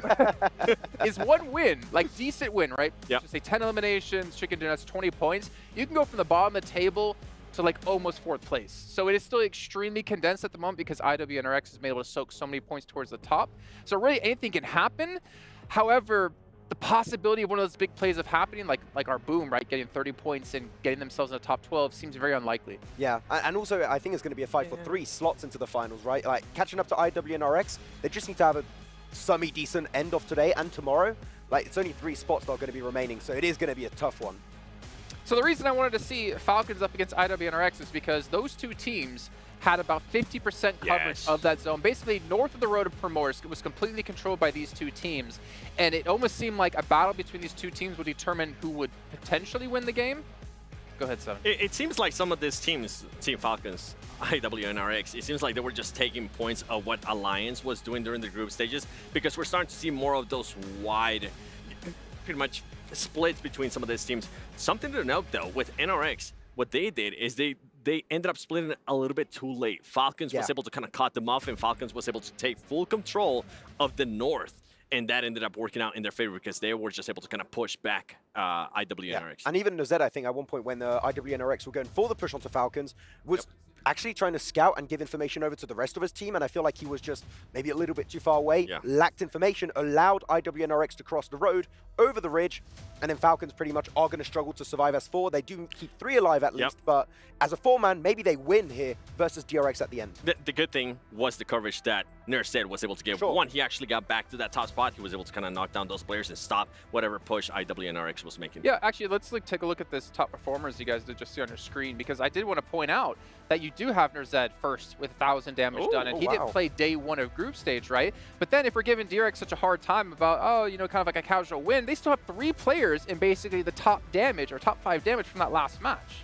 Yes, but like you expect it from them, I would say, right? But what I'm trying to get at is they had like no points. They had they were being proactive total in 2 days in group stage. They're at least showing that when they have the position, like we have criticized them quite heavily on day 3, when they had proper positions and they weren't able to like lock them down, especially high ground positions. At least here, they did close it out and they did get the points that they should have been able to get.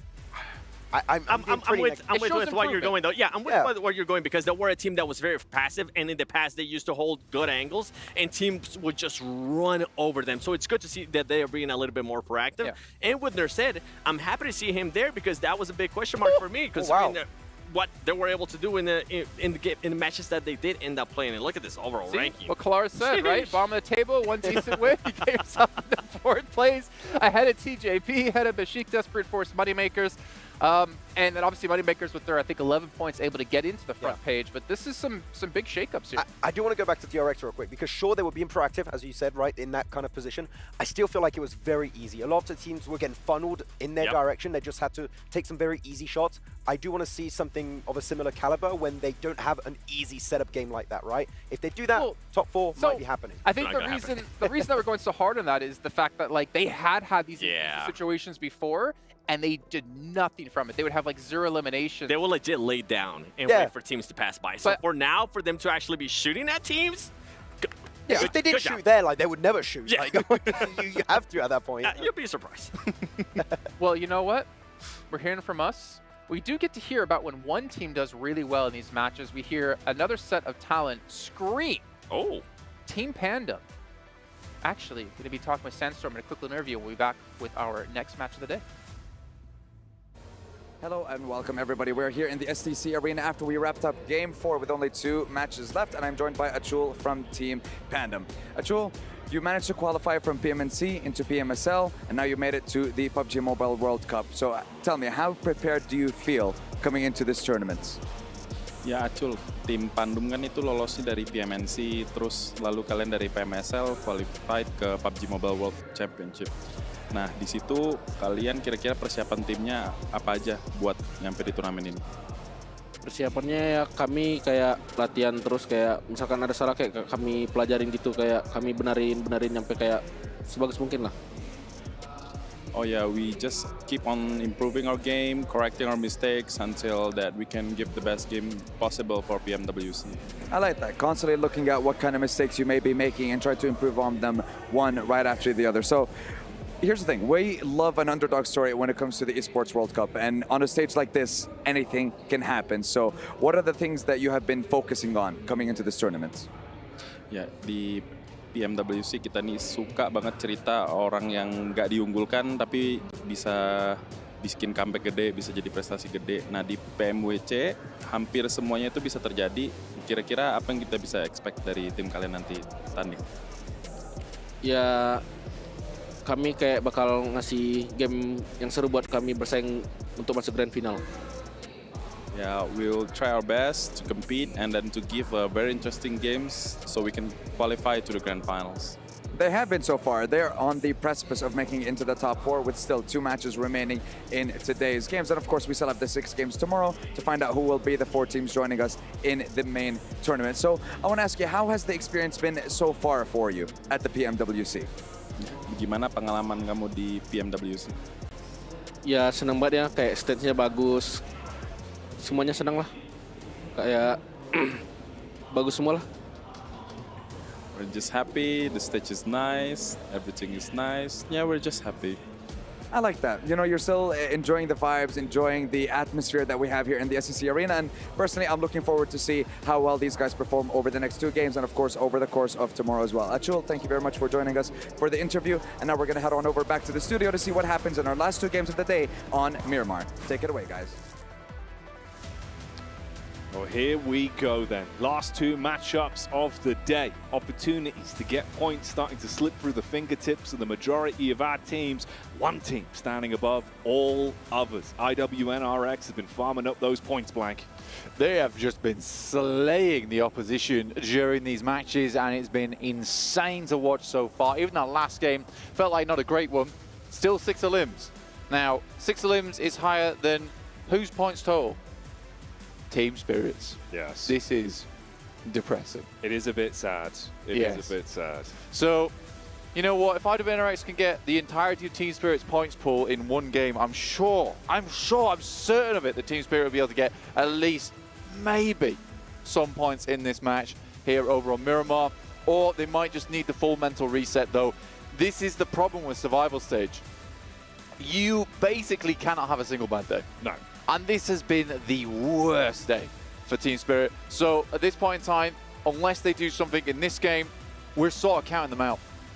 Already already. It's crazy, isn't it? It feels that way. It really does, and it's a shame to see. You would have hoped there would have been a bit of a second wind, but like we said before, no one's going to give those opportunities to you. You've got to make them for yourself, and they just have not been able to. Yeah, it's worrying out there, but the point distribution already starting to swell towards the top end. Yeah. I don't know what they can do for themselves. I mean, it does drop down pretty heavily. I mean, you got 5th place with Tongjia Bao. They've got 28 points. Then we're dropping to just this 20-point glut between 7th and 10th place. You know, you're 21 points down to 20. Besiktas Black with 22 and 6th. So, you know, there's a lot that can change in that middle pack. But again, you're trying to jump up into that 4th place. But that can just be one insane game. Over in EMEA, Brute Force were able to pick themselves up a 30-point game over in that region in their Super League. And, you know, for them, that would shoot them up into 2nd place, 1 match. Easy peasy. But still, with a game like that, they would not be ahead of IWNRX. No, not at all. But if you want to try and compete on the same level as IWNRX, then one way you can help yourself is the GT20 Pro. Get yourself that bad boy, get out there, get practicing blank. Who knows? You could be on this stage one day. You could be playing with the best of us, honestly. At the World Cup, representing your region, the best way to start is to pick yourself up that GT20 Pro, because it's pro for playing with the professionals. It's pro for a reason. It's pro for a reason, guys. Brute Force on our screens, in towards El Pozzo, looting up nice and early. Circle heads east. Over towards Rook Esports and IWNRX once again. Strong position. Over towards El Azahar. Quick switch back. And it will be Tongjia Bao losing a player. Okay, it looked like it was set up for an easy drive-by on that one. It should have been a freebie. Instead, it's a 1-for-1 trade on the schoolyard with the trading cards then. Either one of them going down to 3-man squads. Not the best. An ideal situation for either squads there. Bit of mutual destruction going on from both these teams, but does open some space up for a team like Team Spirit. They desperately need some space right now. Just to breathe, in fact. Yeah, it's getting claustrophobic with how these games have been. Inco, another team that we sort of expected a lot more from. They got fairly close to making it into the main tournament, but were pipped to the post right at the end. Here they are, 15th place, 8 points. Dear me. I mean, it's got to feel bad when you've got your basically brothers in arms with Team Liquid and Alpha 7 already in towards the main tournament. You want to join them. You want to join them. Do your region proud by getting as many of your teams in. But right now for Inco, it's not looking good. And they've had some good rotates, had some good moments. There was a few highlights back in the group stage, but honestly, that's such a distant memory for them now with how the survival stage is the only thing that's on the forefront of their minds, the most important piece. And they're similar to Team Spirit, all the way down towards the bottom of the standings.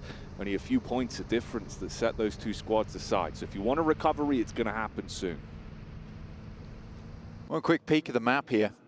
Let's do a stock check, shall we? Get in there. Let's get in there. La Bandita, very focal position towards the center of this one, so you got that big old crater to be worrying around about. And again, that does shift a lot of sight lines away from that east and west side, so you sort of do cut the map in half just a little bit. You got teams playing over towards the east in Impala and Puerto Paraíso.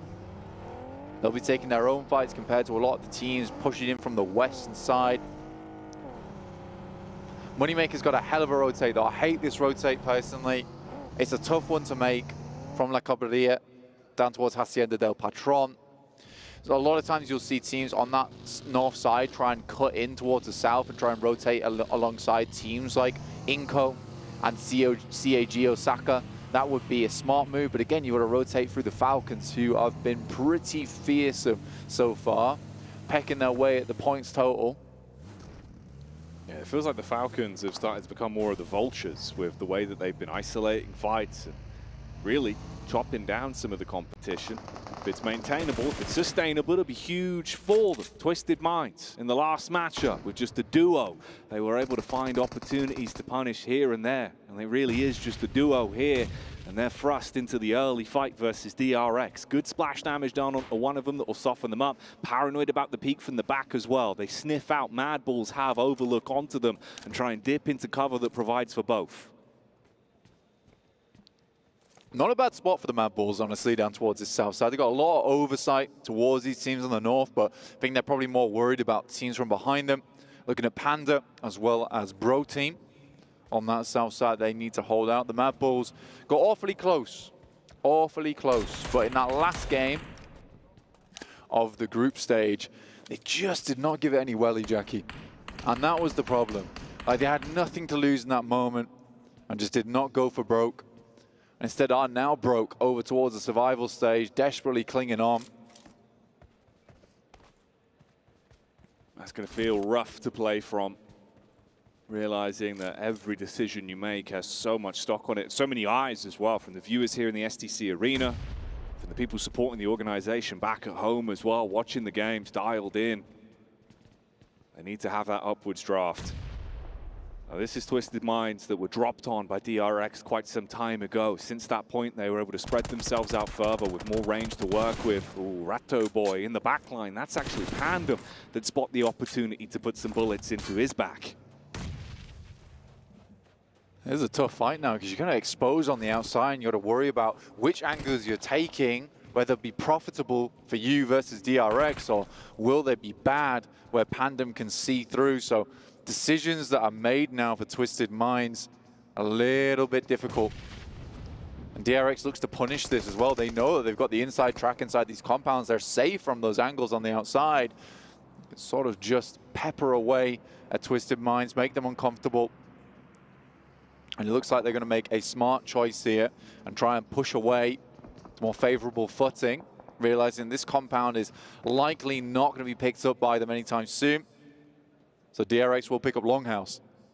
So concessions made there. Got to cut their losses with what's felt very awkward for them over the past couple minutes. Jump in, luckily, the vehicle they had to their disposal and reposition themselves in a better spot.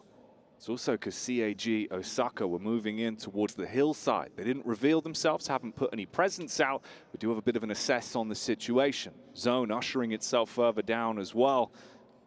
Everyone's starting to get a bit of a hustle and bustle on. The pep in their step now. And they'll have to step things up just a little bit to head further over towards our north side. Now as a high, you know, there's a lot of high ground around this area you can play off the back of, but sometimes it's not always wise to hit up that high ground over towards that northeast side. Luckily, this doesn't encompass that nasty valley that sits between Al Azhar on that northern edge.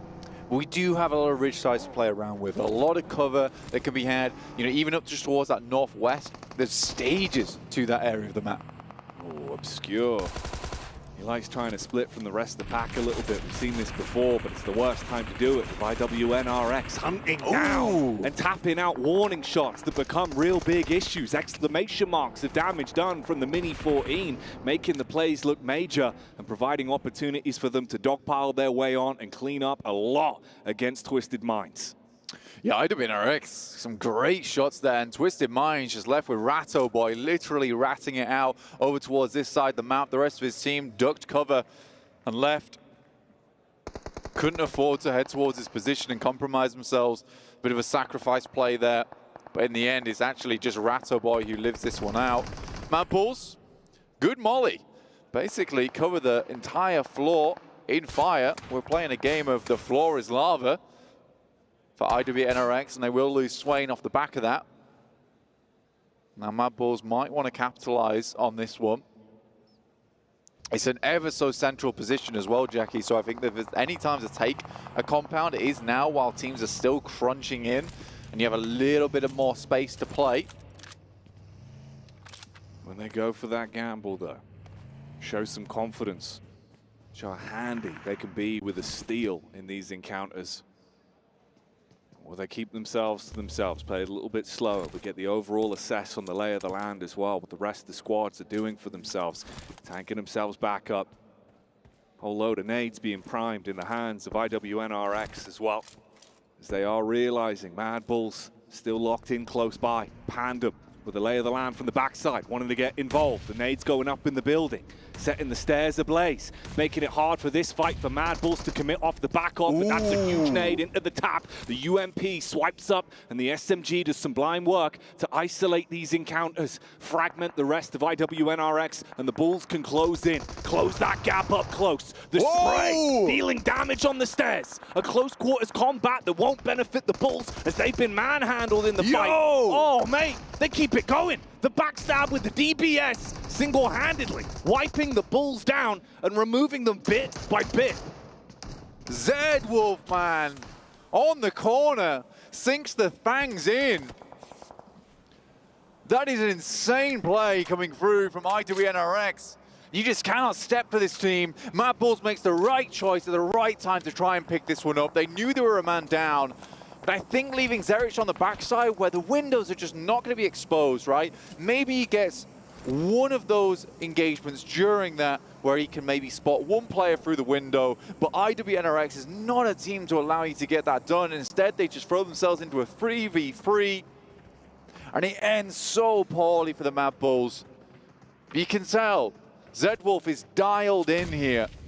And another nice nade here from range onto D plus Kia. Nobu trying to keep him back, but honestly, he is just pumping that damage through. It's been good damage with the nades.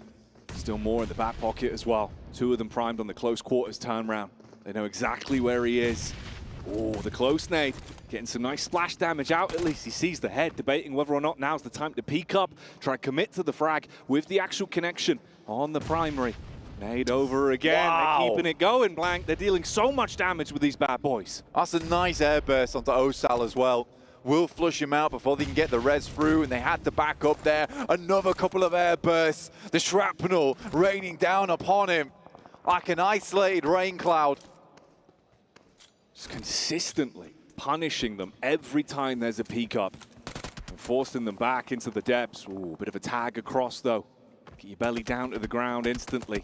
You know you got a good angle to work with the geometry here, and the smoke's blocking some of the vision. It's all a downrange fight for them, and they've got to decide how to play this one. If they're going to go for the pick-me-up, get Chips back on his feet so he can help out the rest of the squad. Kay's honestly playing an unbelievable range here, and still actually hitting some of these shots, making it so uncomfortable right now from Bro Harami.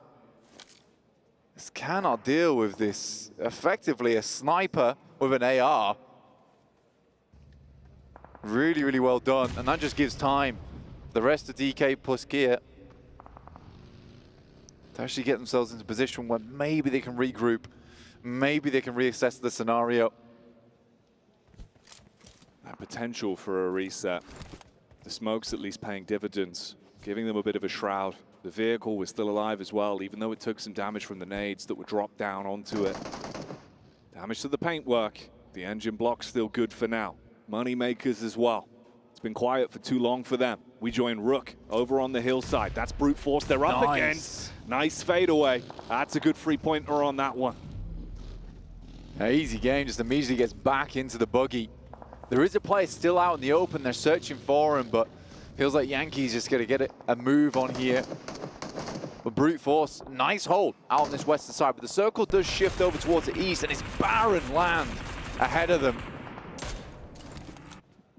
Replay here, some of the highlights that we've seen from IWNRX, and it has been highlight reel worthy with the maneuvers they've been making. Finding elims, keeping themselves in the fight for longevity. Moneymakers, still alive with 4 players. Ooh, spoke too soon.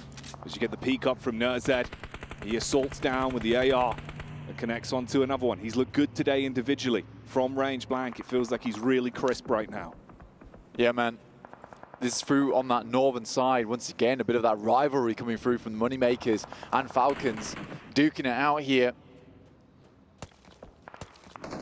Top, plenty of ammo to work with on the AUG. This guy is so terribly accurate. Luckily, Koa is much of the same. Predicting the peaks, pre-firing around the elevated angle. Bullets on either side of the tree. It's restricting his ability to take that fight cleanly and get a headshot off. Koa goes for the reposition. Moneymakers on the move. outside, and it's time to just move in. They're on the close side of the circle as well, so they can hit up this ridge side down towards that northeast. Smart move. Smart play to go for as well. And again, it just feels like the rotations for both Falcons and Moneymakers so far on the outside of the circles have been pretty clean so far. And it's quite difficult for either of these teams to push each other out of position because they're playing a very similar game. Brute force. Bit of a scouting mission here. Keep your nose clean, a little bit of paranoia as well about what positions you could potentially take a fight from. Just assessing the land with Falcons sitting up top. Yeah. Rook finally losing the last man. Yangi went for the getaway so long ago, but he's been spotted and taken down, so Rook out as well. I think for Brute Force, it is a tough rotate for them because I think they know they need to push through on this eastern side down the middle because it's just really difficult land to play down towards the south. Freezer will be raising up this teammate. Falcons have got to be worried though because there is shots coming through from that eastern side as well, as Moneymakers have eyes on. The two EMEA teams like a hydraulic press just squeezing Falcons at the moment. Trying to shut each other down and remove any potential. Nice. The nade, close, bounces off. Pre-pod back on his feet and back to dealing deathly blows with that utility again. And now they close the distance. They want to seize this opportunity that's been given to them against Falcons. You've got the good engagement off. You got the good start to the fight, but can you finish it before it starts to get out of hand? 4 versus 2. Positionally, Falcons taking pot shots back. Quick tuck in, looking for the med up, but the angle still works, and they get another knock back onto him. Yeah, really nice spray coming through from Freezer there. As soon as he got that first tag, he was not letting him go. There is a wide swipe on the side from the Falcons, but again, this is just well played from both the Moneymakers and Brute Force. Again, for Falcons, it's a very, very difficult scenario to be in. Both teams making very smart decisions in the moment. But it is Inko to come from behind. A quick nade gets sent through, but will not deter Inko for now, as the Lion prowls up into position. Brute Force with one hand holding them back, but quite low on the back lines there is pre-pod, but they should get the full reset. Will Brute Force be the Lion handler, or are they going to get mauled? Nice. Claws coming out. Bit of damage done. DRX taking casualties. Brute Force with the first as they flick over onto Inko and get the opening shot off they were looking for. Fragment them. Leave them with far less to work with now. Just a duo. Spread Finn. Vitali knows roughly where Chudo is, but he swings wide. It's K finding a shot over towards Team Spirit, who are on the very, very far in the circle, down towards the south side, but it's Nerzed, the final player left alive for Falcons, and he will not be able to step up to the task here, but will lay pre-pod extremely low, and you knew that shot was going to come through at some point, but it's the Moneymakers on high. A long-range shot will take down one of them, and he gets flushed too, so Brute Force down to 3 players here, but at 6 eliminations. It's not a bad game so far. Tongji Bao. They saw that opportunity onto the knocked man, know that they could remove him, they get the angle. Again, from quite far back, starting to potentially move up a little bit as well with the freedom they have to play with from the vehicles. Team Spirit trapped on rotation. Again, that's going to be Inko, the assault. And from the distance, D plus Kia spotting them running through the fields with no cover to protect them, and they just lay waste. Oh, there is just something wrong within that team at the moment. It's so long to deal with those players, and even just a crash would have been decent. The scouting has not been there. Surely they know there's only 3 guns on that position. You just take the 4v3 at that point. Can't be sat outside on the blue for that long, but we're back on ball with TJB, who have lost 2 players. Vitali, last alive with the Pompey inside the house here. And Brute Force just realized this is an opportune time to try and get away. It is the Moneymakers, though, who might have overlook onto this. And Freezer is going to have to hit some shots on the way. Will jump out the vehicle and look to hit a spray. That info's gone both ways now. Either squad aware of the potential here. Smokes up, vehicles for cover, and you've really got yourself trapped in the worst location. So many sight lines from either side. You're getting pinned in. Vitali was waiting for so long to introduce Tongji Bao to Big Papa Pump. He's been holding on to it. He's got the weapon ready to strike, looking for the opportunity, keeping him guessing with which way he's going to go. Dives around the corner, strikes in with the first, gets the quick shot off. He's bombing, he's weaving, and he's causing issues as he takes Tong Jiabao down. One into another there from Vitali. Great plays from him. But we're back on board and the action doesn't stop here. The PMWC team spirit is out. Not a surprise at this point in time, but maybe a surprise to fans at home at the beginning of the survival stage. Bro Harami, Pandum, holding inside the building. They'd like to push further in. This is all the way on that eastern side where the circle's about to pop. It heads central. Besiktas Black with a decent position, but it's IWNRX who've had a killer hold. You thought you gotten close enough to introduce them to the DPS, but it's another man down.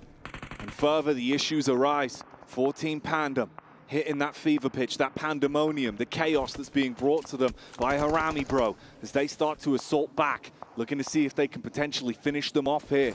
That zone's going to start moving in as well. Pandum with a pre-fire around the doorway, expecting them to come running on in. They've still got nades to work with. In the meantime, Moneymakers try to get up close and personal, but brute force, they sent them back over towards the east. Drop some death crates whilst we're at it. Pandum with the pump again in hand. Single shell after single shell seems to do the trick here. He's got it loaded with slugs right now as he's left them pushing up daisies. You've got yourself trapped. Top floor control, sure. But can you still clean up from this? Just down to 2 players on either side. You've been able to at least win out on the opening engagements, but as this one goes on longer, will the nades make the difference? They make the quick move, dive out through the window. Can't connect on the drop though. Back into a 1v1, and barely. Bro, keep it going.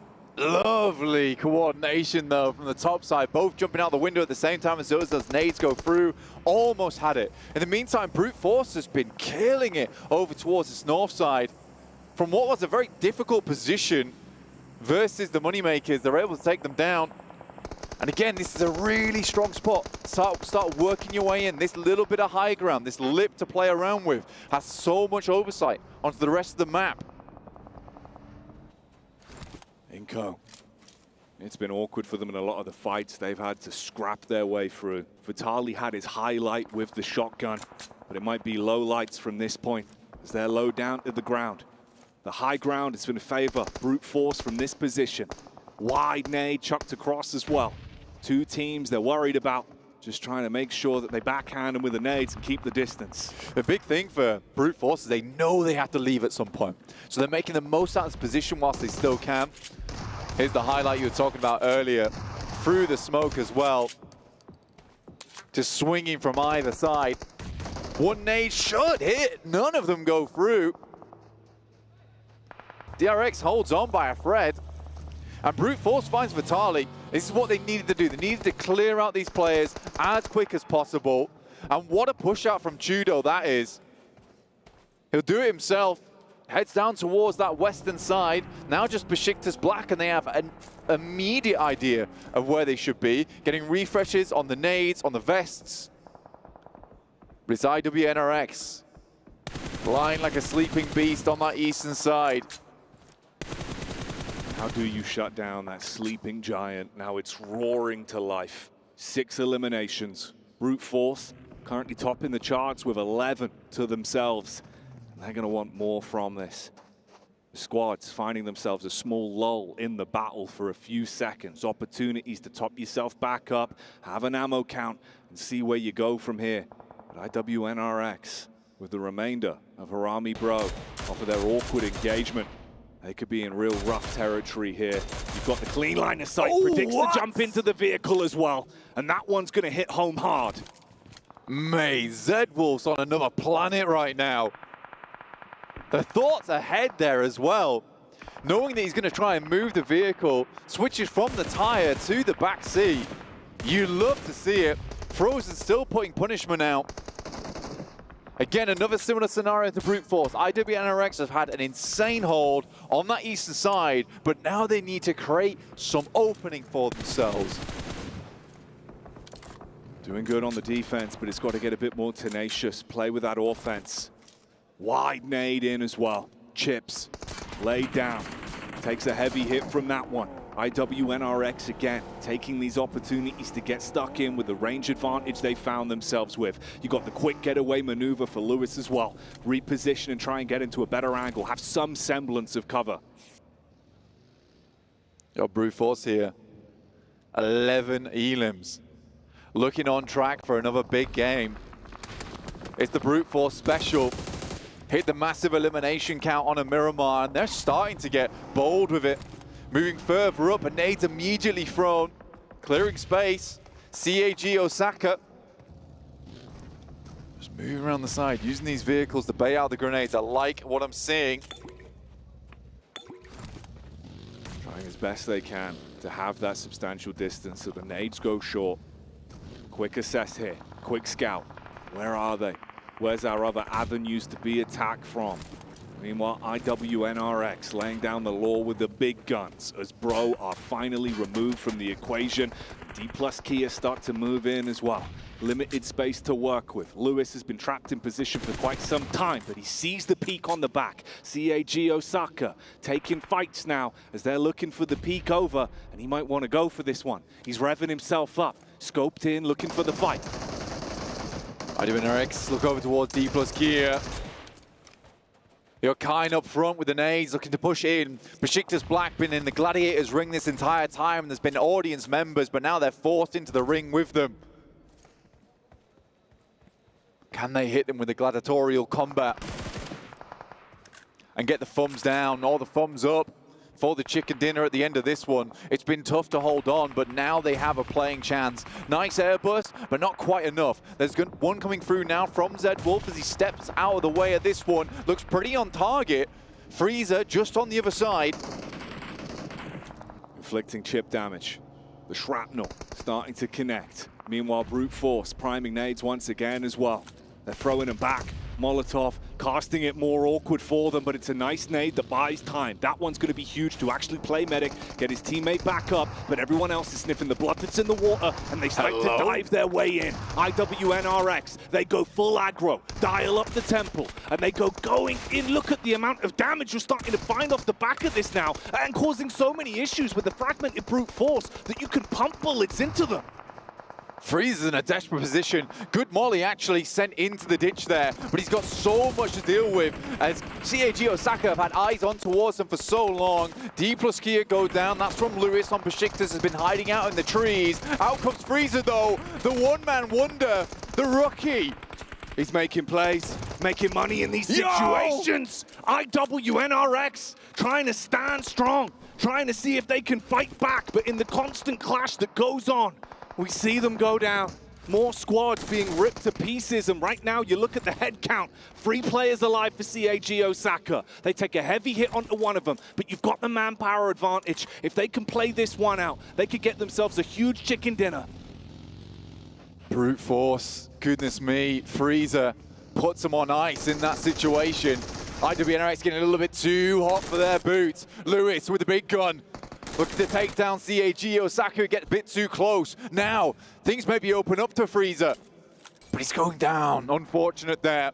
Now just between Lewis and Osaka. Nice Molotov, might be the end of him. He's set in flames, and it will be Osaka to take that one.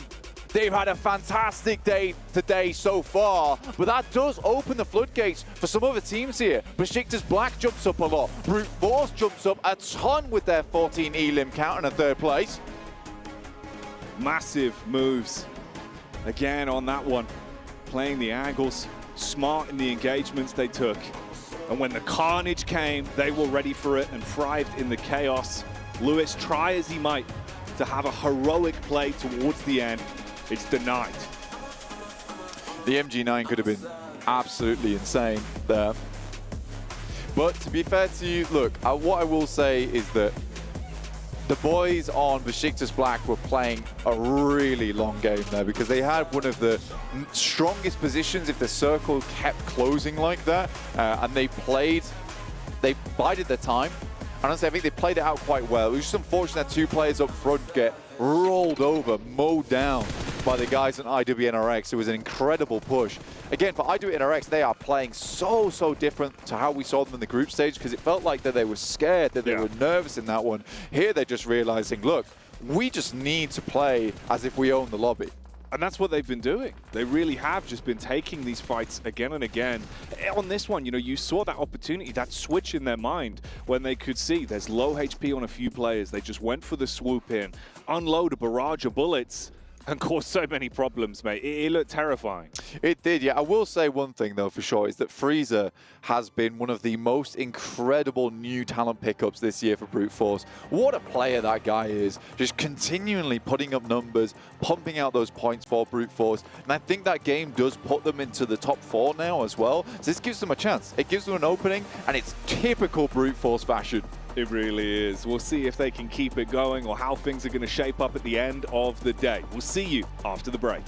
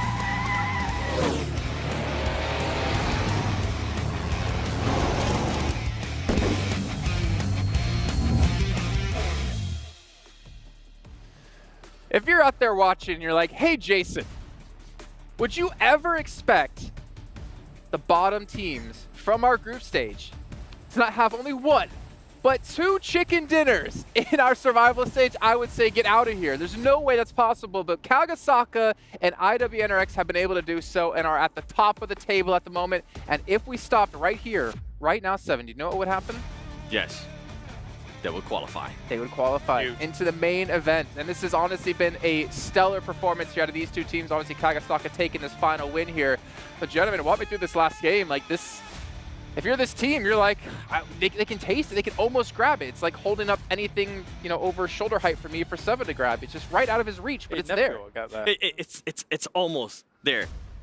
Brute Force, though, being able to get more of the points there, 19 points. But with Kagasaka, I mean, this is just such a completely different team. I feel like this is also a better version of what we were talking about earlier with DRX, right? For Kagasaka, a couple times during group stages, we saw them not willing to engage. We saw them not willing to fight. Here, they were able to stay on the outside of the circle and take those fights. Yeah, it's good game to see kind of some variation come out from the teams, right? If you're thinking about Kagosaka, what did they do for victory here in this game? They had a decent compound in the south, as well as taking the extreme high ground of Emesa in order to be able to get good information about what's going on north of them, good scouting motives, and then from there be able to make the moves in an informed way. And actually, I mean, this is a stark contrast to what we saw from them in that group stage, where they weren't really doing much, but now they're able to put some proper marks on the ground. It's not even close to the same team. Yeah, well, that's what I want to ask you guys. Like, I mean, I'll go to Kalaris because he's the one I know who will be brutally honest. The smarter one, yeah.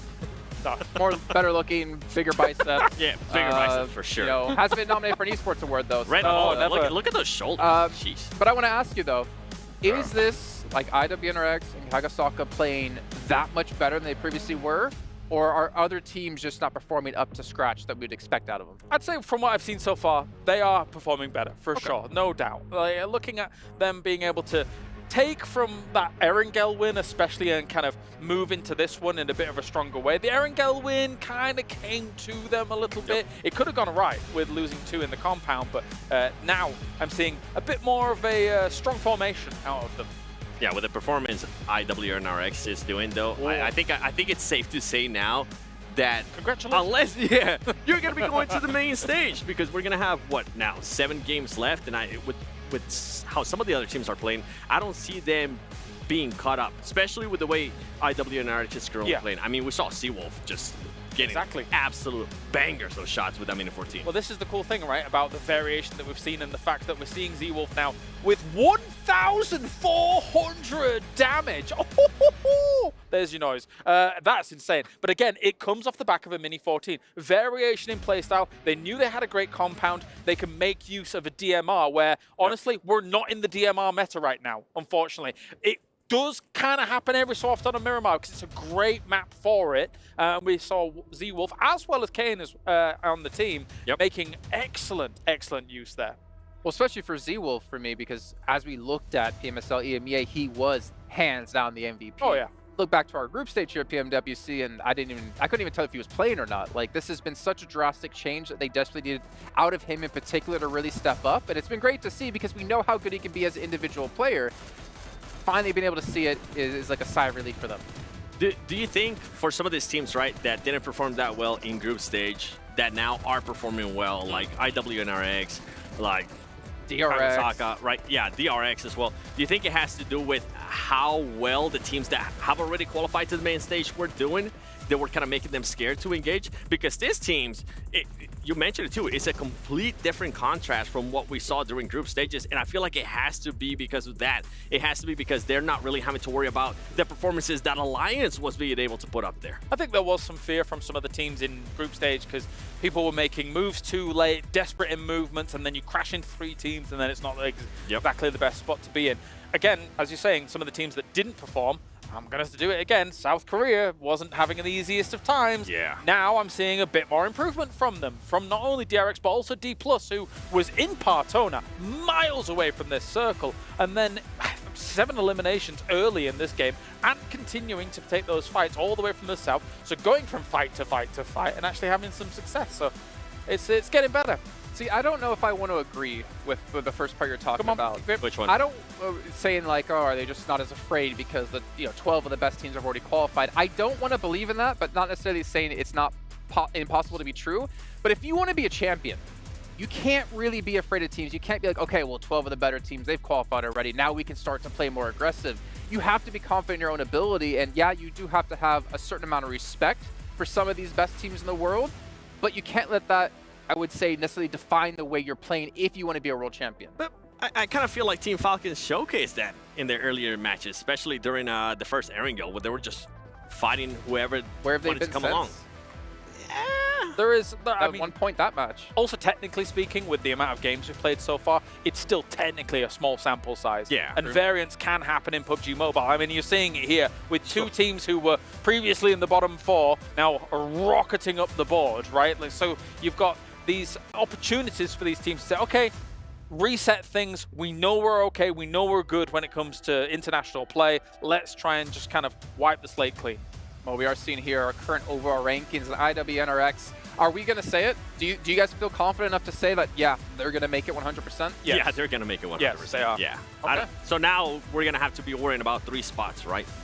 Second, third, and fourth. That's going to be a big question mark. And I'm kind of glad you brought up in regards to like where has Team Falcons been, because we really haven't seen much of them besides those first 2 games. Yeah, we saw Understead being able to get some good eliminations here and there, being able to back up his team, but it's not to the stand that we expect, I feel like, to see out of Falcons with the current pool of teams that we have here.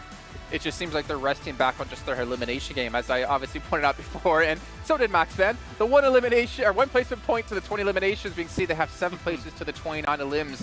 They're definitely pulling out that Aula IHC role. But you can see DRX, they're in close pursuit of Besiktas, which, if we talk about teams not playing aggressive, this is definitely one of those teams that's going to rise out there, a standout from the rest in terms of that play. They're still holding on in 6th place. TJB, honestly, I was expecting more out of TJB. I know we did talk about where they started to struggle when they didn't have zone or they didn't have compounds.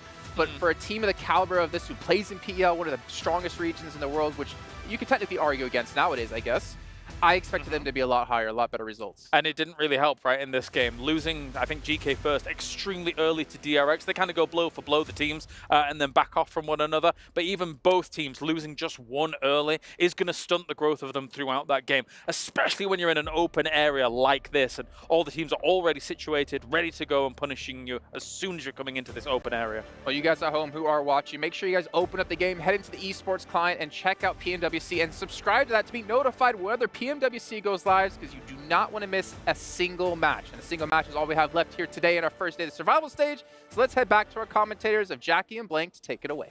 That looked awesome. A single match is all it takes, Jason, at the end of the day. And we got teams towards the bottom who are desperate for those points. Brute Force just picked themselves up a juicy game for themselves, send themselves into a very nice, secure position at the top. IWNRX, on the other hand, is taking the survival stage by storm. When they saw the name Survival Stage, they knew they had to thrive, and that's what they have been doing, Blank. Game in, game out, bringing the passion, bringing the pace. And now we get back to the plane. Our player cams up on screen. One final time today. Will it be broken, defeated faces, or elation at the end of this matchup? Northern playing path from the west to the east side.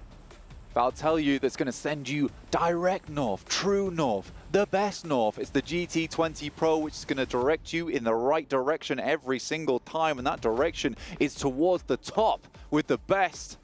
Don't play with the rest, just play with the GT20 Pro. With its beautiful performance Let and me the tell you, Blank. Cyber Mecha design. Low response time. Low response time. That sound good? That sounds great. High refresh rate. What that can I sound get good? GT20 Pro. Every time. GT20 Pro. They're flying off the shelves. They've got wings. They are.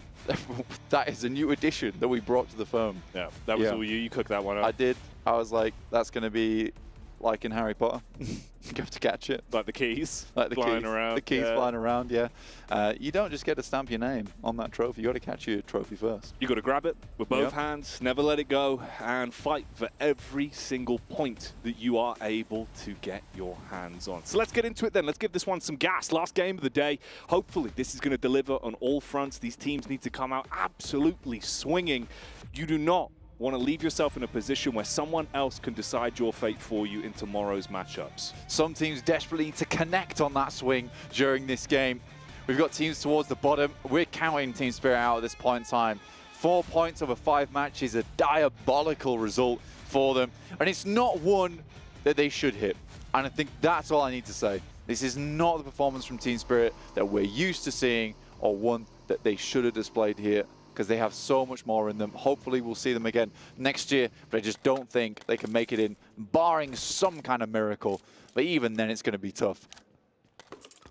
Inco Gaming, 12 points. Rookie spots up to 18. Harami Bro on 19, but we are getting a differential of the pack towards that top side, with 5th place now being 35 points. IWNRX, on the other hand, a 71-point day. What is this performance that's come out from them? This is incredible moves coming through from this squad.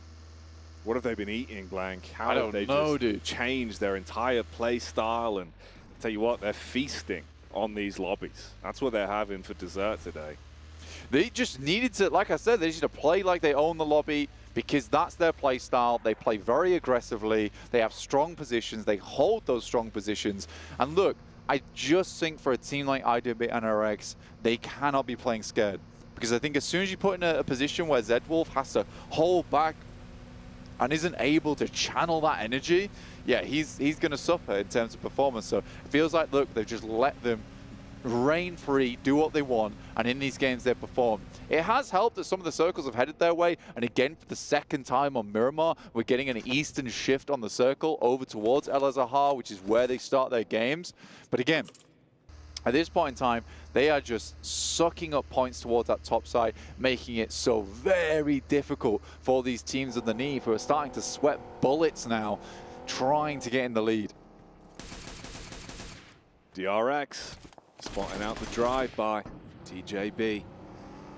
They put a few bullets into the back of the bumper, nothing that you can't buff out. You won't be too bothered as they do make their getaway and avoid the potential for a stray bullet to cause issues early. You boys on the western side all need to move in. CAG Osaka taking their last game on the chicken dinner due to a pretty decent rotation, honestly. They just were aggressive with their initial rotation, went far into the circle, got a central spot, played around Besiktas Black, and were able to channel their victory from there. And it wasn't to say that they weren't harassed heavy by brute force in that late game, but they were resilient. And they took those nades on the chest, bounced them back a bit, actually. Had the metal skin on that one. No damage being done to him. Bypassing the potential of a really upsetting game and actually making it look pretty good towards the end of that one. So we've started to have good optics for a fair few of our squads. Wow. I mean, to be fair, that is just one match. So that's just their last match. Average elims at 14 would be insane. Can they do it again? It would be unthinkable. It would be remarkable. Right now, I think for brute force that they would like to do it again. There's teams all the way in 7th place right now that could take position over them. I mean, Tongjiabao at 32 points. Heading up from there, you've got 4th place with Team Falcons at 36. Brute force currently in that 3rd place position with 40 points. So they're not safe right now because 2nd place is currently 15 points ahead. So they can't just have that. They can't be a one-game, one-wonder team, right? They need to just keep pumping that performance. And I think that game's a sort of match where it gives you some of that confidence back, you know? It makes you feel like, you know what, we are good at this game. And I think the main thing is that the rest of the squad should be feeling pretty brazen with the fact that, guys, we can't let Freezer have all the action, have all the fun. This guy's new. He's new to the scene. He's come up, entered into international tournaments. He's making the rest of the team not look bad, but they've got to show that they're the veterans on the squad. Show those optics, much like the optics on the long-range snipe here. Rook dealing some damage from a distance. But no, I agree with you, man. It's one of those where it feels like he's come out swinging. He wants to prove that his benchmarks can be so high so early into his overall career. Taking down very strong opposition whenever they're thrown towards him. And Rook committing on to the knock as they will be able to dispatch that man. Yeah, for Besiktas Black, losing Kakali like that, one of the good off-anglers, honestly, early on in the game. You know, 6th place right now, this could have been a nice game to put them in a position where they could shot up the rankings tomorrow. But losing a player like this early on in Miramar is pretty devastating. What are you doing? Oh, effect.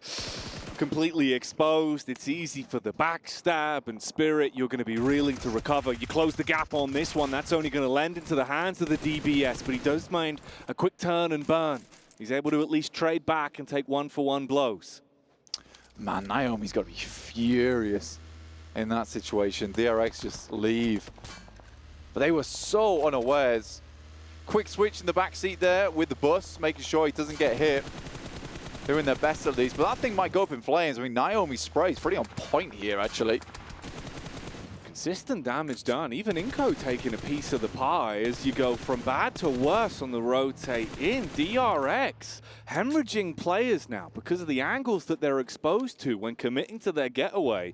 And this has thrown them into a bit of a dire strait, already down to just 2 players, a duo for DRX.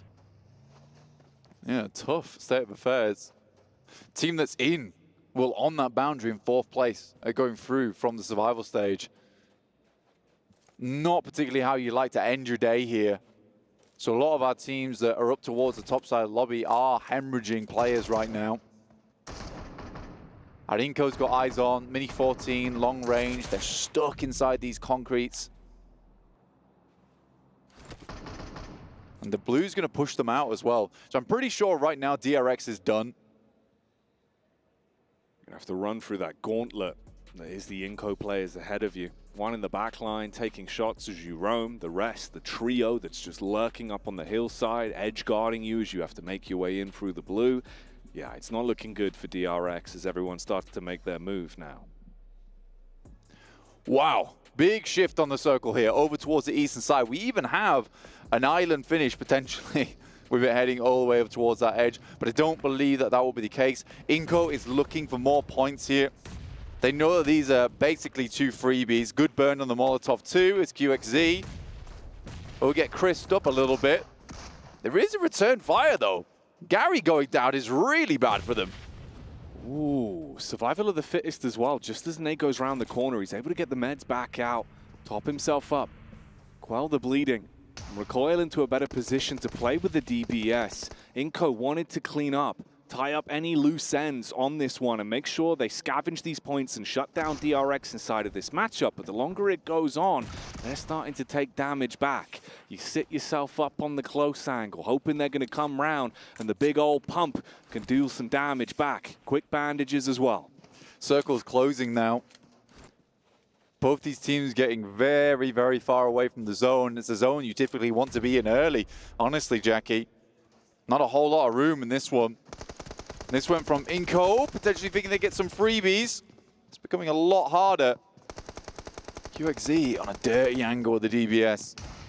Oh, it's all about the timing. That's the bait shot. Fires out the first warning. Goes upstairs to link up with his duo. Tries to turn around the corner, get the information from the third person. There's the clap back. Inco finally come in and are able to stop that one getting out of hand. It looked risky and it burnt a whole load of time for their rotate though.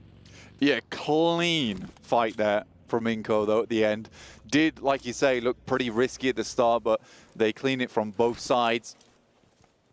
And will force DRX out of position. Shudo gets himself an airdrop. This is Brute Force who are entering the circle on that northern edge. Moneymaker's not far behind, but Besiktas split up between them with Poser heading south past Pandum. And Besiktas toss pick over towards that north side. So a bit of a difficult round here for Besiktas. Brute Force taking damage. Pandum being able to hit the shots on that. So Freezer's gone. You've got Mad Bulls as well. Locked into combat with their horns, hitting against E plus Kia. As the shots are being rattled back towards them, they dive in the vehicle as well, looking to close the gap, knowing they were trying to go for the res. It's a close nade, hoping that they'll get into that one and deal some damage with it. Engish taking a lot of damage in the back as well. He's got to bail out now, tuck in behind the vehicle. High ground for Mad Bulls to work with, paranoia setting in. English gets a little bit too close to the lightning, in my opinion. Will get struck back. D plus Kid doing a good job to keep them at bay, but Tulika comes on in to isolate the open angle. Fleek's out of the vehicle, but will get shut down straight away by Chip. Potentially he's able to keep him up. I don't think so, though. Oh, he tried as hard as he could there. Smooth moves on the engagement. You lose a player from it, and there might even be more to be said. They've got the angle down, spamming bullets around the corner of the vehicle, lighting up Tulika. There's the dive to bait out the crosshair as well. The vehicle detonates Tulika, knocked on his last legs, closing the distance, shotgun in his hands, wants to rattle off the warnings and turn them into a real exclamation mark on this one. And suddenly, there's only one man left, pelting out nades, knowing he's done damage, sure, but he's still got to survive his way through this. An uncomfortable fight to be in on the P-Cup gets one. A slight reset, an opportunity to try to dip into cover, get the heal out, a 1v2 to fight from. Nice molly. The vehicle slowly heading down the hill, and that's Mad Bulls done. D plus Kia survive what should have been an easy cleanup for the Mad Bulls. D plus on this side, but an F minus for Mad Bulls on that push. Dear, dear me. That could not have gone worse. Molotov outside. Rook will take the brunt of that there. Another nade, but there's so much damage pouring back out. In comes reinforcements. Nice shots from the back line.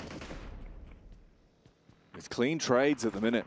Either one of them dealing damage. Oh, the reinforcements arriving and the up-close fight gets a bit awkward. That SMG pelting bullets round the corner. The rest of the squad for Rook looking to try and reset a little bit. Harame, bro, they've got a window of opportunity to play for the res. Get his teammate back up, but the nade going over denies the potential on the doorway. They can't make a clean exit from it. Rook really taking a beating now. Quick reloads, trying to reposition and use the high ground. See if they can take the beak through the sides. Hang on a minute. He's so low in the engagement. Mirror matchup on the movement. They both drop down. Quick bandage pulled out. This fight's messy. Like bolognese and me in a white t-shirt. Rook trying to get this one done, but it has been difficult as Bro Harame has been doing a fairly decent job with the nades to hold them back, and another one bounces around the corner. I think another team might have just joined the engagement too, though. Look like TJB, Tongji Abao finding opportunities to strike from the sideline. Now they're going close. They know the players are weak and they want to clean up on those lower targets. And TJB, they make the first move and it pays off. The timing on the fight was clean for them. The final man just trying to bail out and get away. So low on health, he knows he's got to run. Federales gets himself into a slightly better spot. Really nice third party there from Tongji Abao. I mean, the fight was taking so long, you would be remiss to think that no one would have joined in on that one. For Tongji Abao, that's just a case of free placement. IWNRX tries to save the points. Swain's in the water. But their points are very much above ground right now, so I think they can afford to have one bad game, I would say. Everybody gets one with how their day's gone. They won't be too defeated or upset off the back of this one. Swain more like Swan as he's sitting in the deep blue, waiting for his opportunity to make the move, trying to keep his head down. Top's got such a freebie on this though. Yeah, he cannot get away from this one. Inco, D plus Kia after their pretty awesome hold versus Mad Bulls, who kind of just sent themselves flying down the cliff face and into the chasm below. IWNRX will be finished off there. That's their final game of the day. Still able to put 2 eliminations up on the game anyway, so ending this first day with 73 points. They're going to have a real bad day tomorrow if anyone wants to knock them out the top 4. Highly doubtful, though. This circle very much controlled by Twisted Minds in a nice compound towards the center here, but a high ground to play around with. Twisted Minds, though, just don't strike me as a team that's going to be able to defend this. Time will tell, though. They've had good splits. They've had good third parties. When it comes to them being the focal point, can they withstand everything that's thrown at them from the other squads? Pandum, 24 points currently, 3 elim points racked up inside of this one. Bit of an off angle, peeking over the top. Looking to assess the move in from Moneymakers. Talking of moving, Falcons, they've been clocked by Moneymakers. They know where they are now. Yeah, Moneymakers on the back line here. It's not a bad spot, to be honest with you. They're getting pushed in by the circle, Jackie. It's tough. It's a tough scenario for them. And there's so many sidelines towards their position as well. You can see if they can potentially maneuver along the beach here, scatter some sand in their wake, but again, they'll be waking up a lot of teams around them when they make that move. The Inco crash, it's been something we've seen a few times today. Close angle, 7, looking to make the move in, shotgun in his hands. All right, D plus Kia, can you withstand? So far, so good, as they're able to isolate both of these engagements and rattle their way through the Inco players. Inch by inch, they clean up on that one. A dive from Inco that results in their demise. D plus Kia must be incredibly confused right now, I would say. It feels like 2 teams have just sent themselves to their doorsteps to just be given points away to them. This was a nice crash from the Moneymakers. Falcons were on a wide split on this coastal edge. Moneymakers isolates one of them. I believe they should get all players back up again. So now typically this is now a 4v3 on this eastern side. So that's a nice play there from Moneymakers. Might open up an opportunity in this game. Falcons feeling a little bit more worried now, just down to 1 player. All on Icy off the back of the shot that landed right between the eyes for Top and took his top clean off. Icy with the nades going in. almost directly on target. You get that icy versus icy fight, but which one has the colder blood in their veins to keep the composure in the head-to-head? With a backstab round the corner for Moneymakers as well, it should just be a formality to finish this one off without Falcons doing too much damage back. Besiktas has kind of been very quiet on this one. You sort of understand why with the fact that they're playing with 2 members. How many is it going to take, guys? Seems like in the end, it's just Koa's weapon that was required as the SMG cleaves round the corner, and that's what finishes off the Falcons then, taking them down. Moves over the Molotov there. Seems like Icy's feet are dead cold as they put out the fires underneath him. D plus gear down towards their south side. It really is this focal point on this eastern edge. Inside, big old urban finish. Nice shot from Poser though on the back line. Havlik might just get finished off here. Immediately there's a smoke placed down. I think they'll let him get away with it. Just pre-firing the angle. They want to get Havlik back, but he is finished off by one of the Twisted Minds players. You can see on the player cam as well, Havlik furious going down in that scenario. The emotion starting to run rife now with how important this game is going to be for some of these teams. I mean, they've been given an opportunity here, and it was a good rotate. A nice smash into Falcons as well. Feathers going everywhere. And that could have been the moment, but they are taking many casualties. Down to just 2 players now. Frustrating match for the Moneymakers. This could have been a big one for them. Twisted Minds playing on really good high ground here. Great oversight to a lot of these teams who are trying to make it through on that coastal arena. So I like that from them. They're not just focusing towards that urban area of the map, they're also focusing towards these teams that could backstab them later on. So good plays. With Obscure playing up towards that northern side, he has eyes on towards those teams on the west. So yeah, nice little game here for the guys over on Twisted Minds. Team Spirit, probably the furthest we've seen them into any match so far. Yeah, they've kept themselves alive in this one.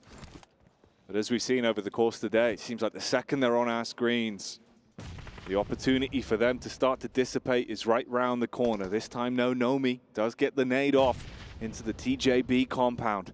Blows one man down. You got the backup from the side as well. Nades in the back pocket, using those smokes for the defense.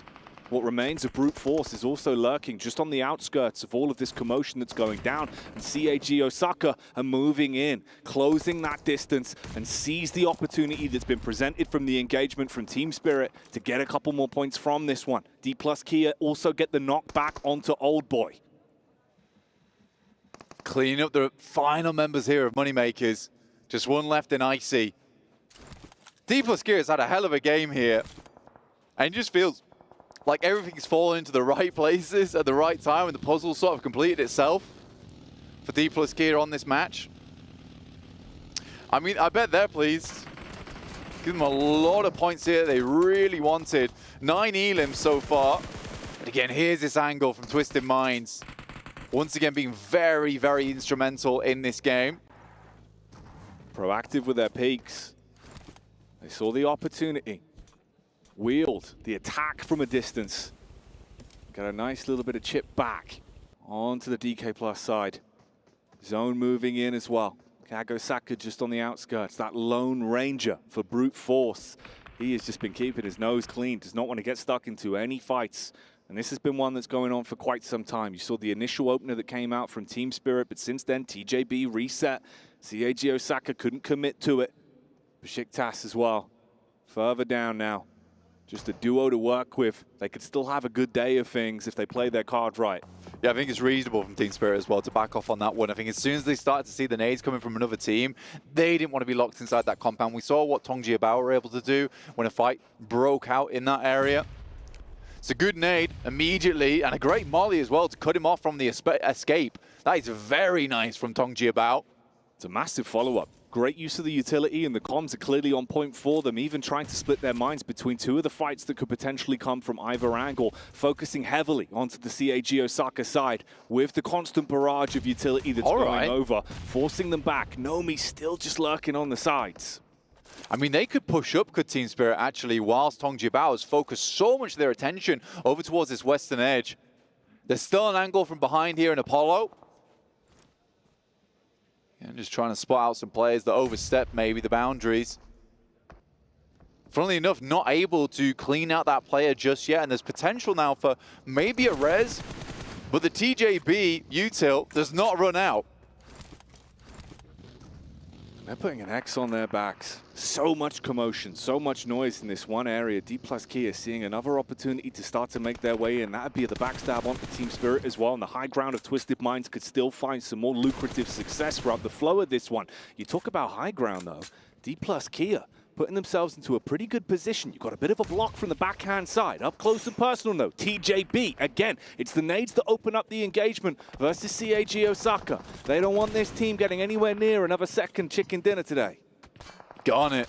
Trapped in a net between the guys from Tongji about. Got him dead to right. Team Spirit so quiet though in the meantime. Lovely smoke wall set up here. Chudo even pops up. Will take down Garnet, potentially steals away the elimination, and that's one more in the back pocket for Brute Force. That's what he was waiting for so long. At no point did he reveal himself. At no point did he pop up. A little hello, just to say goodbye to that one man in front of him. Now you're paranoid. You're at least suspicious about where his position could be. Besiktas still moving up as well, getting a bit closer in terms of the angles here, right in the face of Pandum.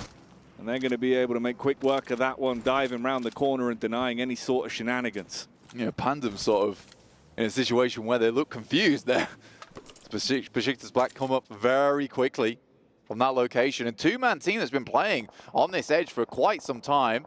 D plus Kia vaulting their way into position, but again, these Twisted Minds position up on the high ground, super good. And they've extracted a lot of value out of this game just from that high ground spot in the first place. So very much liking this Twisted Minds position. You see a lot of teams who would try and play on here and they do absolutely nothing. However, Twisted Minds have certainly secured this location with the circle heading further that way. It's feeling more and more like a Twisted Minds game. They're getting set up for it. It's just about the plays that need to be made. Don't overextend. Don't give away the benefit that you have from this high ground. So many teams are aware of the potential now.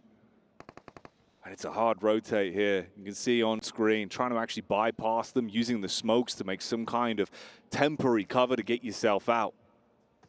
Problem for me is Team Spirit, man. We saw that last match where they were stuck in a location and the blue pushed them in and they had so much indecision on the squad. So much so to the point where they just didn't do anything and went down off the back of it. So for Team Spirit, there needs to be something here that urges them to move. And here it is. As they head further into the circle. D plus Kia's waiting for them though, but it's just one solo. One man, but he can still get a lot of damage done. Nades in the back pocket as well. CAG Osaka finally started to make their move, and from a distance, consistently, they're taking damage, and that's how they go down. The solo for Brute Force. He's been playing brutish in these encounters, stealing elims here and there wherever he's given an opportunity. TJB also feel the infliction from the Pandemonium squad. Try to move out, get further up, but nice shots from the solo here. Not many smokes after that entire smoke train that they set up just to try and deal with the guys on CAG Osaka. In come the rest now to shroud their player out in the open in front. But I think the damage has already been done. Long nades out the front, get the air burst on one of them. And now he's sent back. I think he has to play a little bit more passive now on Pandum. But up to 5 eliminations, it's not a bad match. And Chudo, still going, man. Still alive, still kicking. Oh, the top of the hill, proving again to be quite a powerful position for Twisted Minds. The nade dropping in. You get that first one off, but there's no clear line of sight, no reason for him to overcommit to the opening damage that he got there. They know how powerful it can be, just biding their time, waiting this one out somewhat. What? TJB with a turn back around as well. Uh-oh. That's tough. I think he just got rezzed, an immediate headshot as he popped back up into action. Twisted Minds finding shots over towards Besiktas.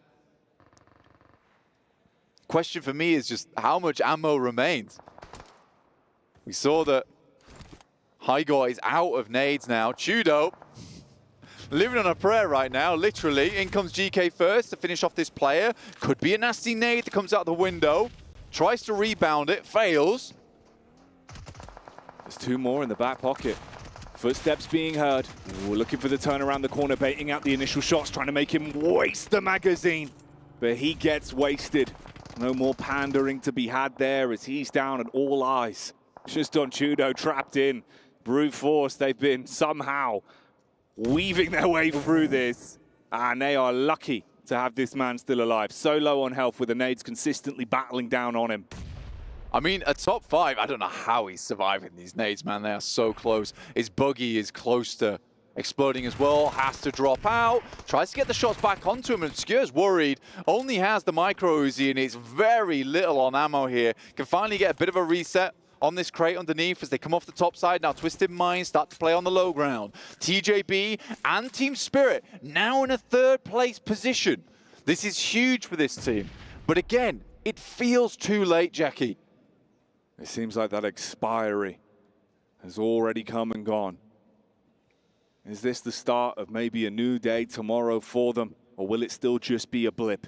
TJB, can they do something with the duo? The only squad that's down to just 2 players at this point. They have been constantly thrown from pillar to post in the fights that have been breaking out here. Whereas Twisted Minds, they've been allowed to live their movie. Only take the opportunities they want to go for. Like you said, though, the one detriment has been the actual ammunition and utility they've had available to them. They had to share the scraps that were scavenged off of the boxes. Final zone now. This will close in until all teams are enveloped in the blue. There's a timer on this game now. For Team Spirit, they need the chicken dinner. They need the chicken dinner for a hope in hell that the sun does rise tomorrow for them. For TJB, a chicken dinner would mean leaping up into that top 4 now. They're currently in 6th place, really not that far behind DRX with 37 points, currently tied with Team Falcons. So a lot on the line for both these teams. For TJB, it would mean a top 4 finish at the end of day 1. For Team Spirit, on the other hand, it would mean a slim chance tomorrow. The potential, that's what they're playing for. A chance, an opportunity. Twisted Minds, in a similar kind of vein, looking to move up. They know who the real target is, who the real problem is. It's Tongjia Bao, lurking down, trying to play on this 2 elevation split. 1 player with the DBS right below here. Obscure focusing more so on the backside in case there's a cheeky peek up. Nades raining down from the rest of the teammates as well. Spirit don't want to overcommit until they can guarantee themselves a good opportunity to take the fight. A little bit of chip damage done. Somewhat low here. If they go for the drop down, Obscure, the sheer rate of fire he could have, he could clean his way through that man. But they get the heals back off, playing with the smokes. There's the nade up. Obscure taking a little bit of damage. Spirit thinking maybe we can move in on this. We'll throw the nades round the side. This is a good corral from Team Spirit. Might open things up. The drop down comes through. There's the DBS shot. Immediately though, what's this? One player from Team Spirit is down. Just 2 remain and Twisted Minds might have nailed this one. Looks like they're in good stead for it. Tongjia Bao relying on just the DBS's stopping power. Slug after slug is all they can rely on. Kitsune and what remains of Spirit, the brothers in arms, can they stand strong against Twisted Minds that are turning the needle, looking like they want to shut this one down? They've been in the driving seat for so long throughout the flow of this game, and they want to make sure they're the ones that get the glory at the end of the day. They're looking for the drop on it. Obscure, deciding if it's the right time to go. Molotovs over the edge, putting so much pressure on them. They've got the better angle to play with, but they're forced to drop down. This is when problems could arise. Kitsune recoiling further back. Tongjia Bao out of commission. The elevated ground still working for Twisted Minds. Drop down with a shotty, unloading with the buck, looking to commit onto it. Kitsune, no! Isn't able to do it. A perfect drop from Twisted Minds though, dude, onto the elevated ground. They had a plan. And this mine was not twisted. They had it straight towards the end game. They kept it consistent. They knew what they wanted to do, and their play style flowed through the entire duration of the game, finding elevation and movement that blessed them for a chicken dinner at the end of the day. Twisted Minds. So much opportunity for potentially the guys on Team Spirit to just have that one in the bag. They were in the center of the circle.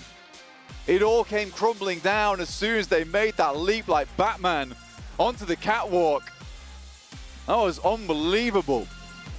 The amount of times that Twisted Minds might have gone down that match playing with little to nothing in terms of utility, in terms of ammo, yet they had such a massive impact on that game. That was very, very well played. They made concessions the whole way through, scavenged ammunition where possible, and made each and every piece of their utility count to close down the last game of the first day of survival stage with a huge chicken dinner, and potentially a pathway if they can maintain. Not only that, I think they might have just killed off Team Spirit with that game. Tongji Bao must have got quite a few points as well, so that sits them back into the top 4 at the end of the day. It's not the worst result in the world for them, but man, I think it was just this play on the side. I think it was Nomi who got shot out as he peeks over, and he was the linchpin on that fight. He just peeked over too much here, and that's what ends up losing them the game. He tries to drop back down for the teammates. Naomi starts things well, but this was such a crazy drop down. So close towards success. So many targets to prioritize, the DBS ripping and roaring, but in the end, it's the Twisted Minds that claim it. The fact that they were able to just kind of stall that one out and then drop players down one by one, I think it put the fear of God over into Team Spirit. They just weren't sure what to do there. A really, really tough game. And I think Team Spirit, they tried their best at the end of the day to get some momentum going, but I think that game is not the type of game that makes you feel good going into tomorrow. It's just not. So I think our eyes will just be on different teams.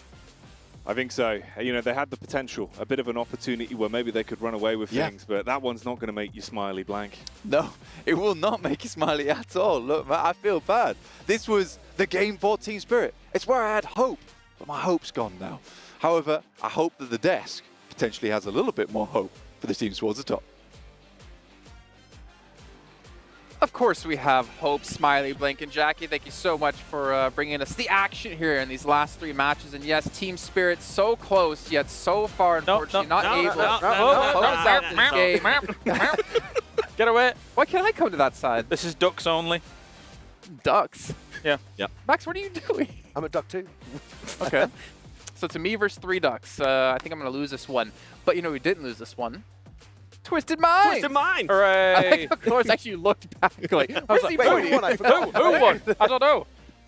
They take on the win. And Max, you called it. You're like, jump on the bridge! Jump on the bridge! I said it as a meme initially. I was like, they're not going to do that, and then actually go for the bridge play, and it was dead center. So taking themselves to win, good job, and just rain down points on Team Spirit at the end too. I don't know, it was a weird finish. It was a great finish. Great finish, but weird. Team Spirit, by the way, a team that needed the points. Only 11 though. Well, more points than 5 for the previous game. That's so more than they had total so far. Yeah. 7 as well. Yeah. Good for them. D+ was sweeping the East, by the way. Like 9 eliminations, only 3 placement points. They were getting so many fights early on, so good on them. They've run 2 really good Miramars, to be Back-to-back. perfectly honest. And I mean, coming in from somewhere like Partona in the previous one, etc., and things like that, does take quite a while. But overall, I like the way Twisted Minds played this one. Constantly holding on to the high ground, is very strong over this kind of factory area that they were able to hold on to. And they were able to make it work from there. You saw as they were able to get a few pickoffs here and there, just cleaning up teams as they were coming into the area. It's good to see TJB Esports also being able to get some eliminations. That was a big question mark for me for this team. We know they can definitely frag out, but it was a little bit offsetting during group stage. 5 out of their 12 matches, they ended up with 0 eliminations, so it's good to see TJB finally getting those elims. But Inco, man, it's not been their day. Attacked him. That was an assault. What was that? So now we know why he wanted to come on desk here for the last segment. You know what? I even pushed for him to be here. But what about Inco? What about Inco 7? Inco got 3 elims. What do you mean? Nah, but I mean, we kind of talked about it earlier too, right? Yeah. The way they have played throughout the whole day has just been so slow. They're not willing to adapt from those slow rotations. I got your back 7. What about Falcons? What about Falcons? What They're doing all right throughout the day, so, you know. Start of the day was good. End of day, Inco kind of day. End of day. Second half of the day, we didn't see Falcons at all. Yeah. Team Spirit, drop them again, please. Do it. Wait, whoa. They might. Steady on. They might win. No. Never mind. What about Mad Bulls, though? They were also down there, unfortunately, on points. A team that, Max, we covered in CSA. We had very high expectations for. I know, Kalaris, you said you didn't expect them to kind of be as low as they were at the end of group stage. Zerich, who was like the player for them back in CSA PMSL, I feel like he's been non-existent. Yeah, I feel like they haven't been able to go back to that old sweeping edge playstyle that was so successful in CSA. I don't know what is happening internally for the team, because we know they have the fragging power to perform at this stage, but they're just playing something that was not really successful in the group stage, and it's just not working out today either. I don't know. I mean, during group stages, we saw Tulika being able to put out plays too, so yeah, not sure what's currently going on with that team. Players, yeah. Yep. Oh yeah. I was expecting you guys to keep going into this one, but you know, if you want to end up the conversation there, that's completely fine. But to be fair, Clarus, as we were looking at some of these final zones, you were saying it yourself, it's really hard to predict who's going to win this one. At one point, you had TJB, but then TJB ended up losing 2 players, which obviously turns the potential for them to win pretty much completely down. Yeah, it's difficult. It's difficult at that point. As I say, difficult to predict in terms of where the circle's going to go, which buildings it's going to end up on, even if there's bridges involved, which, again, is a very rare thing to actually see in a game like this. But you can see control of the high ground, very important. There were moments where I thought Twisted Minds wasn't going to win this one out, as a few extra shots. You see as the jump shot comes down here, focuses on the player that was actually downed, and obviously you need to be switching, but it's very difficult mid-air to do that. So I can understand a little bit of the craziness going on. Yeah, I feel like if the center of the circle moved away from the cliff, maybe by 10, 15 meters, maybe it doesn't go the way of Twisted Minds. But yeah, it was a really good position. You said it, the high ground was really strong, and they made full use of it while they still could play that position. Okay, well, let's actually take a look if you guys missed on any of the matches today. We've got you covered. We've got our little daily winners graphic to show you who won which matches. And again, to see 2 out of IWNRX and 2 out of Kagasaka was very surprising. Even DRX getting a win in there was very surprising. But for like 5 out of our 6 wins, obviously Twisted Minds coming in today. They didn't play in group stage. Never would have guessed that these would have been the victories. I'm with you. I mean, you kind of were talking about it earlier too, especially with DRX, with Kagosaga as well. Teams that weren't really willing to fight during the group stages, for them to actually take the initiative, start fighting as well. Yeah. Now, for tomorrow, I mean, they're currently set themselves really, really good to possibly make it to main stage. I'm now starting to think about IWNRX. What's going to happen with that team if they see an option to maybe start hindering a little bit of the play from some of the other teams, right? You know it like that, Team Falcons, if Team Falcons is not within the top 4, and IWNRX is at a point where they're like, hey, we're already going to the main stage. You know what? Let's make matchmakers even more. Well, Clarus, I think this kind of feeds perfectly into what we said day 1 of PMWC.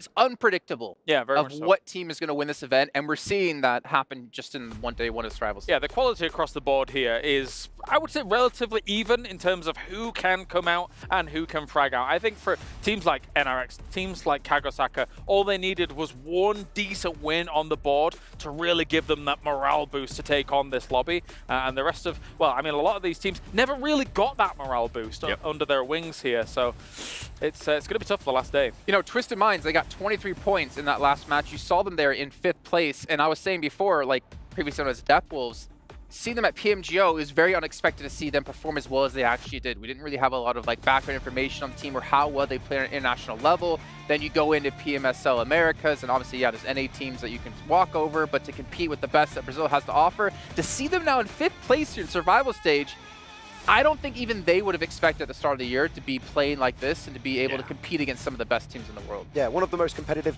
sections of this tournament. Of course, the finals are going to be a lot more competitive, but only top 4 teams making it in is going to be a tough one. So, like, they definitely did do well. Like, of course, you're looking at your Team Liquid, you're looking at your Alpha 7 from that region, but there is new blood in that region right here this time around in Twisted Minds that is showing that, guess what? We can perform and do just as good as the top dogs of Brazil. There's still chances, though, for even teams all the way down to the bottom. Like, the fact that we've seen 2 70-point days from other teams, right? Like, if you think about to our group stage, we saw a 70-point day, NRX another 73-point day, which is insane. But that means that a lot of these other teams are capable of making this happen. So you could easily jump up tomorrow and try and strike out. It's just going to be hard now with that, what effectively will be a moving goalpost over at that 4th barrier. At what point do we actually start getting a little bit scared from Tier Falcons, right? We saw them perform really well at the beginning of the day, and after that just kind of dropped off. They only have 7 placement points, 30 eliminations, which is good. But one of the big question marks for that team was the eliminations from all the other team, right? We saw Nerset being able to put up good points today. But if tomorrow, if they're not going to be able to get the eliminations, it could get really scary for them. Where's top at, man? Yep. Yeah, I don't know. To be honest, with how they're playing, I I don't expect to see them in the top 4. And as much as I love the team, this is again, this is the worst they have looked in the past 3 years of their existence, right? Yep. You're right. Stalwart with Peak and Scry, with the new roster here with Nazed and Icy. They're just not looking the same as they used to. And really, with this kind of playstyle, it is not enough to perform on the PMWC stage. As another person that predicted Falcons, I kind of have to agree. It's a little bit of a shame considering the potential of that roster. Then joining Falcons, one of the greatest teams, it's organizations the chance, the opportunity was just there for them, and it feels like right now it's being squandered a little bit. Well, we are seeing, though, it's not too big of a gap, though, right? You have 34 points, 31-28, as we just saw for Twisted Minds. 1 win for any of these teams, except maybe Spirit Inco, unless they have a good elimination game behind that, they easily can jump into, like, top 6. I still feel like they can definitely make the push. I think, what was it, top 4? The cutoff was right now at 41 points. If they have a good game, I mean, we just saw Twisted Minds being able to put up a good game. They might just put themselves into contention. But I feel like tomorrow, for those teams, it has to happen in the first 2 matches. If it doesn't happen in the first 2 matches, then they're pretty much going to be done for, which, at that point, they're going to start playing like they got nothing to lose, because they got nothing to lose, which is going to get a little bit worrying for the teams that are towards the top. Did I ever tell you about Team Spirit's Sanhok record? No? Tell me about that. Yeah, Please. very interesting. Do you think they'll hot drop tomorrow? No. I feel like they're going to do it. Like, you know Falcons go there. Like, I think is it possible that your curse has spread to Kalaris because you both picked Falcons? Yes. We've been supporting them for like quite a while. Look at him saying we. Yeah, okay, all right. Me and this. Well, let's move along here and take a look here at our Arcadia plays of the day. I'm hoping to see Z-Wolf in there with the Mini 14 because he was blasting players, but honestly, there's quite a few. You just start off with Z-Wolf, not the one I was expecting, but still, he was just dominating today. Though, if I remember correctly, he wasn't the one doing the most damage on his team. It was actually King. Yeah, especially on this game, right? He had some amazing angles. You were talking about 7. It was just slow down all of TJB to make it into Second City. So, man, Kane, look at him. That was start sick. to finish. The mini that shot right there, with the mini, that was so impressive. I didn't even think he was going to be able to get that shot, and for him to get it goes to show the way they're currently performing today. Yeah, just as a small thing, I do like the adaptation of his kind of the amount of backpack usage he goes for with ammo when it comes to taking the Mini 14. If you're using a Mini 14, especially on Miramar, you're going to be getting knocks and eventually eliminations from a distance, therefore you're not going to be able to loot the body. So you have to keep a lot of ammo if you're just going to be shooting at everything. Yeah, just play center, get a ton of ammo, and just keep spraying this entire match. Correct. Pop off, yeah. Pop off. We ain't the Power Rangers here, 7. No, that's the Ginyu Force. Oh, wait. That's the Pink Ranger. We're all rubbish. Oh, what are we doing? Okay. Green Ranger. All right, let's move ahead to our predictions. For who the MVP of the day is going to be. Now, Max, this is your first time here on the show. What? Why are you looking like that? I mean, it wasn't Z-Wolf? No, that was the Arcadia plays of the day. Oh! All right, I picked Z-Wolf. I was going to go between like Kane and Z-Wolf. Okay, you know what? You pick me. Pick me. I'll go Kane. Okay. No, he's wrong. No, pick me. Pick me. Z-Wolf. Z-Wolf? Z-Wolf. Just to make it different, Kane. Okay, there you go. Okay, let's see. Who is our Sony MVP of the day? Yay! Max is rubbish. King of the bins. King of the bins. Oh, that's me. You're back. I'm back. So I'm Max Man, king of the bins. I kind of have to take credit for that because I feel like I kind of baited him into the Kane pick. No, but like they were gonna pick. I was gonna pick Z-Wolf, but he wanted to be different. Like that, if He I loves win, Kane. I can trash on them real bad. That's you know? true. That's true. You're playing the odds there. Yeah. If you lose, it's like, yeah, we expected it. But if you win, you get to rub it in their face. You just called him king of the bins. We won. Anyway. That's a compliment. I'll take it. You know? All right. Well, it is time, one more time today, to head back to the stage for the final time today because you know what? We're out of games and we have nowhere else to go. Let's head on the stage, though, for an interview to see how the day's wrapped up for a couple of teams. Welcome back, ladies and gentlemen. We are here in the STC Arena after we wrapped up that last game, and I am joined by Frozen from Istanbul Wildcats next through after an incredible day for themselves. Frozen, you guys went from 42 points in the group stage over the course of 12 games to 73 in only 6 games. What changed? Frozen grup oyunlarında 42 puandan bu yani bir gün içinde kısa bir sürede 72 puan çıktı. Ne değişti? Yani grup aşamasında şanssızlıklarımız vardı. Onları düzeltmeye çalıştık. Oyunlarımızı daha çok geliştirmeye çalıştık. Hani spotlarımız alındığı zaman Oradan nasıl başka yerden nasıl daha fazla oyun kurarız falan onlara çok çalıştık. Bir de bugün modumuzdaydık. Buraya çok hype'lı geldik ve bugün 71 puan çektik çok şükür. İnşallah devamı gelir yarın. We were stolen of our spots, but we trained ourselves in the mind so that we could improve ourselves, and we managed to reach a score of 71, 72, which is going to continue, I believe, and we improved. That's for sure. I like that. They were able to adapt from the group stage coming into the survival stage, and we see now what they can do when they are given control over their spots. So now, Frozen, when it comes to the team's mentality, how has that changed after a performance like this? 73 points again over the course of 6 games. Is the team's confidence high? How are they feeling? 6 oyunda 72 puan yapınca ekibin, takımın düşünüşü, zihniyeti nasıl değişti sence? Yani nasıl bir gelişme oldu? Öncelikle takımımla gurur duyuyorum çünkü kaliteli olduğumuzu biliyoruz. Bunu bir önceki turnuvalarda da gösterdik. Grup aşaması dediğim için bizim için çok şanssızlıktı. Ama oyunumuzu burada toparlayacağımızı biliyorduk. Buraya o inançla geldik. İnşallah buradan finale de güzel bir oyunda gidip finalde de inşallah bayrağımızı dalgalandırırız. So we were subject to some failures because of some unlucky moments, but we know that we are of quality material, that's for sure. And we're able to show it at this stage at least. And hopefully we will walk towards the end and make sure that our flag is up in the air. Well, I mean, quality and quantity is what we saw from Istanbul Wildcats Nextruya in those last 6 games for day 1 of the group stage. So I believe we should head on over to Barney Banks with another interview here in the arena. Very much. Sandstorm, quality and quantity. That is right indeed. And another team that is stepping up to the plate right now is, of course, Brute Force. I've got Prepod with me right now. Prepod, let's quickly talk about the group stage. It was a varied performance, but what were you guys struggling with in particular? Our tactics was bad because we play very, very slow. It's not working on global events. So, and I was having some confidence problems. So after group stage, we fixed it. We speak with team 5 hours, and now you see we perform good. Yeah, nice. I mean, your pace of play has definitely improved. You're playing a lot faster. The eliminations are flowing as well. Do you feel more comfortable now on the main stage, or what have you actually changed to today? Is it just a speed problem that you fixed? We fix, I think, confidence. Confidence and discipline. It's key for the win. So we fix it and it works. Confidence is key, that is for sure. You're currently in 3rd place, that final map as well, map number 6. Chudo managed to secure 4th place. That must have been a really important moment for you guys as well, for your confidence. So what are you guys going to do tonight to prepare for tomorrow?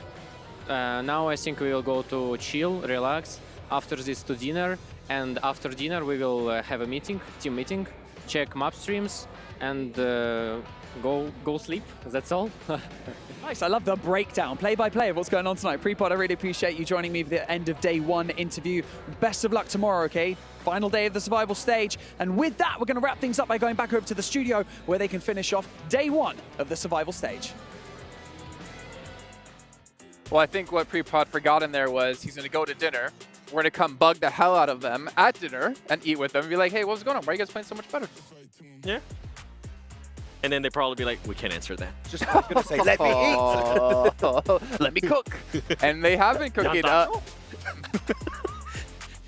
That's what it means. Jantasho. Let him cook. You should go to PL. You remember, huh? You remember. Yeah, I do. James is like, what are you guys talking about? What's going on? He was involved on that, yeah. Well, all of you who are watching the PMWC, Violet, Thunder set, and SLK is out. And you guys can pick it up for yourselves. Maxman, you got it.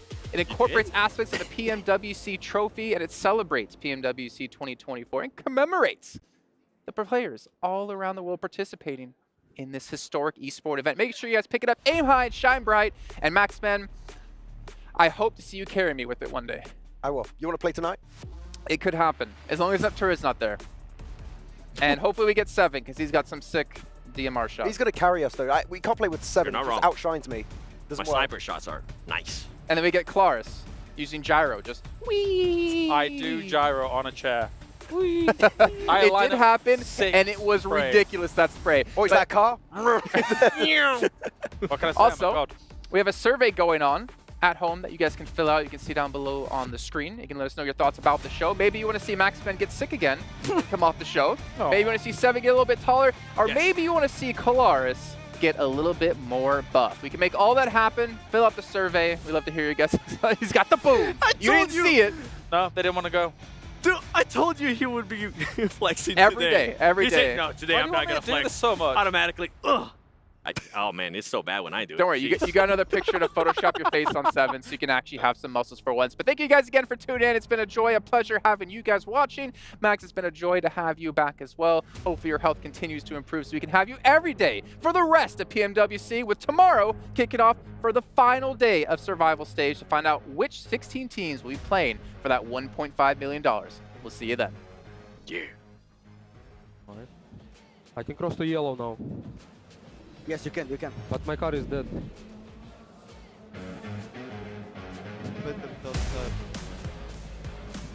Go exactly door. Kanka atarsan mükemmel olur bu arada kanka. Tam şuraya.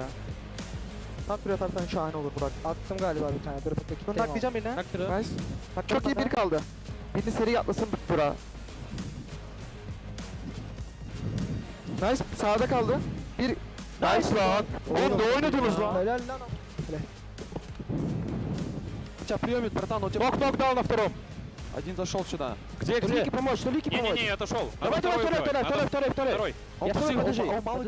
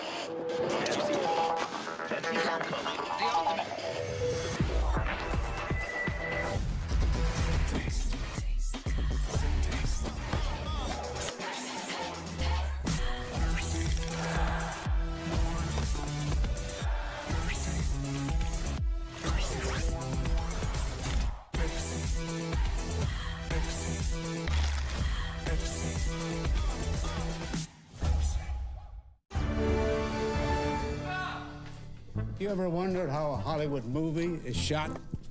On a Sony. You review it on a Sony. And how do you make that sound epic? You record it on a Sony. Lunch break on a Sony. So why wouldn't you watch it on a Bravia by Sony?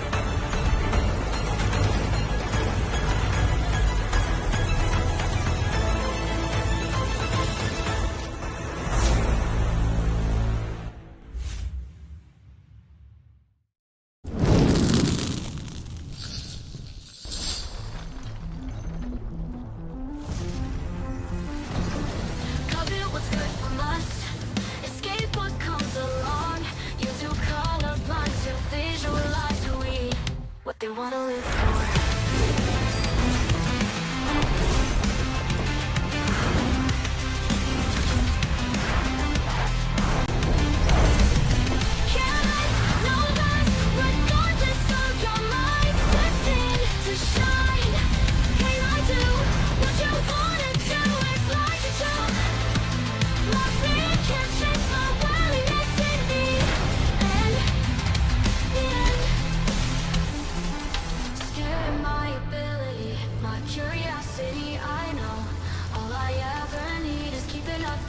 Why'd you prison me instead?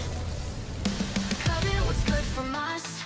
Escape what comes along. You're too colorblind to visualize who we are. Light, careless, no less. Regardless of your mind, destined to shine. Can I do what you wanna do? It's like to choke.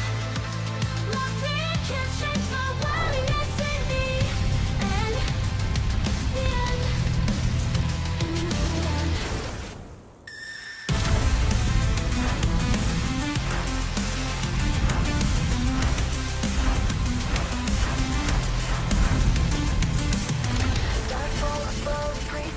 wonder what they wish for, what they wanna live for.